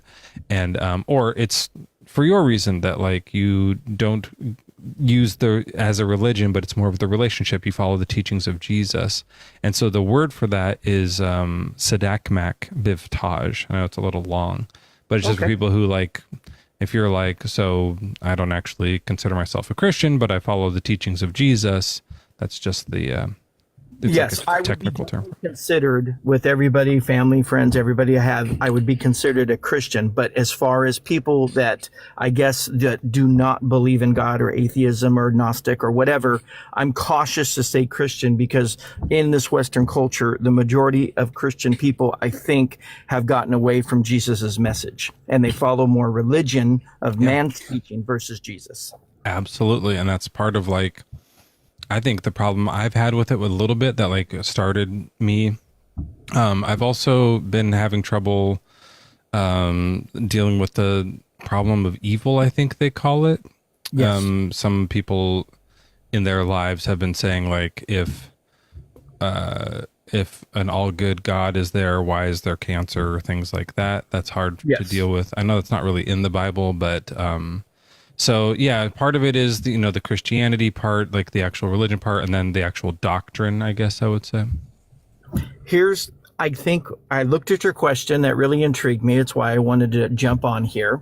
And I guess first off, I wanted to know, is it a genuine question, or is it a question just for conversation? Well, I want to have the conversation, but I'm not going to like be a pushover. No. What I'm asking is, I'm open-minded. Your intent is genuine, is what I'm asking. Yeah, I'm open-minded. Yeah. Because a lot of times people put questions to rile Christians up and make them look like idiots. So that's all. I was just. Well, this isn't a question. I do that.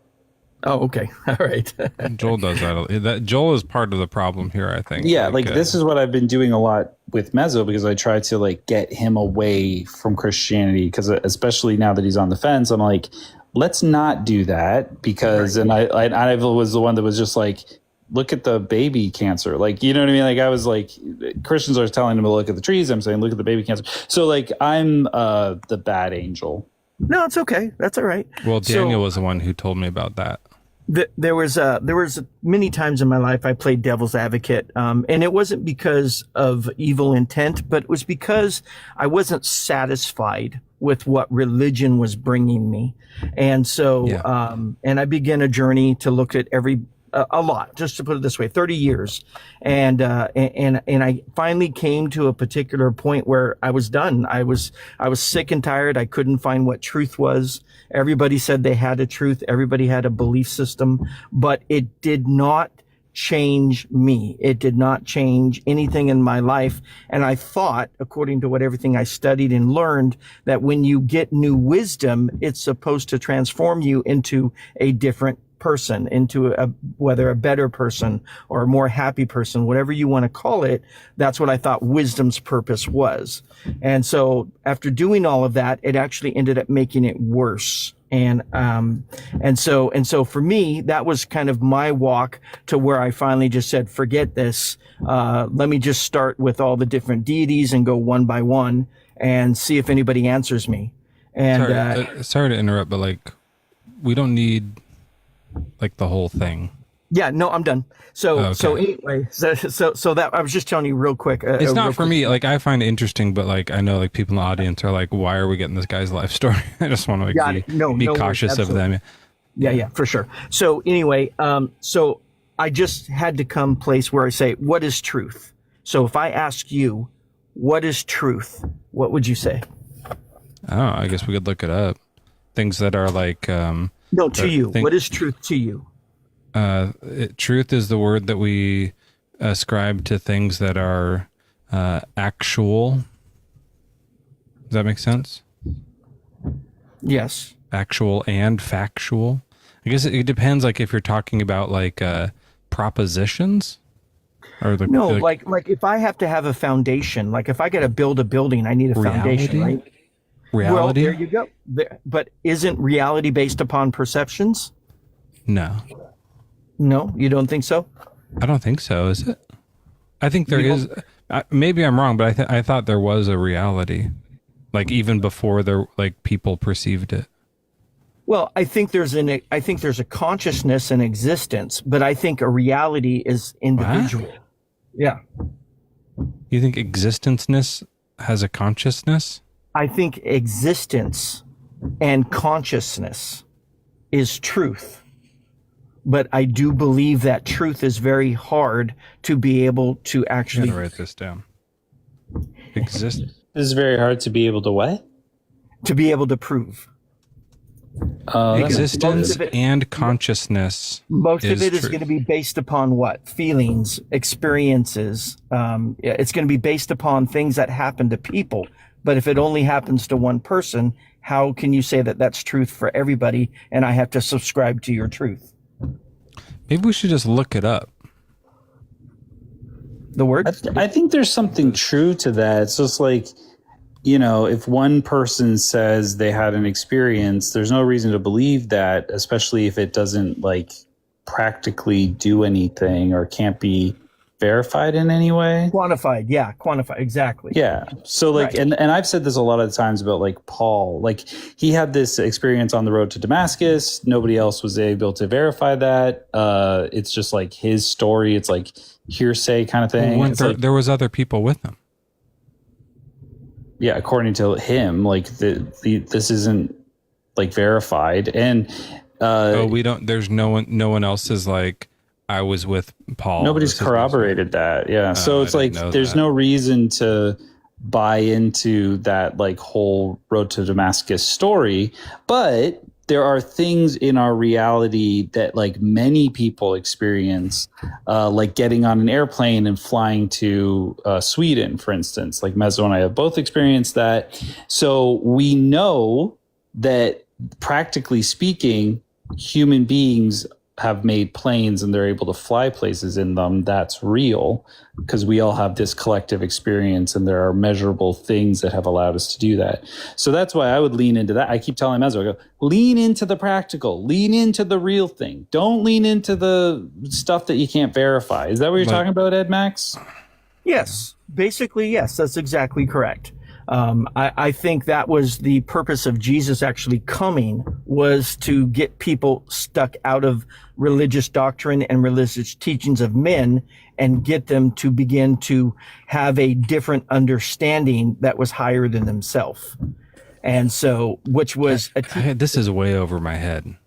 It's too high. Now you're getting too... It's getting too much higher than himself. All I wrote down was existence and consciousness is truth. And I only understand like 2 words in this. Okay. So I have no idea what this means. No worries. So the idea, what I guess I'm trying to come across is every single person has to find out individually on their own what is going to be their truth. Okay. That is the start. Okay. That is the beginning of what you do. When you begin that search, I think Solomon, he was the best example that I think in Scripture. Can I ask a question about this? Yes. If my truth turns out to be that there isn't a God, is that true? If that's what you believe, it becomes your reality, yes. Oh, so right now that I'm currently not believing, it means it's true that there is no God? And that there is a God, because you're in between. Yeah. But that's a contradiction, though. Right. Well, that's what we are. We're contradictions because of the fall. We no longer... I don't think you're using that word right. What do you mean? Like, we no longer have the ability... Well, hold on. So the fall actually happened? Well, from my understanding, we were a specific being and we're no longer that particular type of being because of the fall. Okay, but I don't believe that the fall happened. I don't believe in the Christian story of Adam and Eve. So does that mean it both did and happen? didn't happen? Okay. And the reason why it's a contradiction that it did and didn't happen is because it happened? And that is your truth, right? That's what you believe. No. My belief is that it didn't happen. Yes. And you're saying that it did and didn't happen, and the reason why it did and didn't happen is because it did happen. No, I'm saying that that's because of my belief. Right. So let me ask it this way. Underneath my phone here, I am holding a pen. Yes. What color do you believe it is, both of you? I'm going to go... Oh, sorry. Do you want to guess? Blue pen. Okay, blue. Just because he guessed, I'm gonna blue guess red. Red pen. Okay. In fact, Joel, if you want, you can even just say not blue. All right, not blue. Because that way he gets it's kind of favored that Joel will win. So Ed Max believes the pen is blue, and Joel believes it's not blue. So is it true that the pen is both blue and not blue? No, because you can physically see it. So therefore you No, have you knowledge. can't. We Oh, can't. me? You're asking me if I can see it. Yeah, to us. Can you see this right now? I thought this was a guessing game. No, I can't see the color of your pen. Right. So you can have a belief on it. Yes, I could have a belief, correct. So does your belief make it true? No, not at all. Oh, okay. Well, that's what we've been talking about. So if Right. belief doesn't make it true, then the consciousness has no effect on the truth. Truth seems just necessary. Okay. I understand what you're saying. So so let me ask you this question then. How do you go about and find something for yourself personally if something is true or not? I don't need to know if it's true or not. I just need to be convinced of it or not. Well, why would you want to be convinced when your divine nature is to know all things? What? Yeah, you have a divine nature inside of you that is able to know all things. Can you convince me that that's true? We have a Holy Spirit. I'm unconvinced of that, though.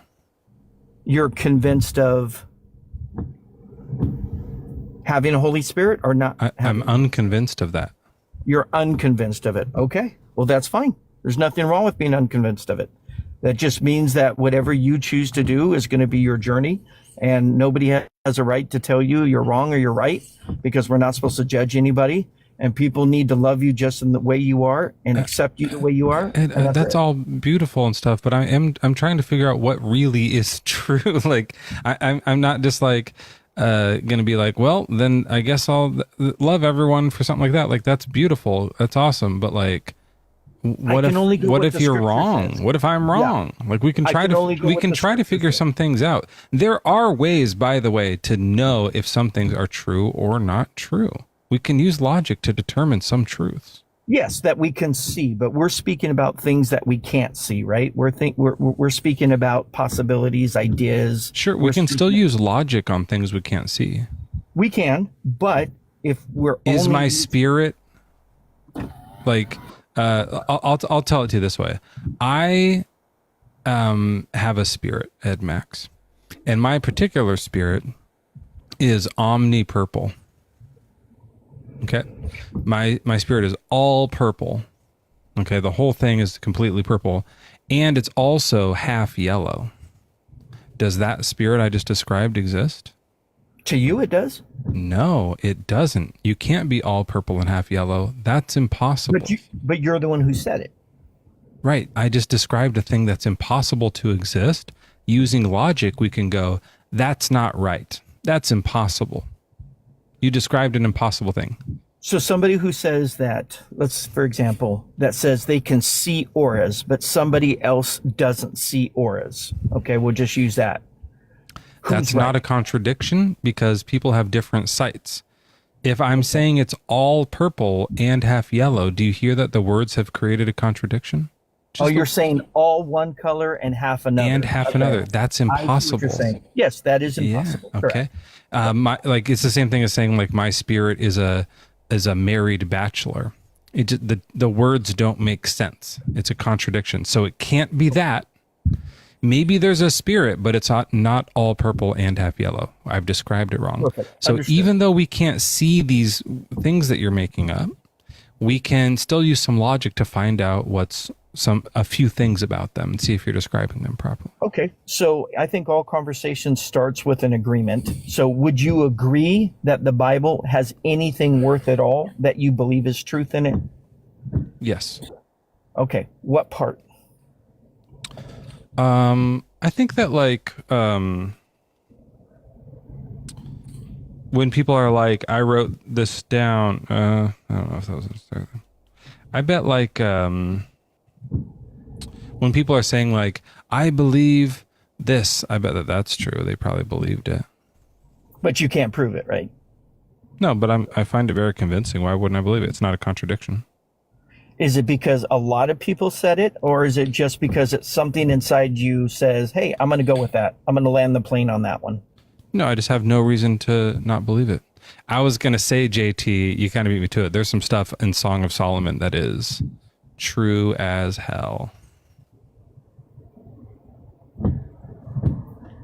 So the Bible says that the beginning of wisdom, or the fear of the Lord is beginning of wisdom. And we have to seek wisdom like it's hidden treasure.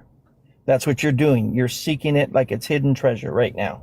Many people don't do that. Many people just subscribe and say, oh, I'll believe that. That sounds good. Oh, I'll join that club. This makes me feel good. This does this. But in the end, you're going to be done and you're going to be empty. Let me see if I can find there. I thought of something that might be a little more specific, so we don't have to be as abstract here. Got you. Where's Leviticus? That's between Numbers and 14. Okay, so wait a minute, that's not it. Oh, 11:6. Sorry, I don't know why I took it there. Okay, 11. Okay. Here's a list of details about animals. Among the two that cud have divided hoofs, you shall not eat the following. The camel, for even though it chews the cud, it does not have divided hoofs. I think that's true. Camels chew cud, and they don't have divided hoofs. I think that's true. Yes, because it's been proven and you've known it, right? Because you've seen a camel. I've met camels, right? There you go. Yeah. Then the next one says the rock badger, even though it chews the cud, it does not have divided hoofs. It is unclean for you. So rock badgers don't chew cud. So I think this one is not true. And then it says the hare, even though it's a rabbit, even though it chews the cud, it does not have divided hoofs. But hares also don't chew cud. So I think the camel part is true, and then the badger and the rabbit part are not true. So I think some parts of the Bible are true, and some are not. At least that's what I'm convinced of. Is it because you've never seen a rabbit and you've never seen a rock badger? That's how you came up with that? I used to have a rabbit, actually. It passed away a few months ago, though. Sorry to hear that. It's okay. It was during an example we were doing on Joel's Live, actually. It was like kind of a bummer it passed away during that. But it never chewed cud. Right. So Are you driving? Nope. Oh, just heard like windshield wipers. Oh, sorry. It's misting here. No, I'm just sitting in the car. I'm not driving. So what I'm trying to understand is that because you had a rabbit, you know the truth of it, right? And what you're I've known a lot of rabbits. I've talked to people who know a lot about rabbits. Yes. No information I can find anywhere says that they ever have chewed cud ever. Okay. So the data suggests something different, correct? All the data points that you got. Okay, perfect. So because you are capable of being able to put all the data together, that is not called faith, right? Yes. Okay. I believe This is my belief. Can't prove it, but I believe, according to what I understand throughout everything, the only way that we can know what is true and what is not is through the wisdom of God, because everything else is pretty much been manipulated in one form or another. Even the Bible's been changed 1,000 times. That's interesting. We all know this. So we can only know about, like any fact, we can actually only know it if God tells us it's true, and we can't trust the Bible? Anything that requires faith. No, you have to understand that the Bible was written, most people don't understand this part. The Bible was written both in Logos and Rhema. And you know the difference, I'm sure? I don't think it matters. What I'm saying is, you said that they've altered the Bible, so we don't know for sure if that's trustworthy. If you're going to read the Logos only, you will not be able to decipher what the truth of the word is. Yes, that's correct. Okay, but there are secrets in here that we can decipher the truth of. There are. So how do we know if we're doing it right? Because the Rhema word, which is the living, breathing word, which is translated Spirit of Holy Spirit, is the one who gives you all the wisdom that you need. But how do you know that you are using that? Because I walk in faith. Right, but Satan could be tricking you, right? Like, he could be an angel of light. That's exactly right. So you don't know anything. Oh, I do, because I figured out. What's a thing you know? Tell me one fact. I know that I'm loved. How do you know that? Because of him setting me free of many different things in my life that I could not do on my own strength, but he had to intervene and take care of it for me. No, but I mean, Satan could have just been tricking you to make you feel loved. The Bible says that a kingdom divided against itself will fall. So Satan wrote that, though. That's a trick. Remember that the Bible isn't trustworthy. Okay. Well, what do you think it should have said? Jesus will not have a kingdom divided against itself? I don't think the Bible is a good way to get information, because it has some stuff that's clearly false. So like you're saying, we don't know what to like or what to trust or not trust out of it. And then this other thing where we have to like get it from some spiritual eyes is even worse, because now we have to trust other people and say, like, do you have it? Do you have it? I have. We have to trust ourselves. We can be fooled, though. We can. Yeah. So like, you're absolutely right. We're completely susceptible to thinking that we know a truth, but it turns out it's false. And this is obviously why like science is a better method of figuring out things. Like we like measure data, and we like, have a group of people like double check our work and stuff like that. Right. Because rather it's than not this liquid. thing where you can't really know anything. Yeah, because it's not liquid. It's constantly changing. It's going to stay stable. It's going to be pretty much same for the most time. I guess my point. And Max, I gotta be honest, I have no idea what you're talking about. Like, I would say 60% of the time you say some words that just like don't seem to fit into the conversation. Okay, we were talking about truth. And I said that truth is going to be concrete. It's not going to be movable. It's not going to be shakeable. Oh, so right? That's different than before, where it was depending on perception and consciousness and belief? I'm not talking about my truth. I'm talking about his truth. That's what I'm talking about. There's two different truths. I have my truth, and then there's his truth. And which one is right? His truth. Then why are we talking about our own truth at fucking all? I'm not talking about what have we been doing this whole time? There is an objective truth? There isn't. It's his truth, and the only way that Max, can know... I need you to leave. That's frustrating. I'm sorry you're getting frustrated, brother. You have to go. Step down. That's crazy. This whole time was a waste. You know how to exit, right? It was like an X or something like that.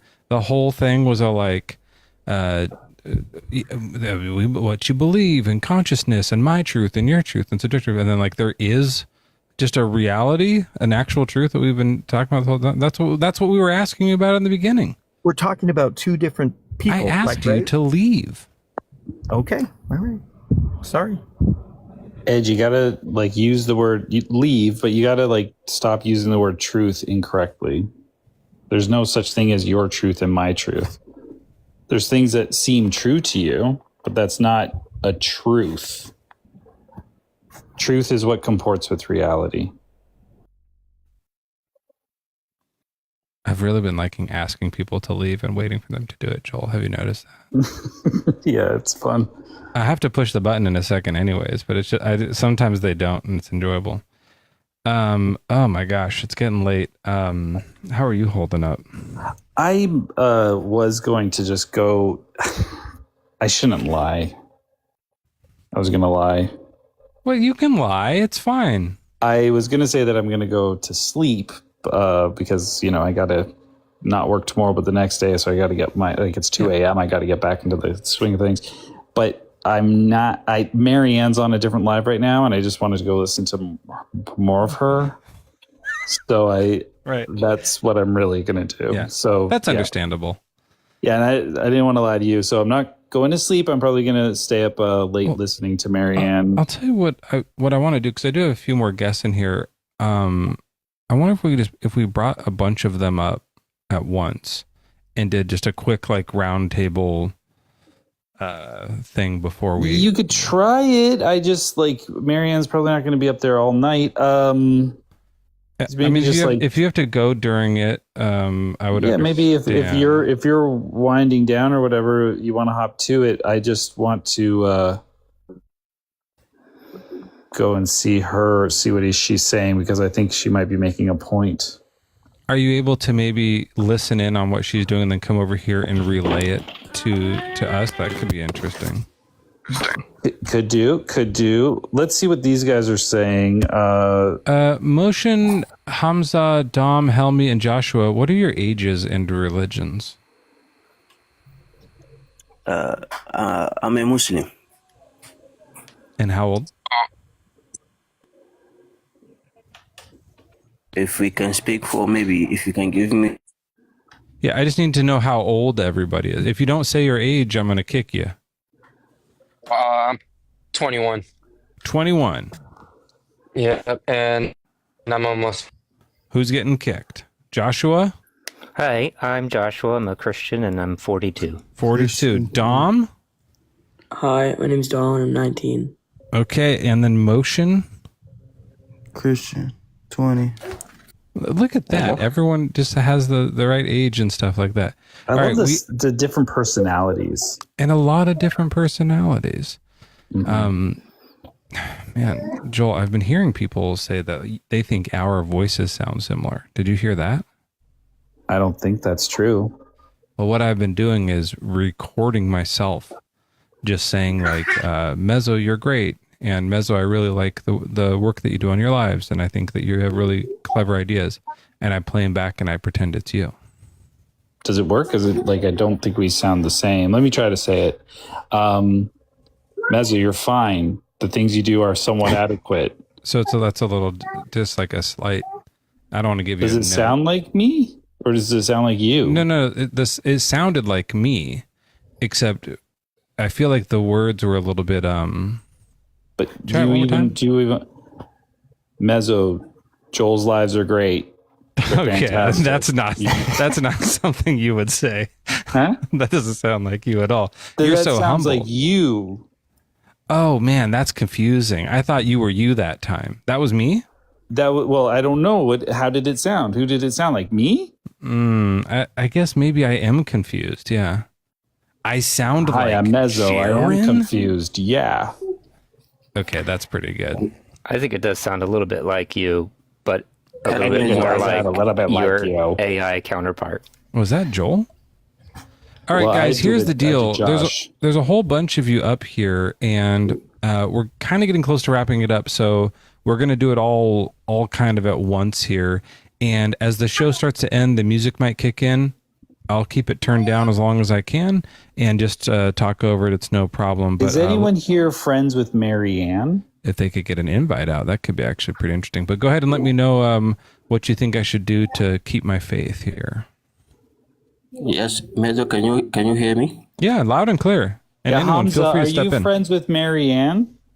Yes, I said that we are Muslims. I will give you our belief in just maybe a minute. So if you have any question, then you ask and we go on. That's going to be great. And Josh, So feel free to jump in on that because you don't want just like the Muslim thing to get Mezzo. One of the Christians should also jump in on this. I don't think I'm going to be a Muslim, but I would want to hear. I'd want to hear both sides. I think we have to talk one after the other. No, everybody can talk over each other because it just makes it dynamic and fun. Okay, you see, we Muslims, we believe in one God. That is the Creator. He created all the human beings. After creating us, the gods, it depends. In Arabic, we say Josh, Allah. can you correct him that it's 3? Yes. It's 3? Yeah, there's 3. I've always wondered this. Someone asked this earlier too. Does Satan count as a god? He's like a demigod? Oh, interesting. No, Satan is not being counted as a god. What is a god then? Can you define that for me? Yeah, the God is superior. He has no beginning and no end. He is not begotten and he was not begot. He is the creator of everything. So Satan was created by God? Yes, Satan was created by God. Well, that's a bad move. Here's what I want to say to you, Mezzo, is just that I think what you're doing is actually really noble and first of all, searching for anything is worthwhile. Did you come about? Well, I appreciate that. I do. I mean, it's not easy, and also you talk to guys like this who just ramble on. But we're doing our best here. Dom, Dom, I forgot you were a Christian, right? Did you want to step in here too? I want to make sure everyone gets a turn. I want to have direction with you. Does Hamza sound like me too? Is that what I think Chad is saying that Hamza sounds like me. Like he's doing an impression Hamza. of you. Yeah, we have a similar voice. I love you, Hamza. Yeah. I love you also, I agree with you about the entire contents of the Bible, both the Old and the New Testament. That it's not a moral book at all. It sucks. It's pretty horrible. It's a tragedy from beginning to end. Well, why are you still a Christian then, Josh? Well, it's not going away. And as we saw with Marianne and several people as guests, it carries such a powerful sort of psychic power. But that's because people like you are still calling yourselves Christian. You should leave it. Leave the cult alone so it dies. I'm having a hard time with my idea. Oh, Mezzo, you're cut. You're breaking up. Try that. We lost Mezzo. You see, guys, we in Islam religion, we believe in Jesus, we believe in Moses, we believe in all the prophets of God. So maybe we are almost very. What are you talking about? I don't know why I'm in here. Let me preach for a minute. Yeah, go ahead. Go ahead. It's your turn. Can I take the stage? Yeah. All right. I want to say shout out Caleb Souza. He's a dog. Dom is a child. I don't think that's a good move. Where is Mezzo?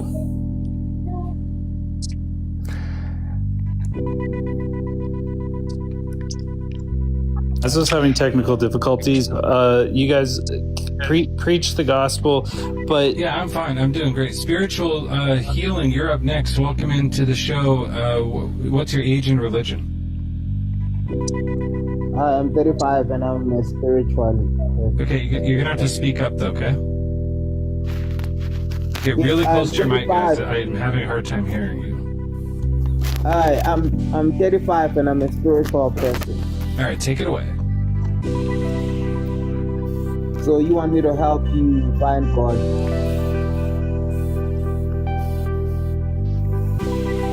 Hi. You want me to help you find God, right? Yeah, for sure. For anyone wondering, Marianne is in a live called Cop Talk. I might have to check that out. COPTALK. So it's like Coptic, but Cop Talk. And she's cooking. Did you say cock talk?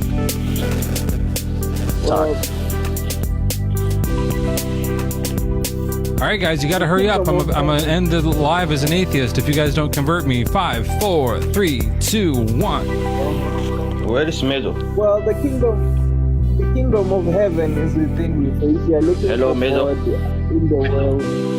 Hey, Joel, I appreciate your humor. Hello, Mezzo. Josh, I think you should leave the cult. I think it's time. I think you're better than the cult. You don't have to be Hello, I Mezzo. appreciate that too, because I think that you have the interest of humanity at heart, and that's You're right. that's something at least we could share. I might be in the wrong lane, but the tools that I have here. at the We're time. the collectors. Where is the host at? Mezzo? He's invisible. But He does have listening? actually some superpowers. It's divine hiddenness. It's like God. There you go. Is he still listening though? Oh, he's listening. Yeah, he's there. It's just his mic is messed up. So I'm not even going to be allowed to try and speak to the host.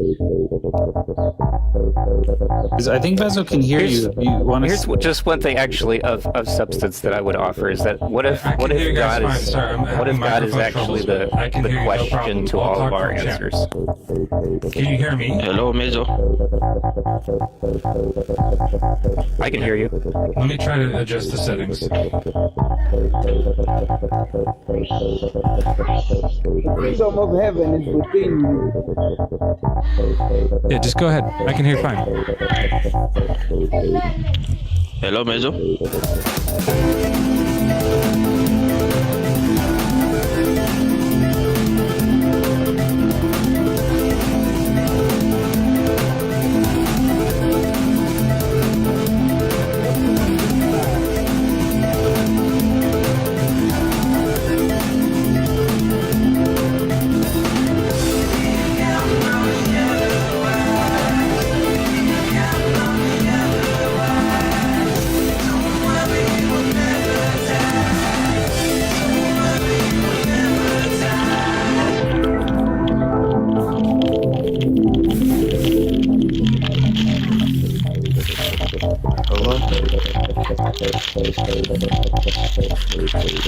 You don't have to read the Bible to believe in God.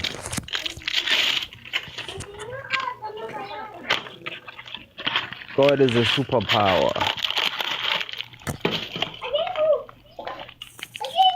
You have to unlock your fifth dimension state of mind. You have to open your spiritual eyes to access God.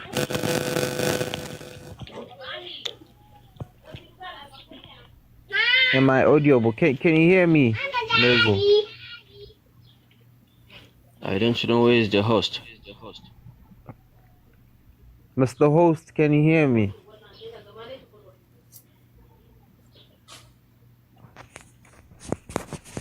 Hey, Mezzo, Mr. are you Host. gonna do like a fun day, like grooving out, like music this weekend?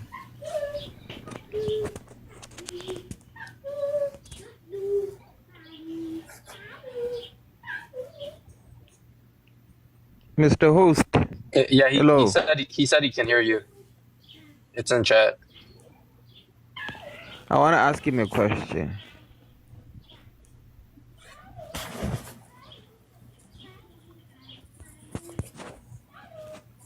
He said go ahead. Oh, so why are you atheist? Is he atheist or is he agnostic or is he? Is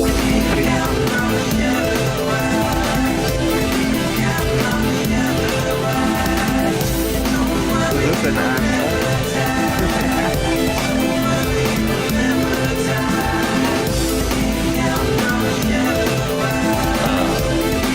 I don't know the purpose of writing love absurdity.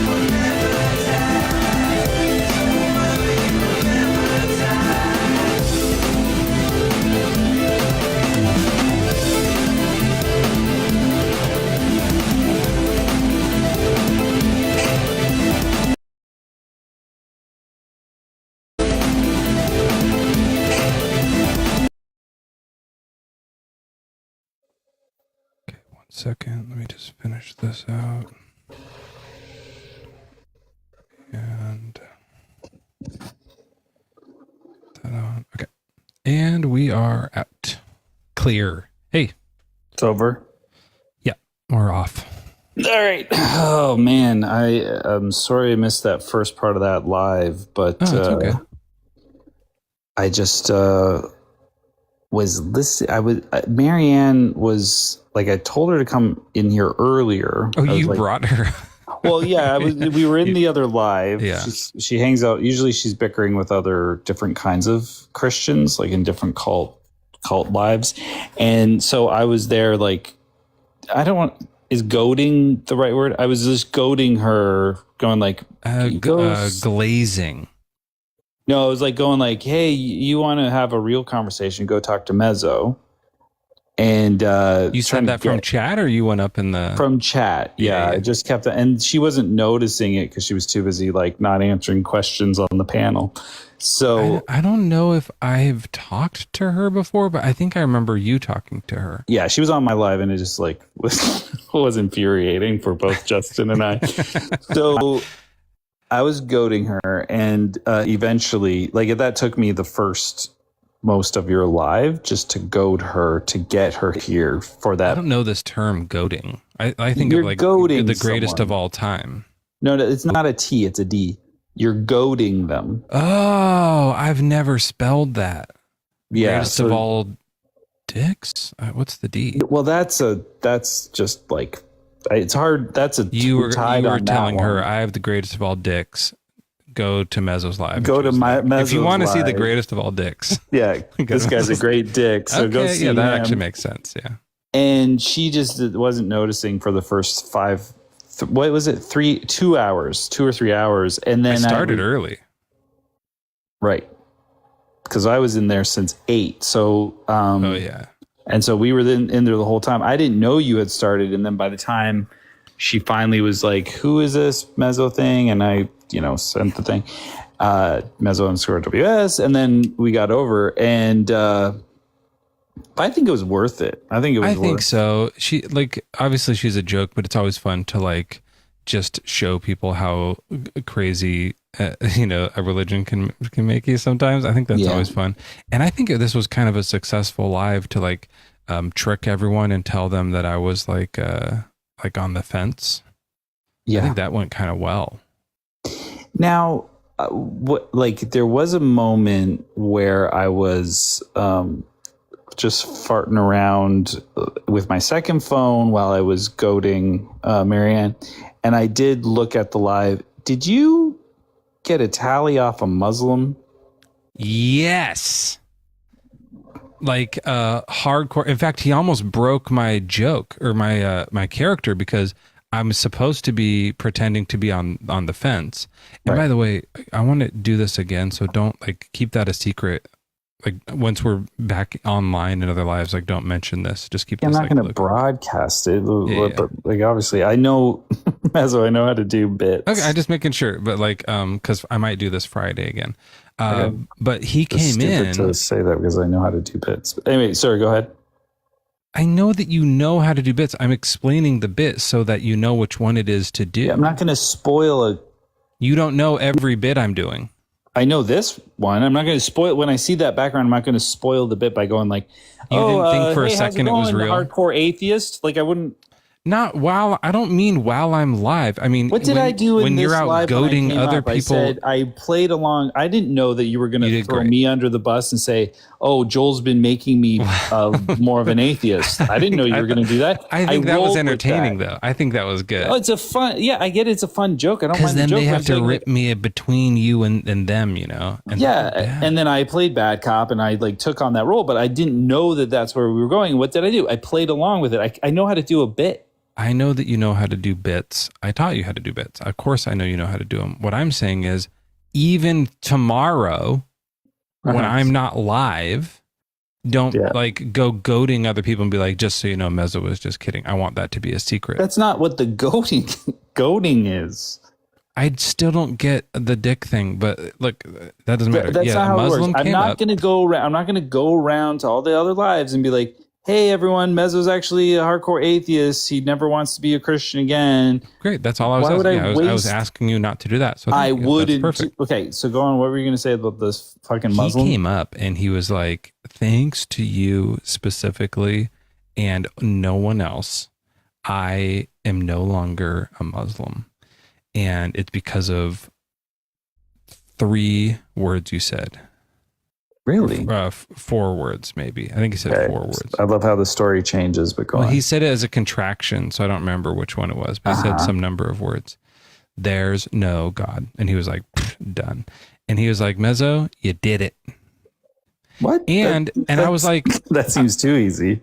Well, it wasn't. It was during a previous live, but he was saying it almost ruined my cover, though, is what I was saying. But luckily, he was Muslim, so it still worked, because I was like, yeah. I want people not to be Muslims, even though I'm on the fence as a Christian. Like, I still was able to. You wouldn't quite know how to do this, but like, to keep a bit alive, sometimes you have to do a little bit of like trickery. Yeah. What? I know that. No, I know. Did you just say I wouldn't know that? I mean, I think you know how to do a bit as you. Why wouldn't I know that? Don't you know that, like, I've done like 20 lives where I play a hardcore fundamentalist Christian. Let me hear it. Who think, give me a taste. What does this? I go like this. You're not a real Christian. You wouldn't give up your life to someone who's on death row. What kind of Christian are you? But you do you even believe what Jesus taught? Get out of my life. It's like that sort of thing. That's pretty good. It's pretty good. Very Christian. You sound like that. Yeah, I think I'll prove it again. Drool more. That's no. But let me show you. Let me show you this one. Here in the middle of it's not fair to do like a sermon. Ask me a question. Check how much of a Christian I can. Do you think that existence and consciousness is truth? Well, God teaches us the way that we should see the world. Right. That's pretty good. Right. So, and that is found within His Word. Just nowhere near an answer. Yeah. Yeah. Look, 1 John 1:1. In the beginning was the Word, and the Word was God, and the Word was with God, and the Word was God. Right. So, like, that's it. Like, that's as Christian as it comes. I want to read to you these other notes that I took. Let me see if I can undo enough, because I deleted them off my notepad. Okay, here it is. You got to hear this. This is what a guy came up and said, and I wrote it down word for word. I said, why would God make a Bible that wasn't literal? Why would He give us this mysterious Bible and not make it literal? And he said, He's a spiritual God. We think flesh. His purpose is to use the things we see on earth to bring us higher understanding, not the things written. We can't take it at faith value. In the Bible, God says a tree has leaves, but in the Bible, it's a man. We are trees and the sea. Haggai says men are fishers of the sea and creepy crawling things. Moses said that How we did you are. write all this down? It was so long. Moses said that we are as the stars of heaven, a multitude like sand on the shore. Why is he saying this? Words is actually water. In Ezekiel, Words is actually water. In Ezekiel and Isaiah, God says, "Give ear, O heaven, listen, O earth." Why is he saying that? I have no idea what the fuck this man was talking about. And I double checked with him. I was like, "Are you saying we're mountains and trees and stars?" And he was like, "Yes." Oh my goodness. The brain rot. By the way, and I don't want to this isn't a bone of contention, but I was in the live for those moments where you were talking to that Muslim guy, ex-Muslim, I guess now. And I don't remember the now full... your story's changing. No, I already said that I had my second phone. I was in live. You didn't. I don't remember. You have 2 phones? It was an old phone. I always have Mr. Super Chat. I can afford 2 phones because I got $1 million in super chats. I have my phone that I can use that overheats when I'm doing 2 things on it, and then I have another one that's always plugged in because the battery's dying. Just because you have hot things on your phone doesn't make it overheat. Anyway, how technology works because you have and nude selfies on your phone. The guys who doesn't. The guy is saying, "Hey, I'm not a Muslim anymore," and you say, "Oh, was it just my live, or did you go into Joel's live? Have you been in Joel's live?" And the guy's going back on the YouTube and watching the clip. And the guy's like, "Oh, the blonde guy," and you're like, "No." And I think he meant my image is yellow or whatever. Did you go back on YouTube and watch the clip? No, I was there. And the guy goes, "You ever been in this?" You were like, "Have you ever been in that live?" And he's like, "No." And I know that you were just trying to solidify your goddamn tally. And I did. And you're just going did you hear the joke I said about if you were blonde? What was the joke? I forget that. I said he's blonding. What is it? How is that even a It's like joke? a joke of bald and blonde mixed together. Fucking prick. The thing is that, like, you didn't hear that? I just can't believe how selfish you are that you have to like double check. I heard it. It's not a joke. It doesn't even make sense. Like, you had to double check just so you get the tally. Why are you? It's so petty, Mezzo. I'm not even there. You didn't even know it was there. Why be so petty with that?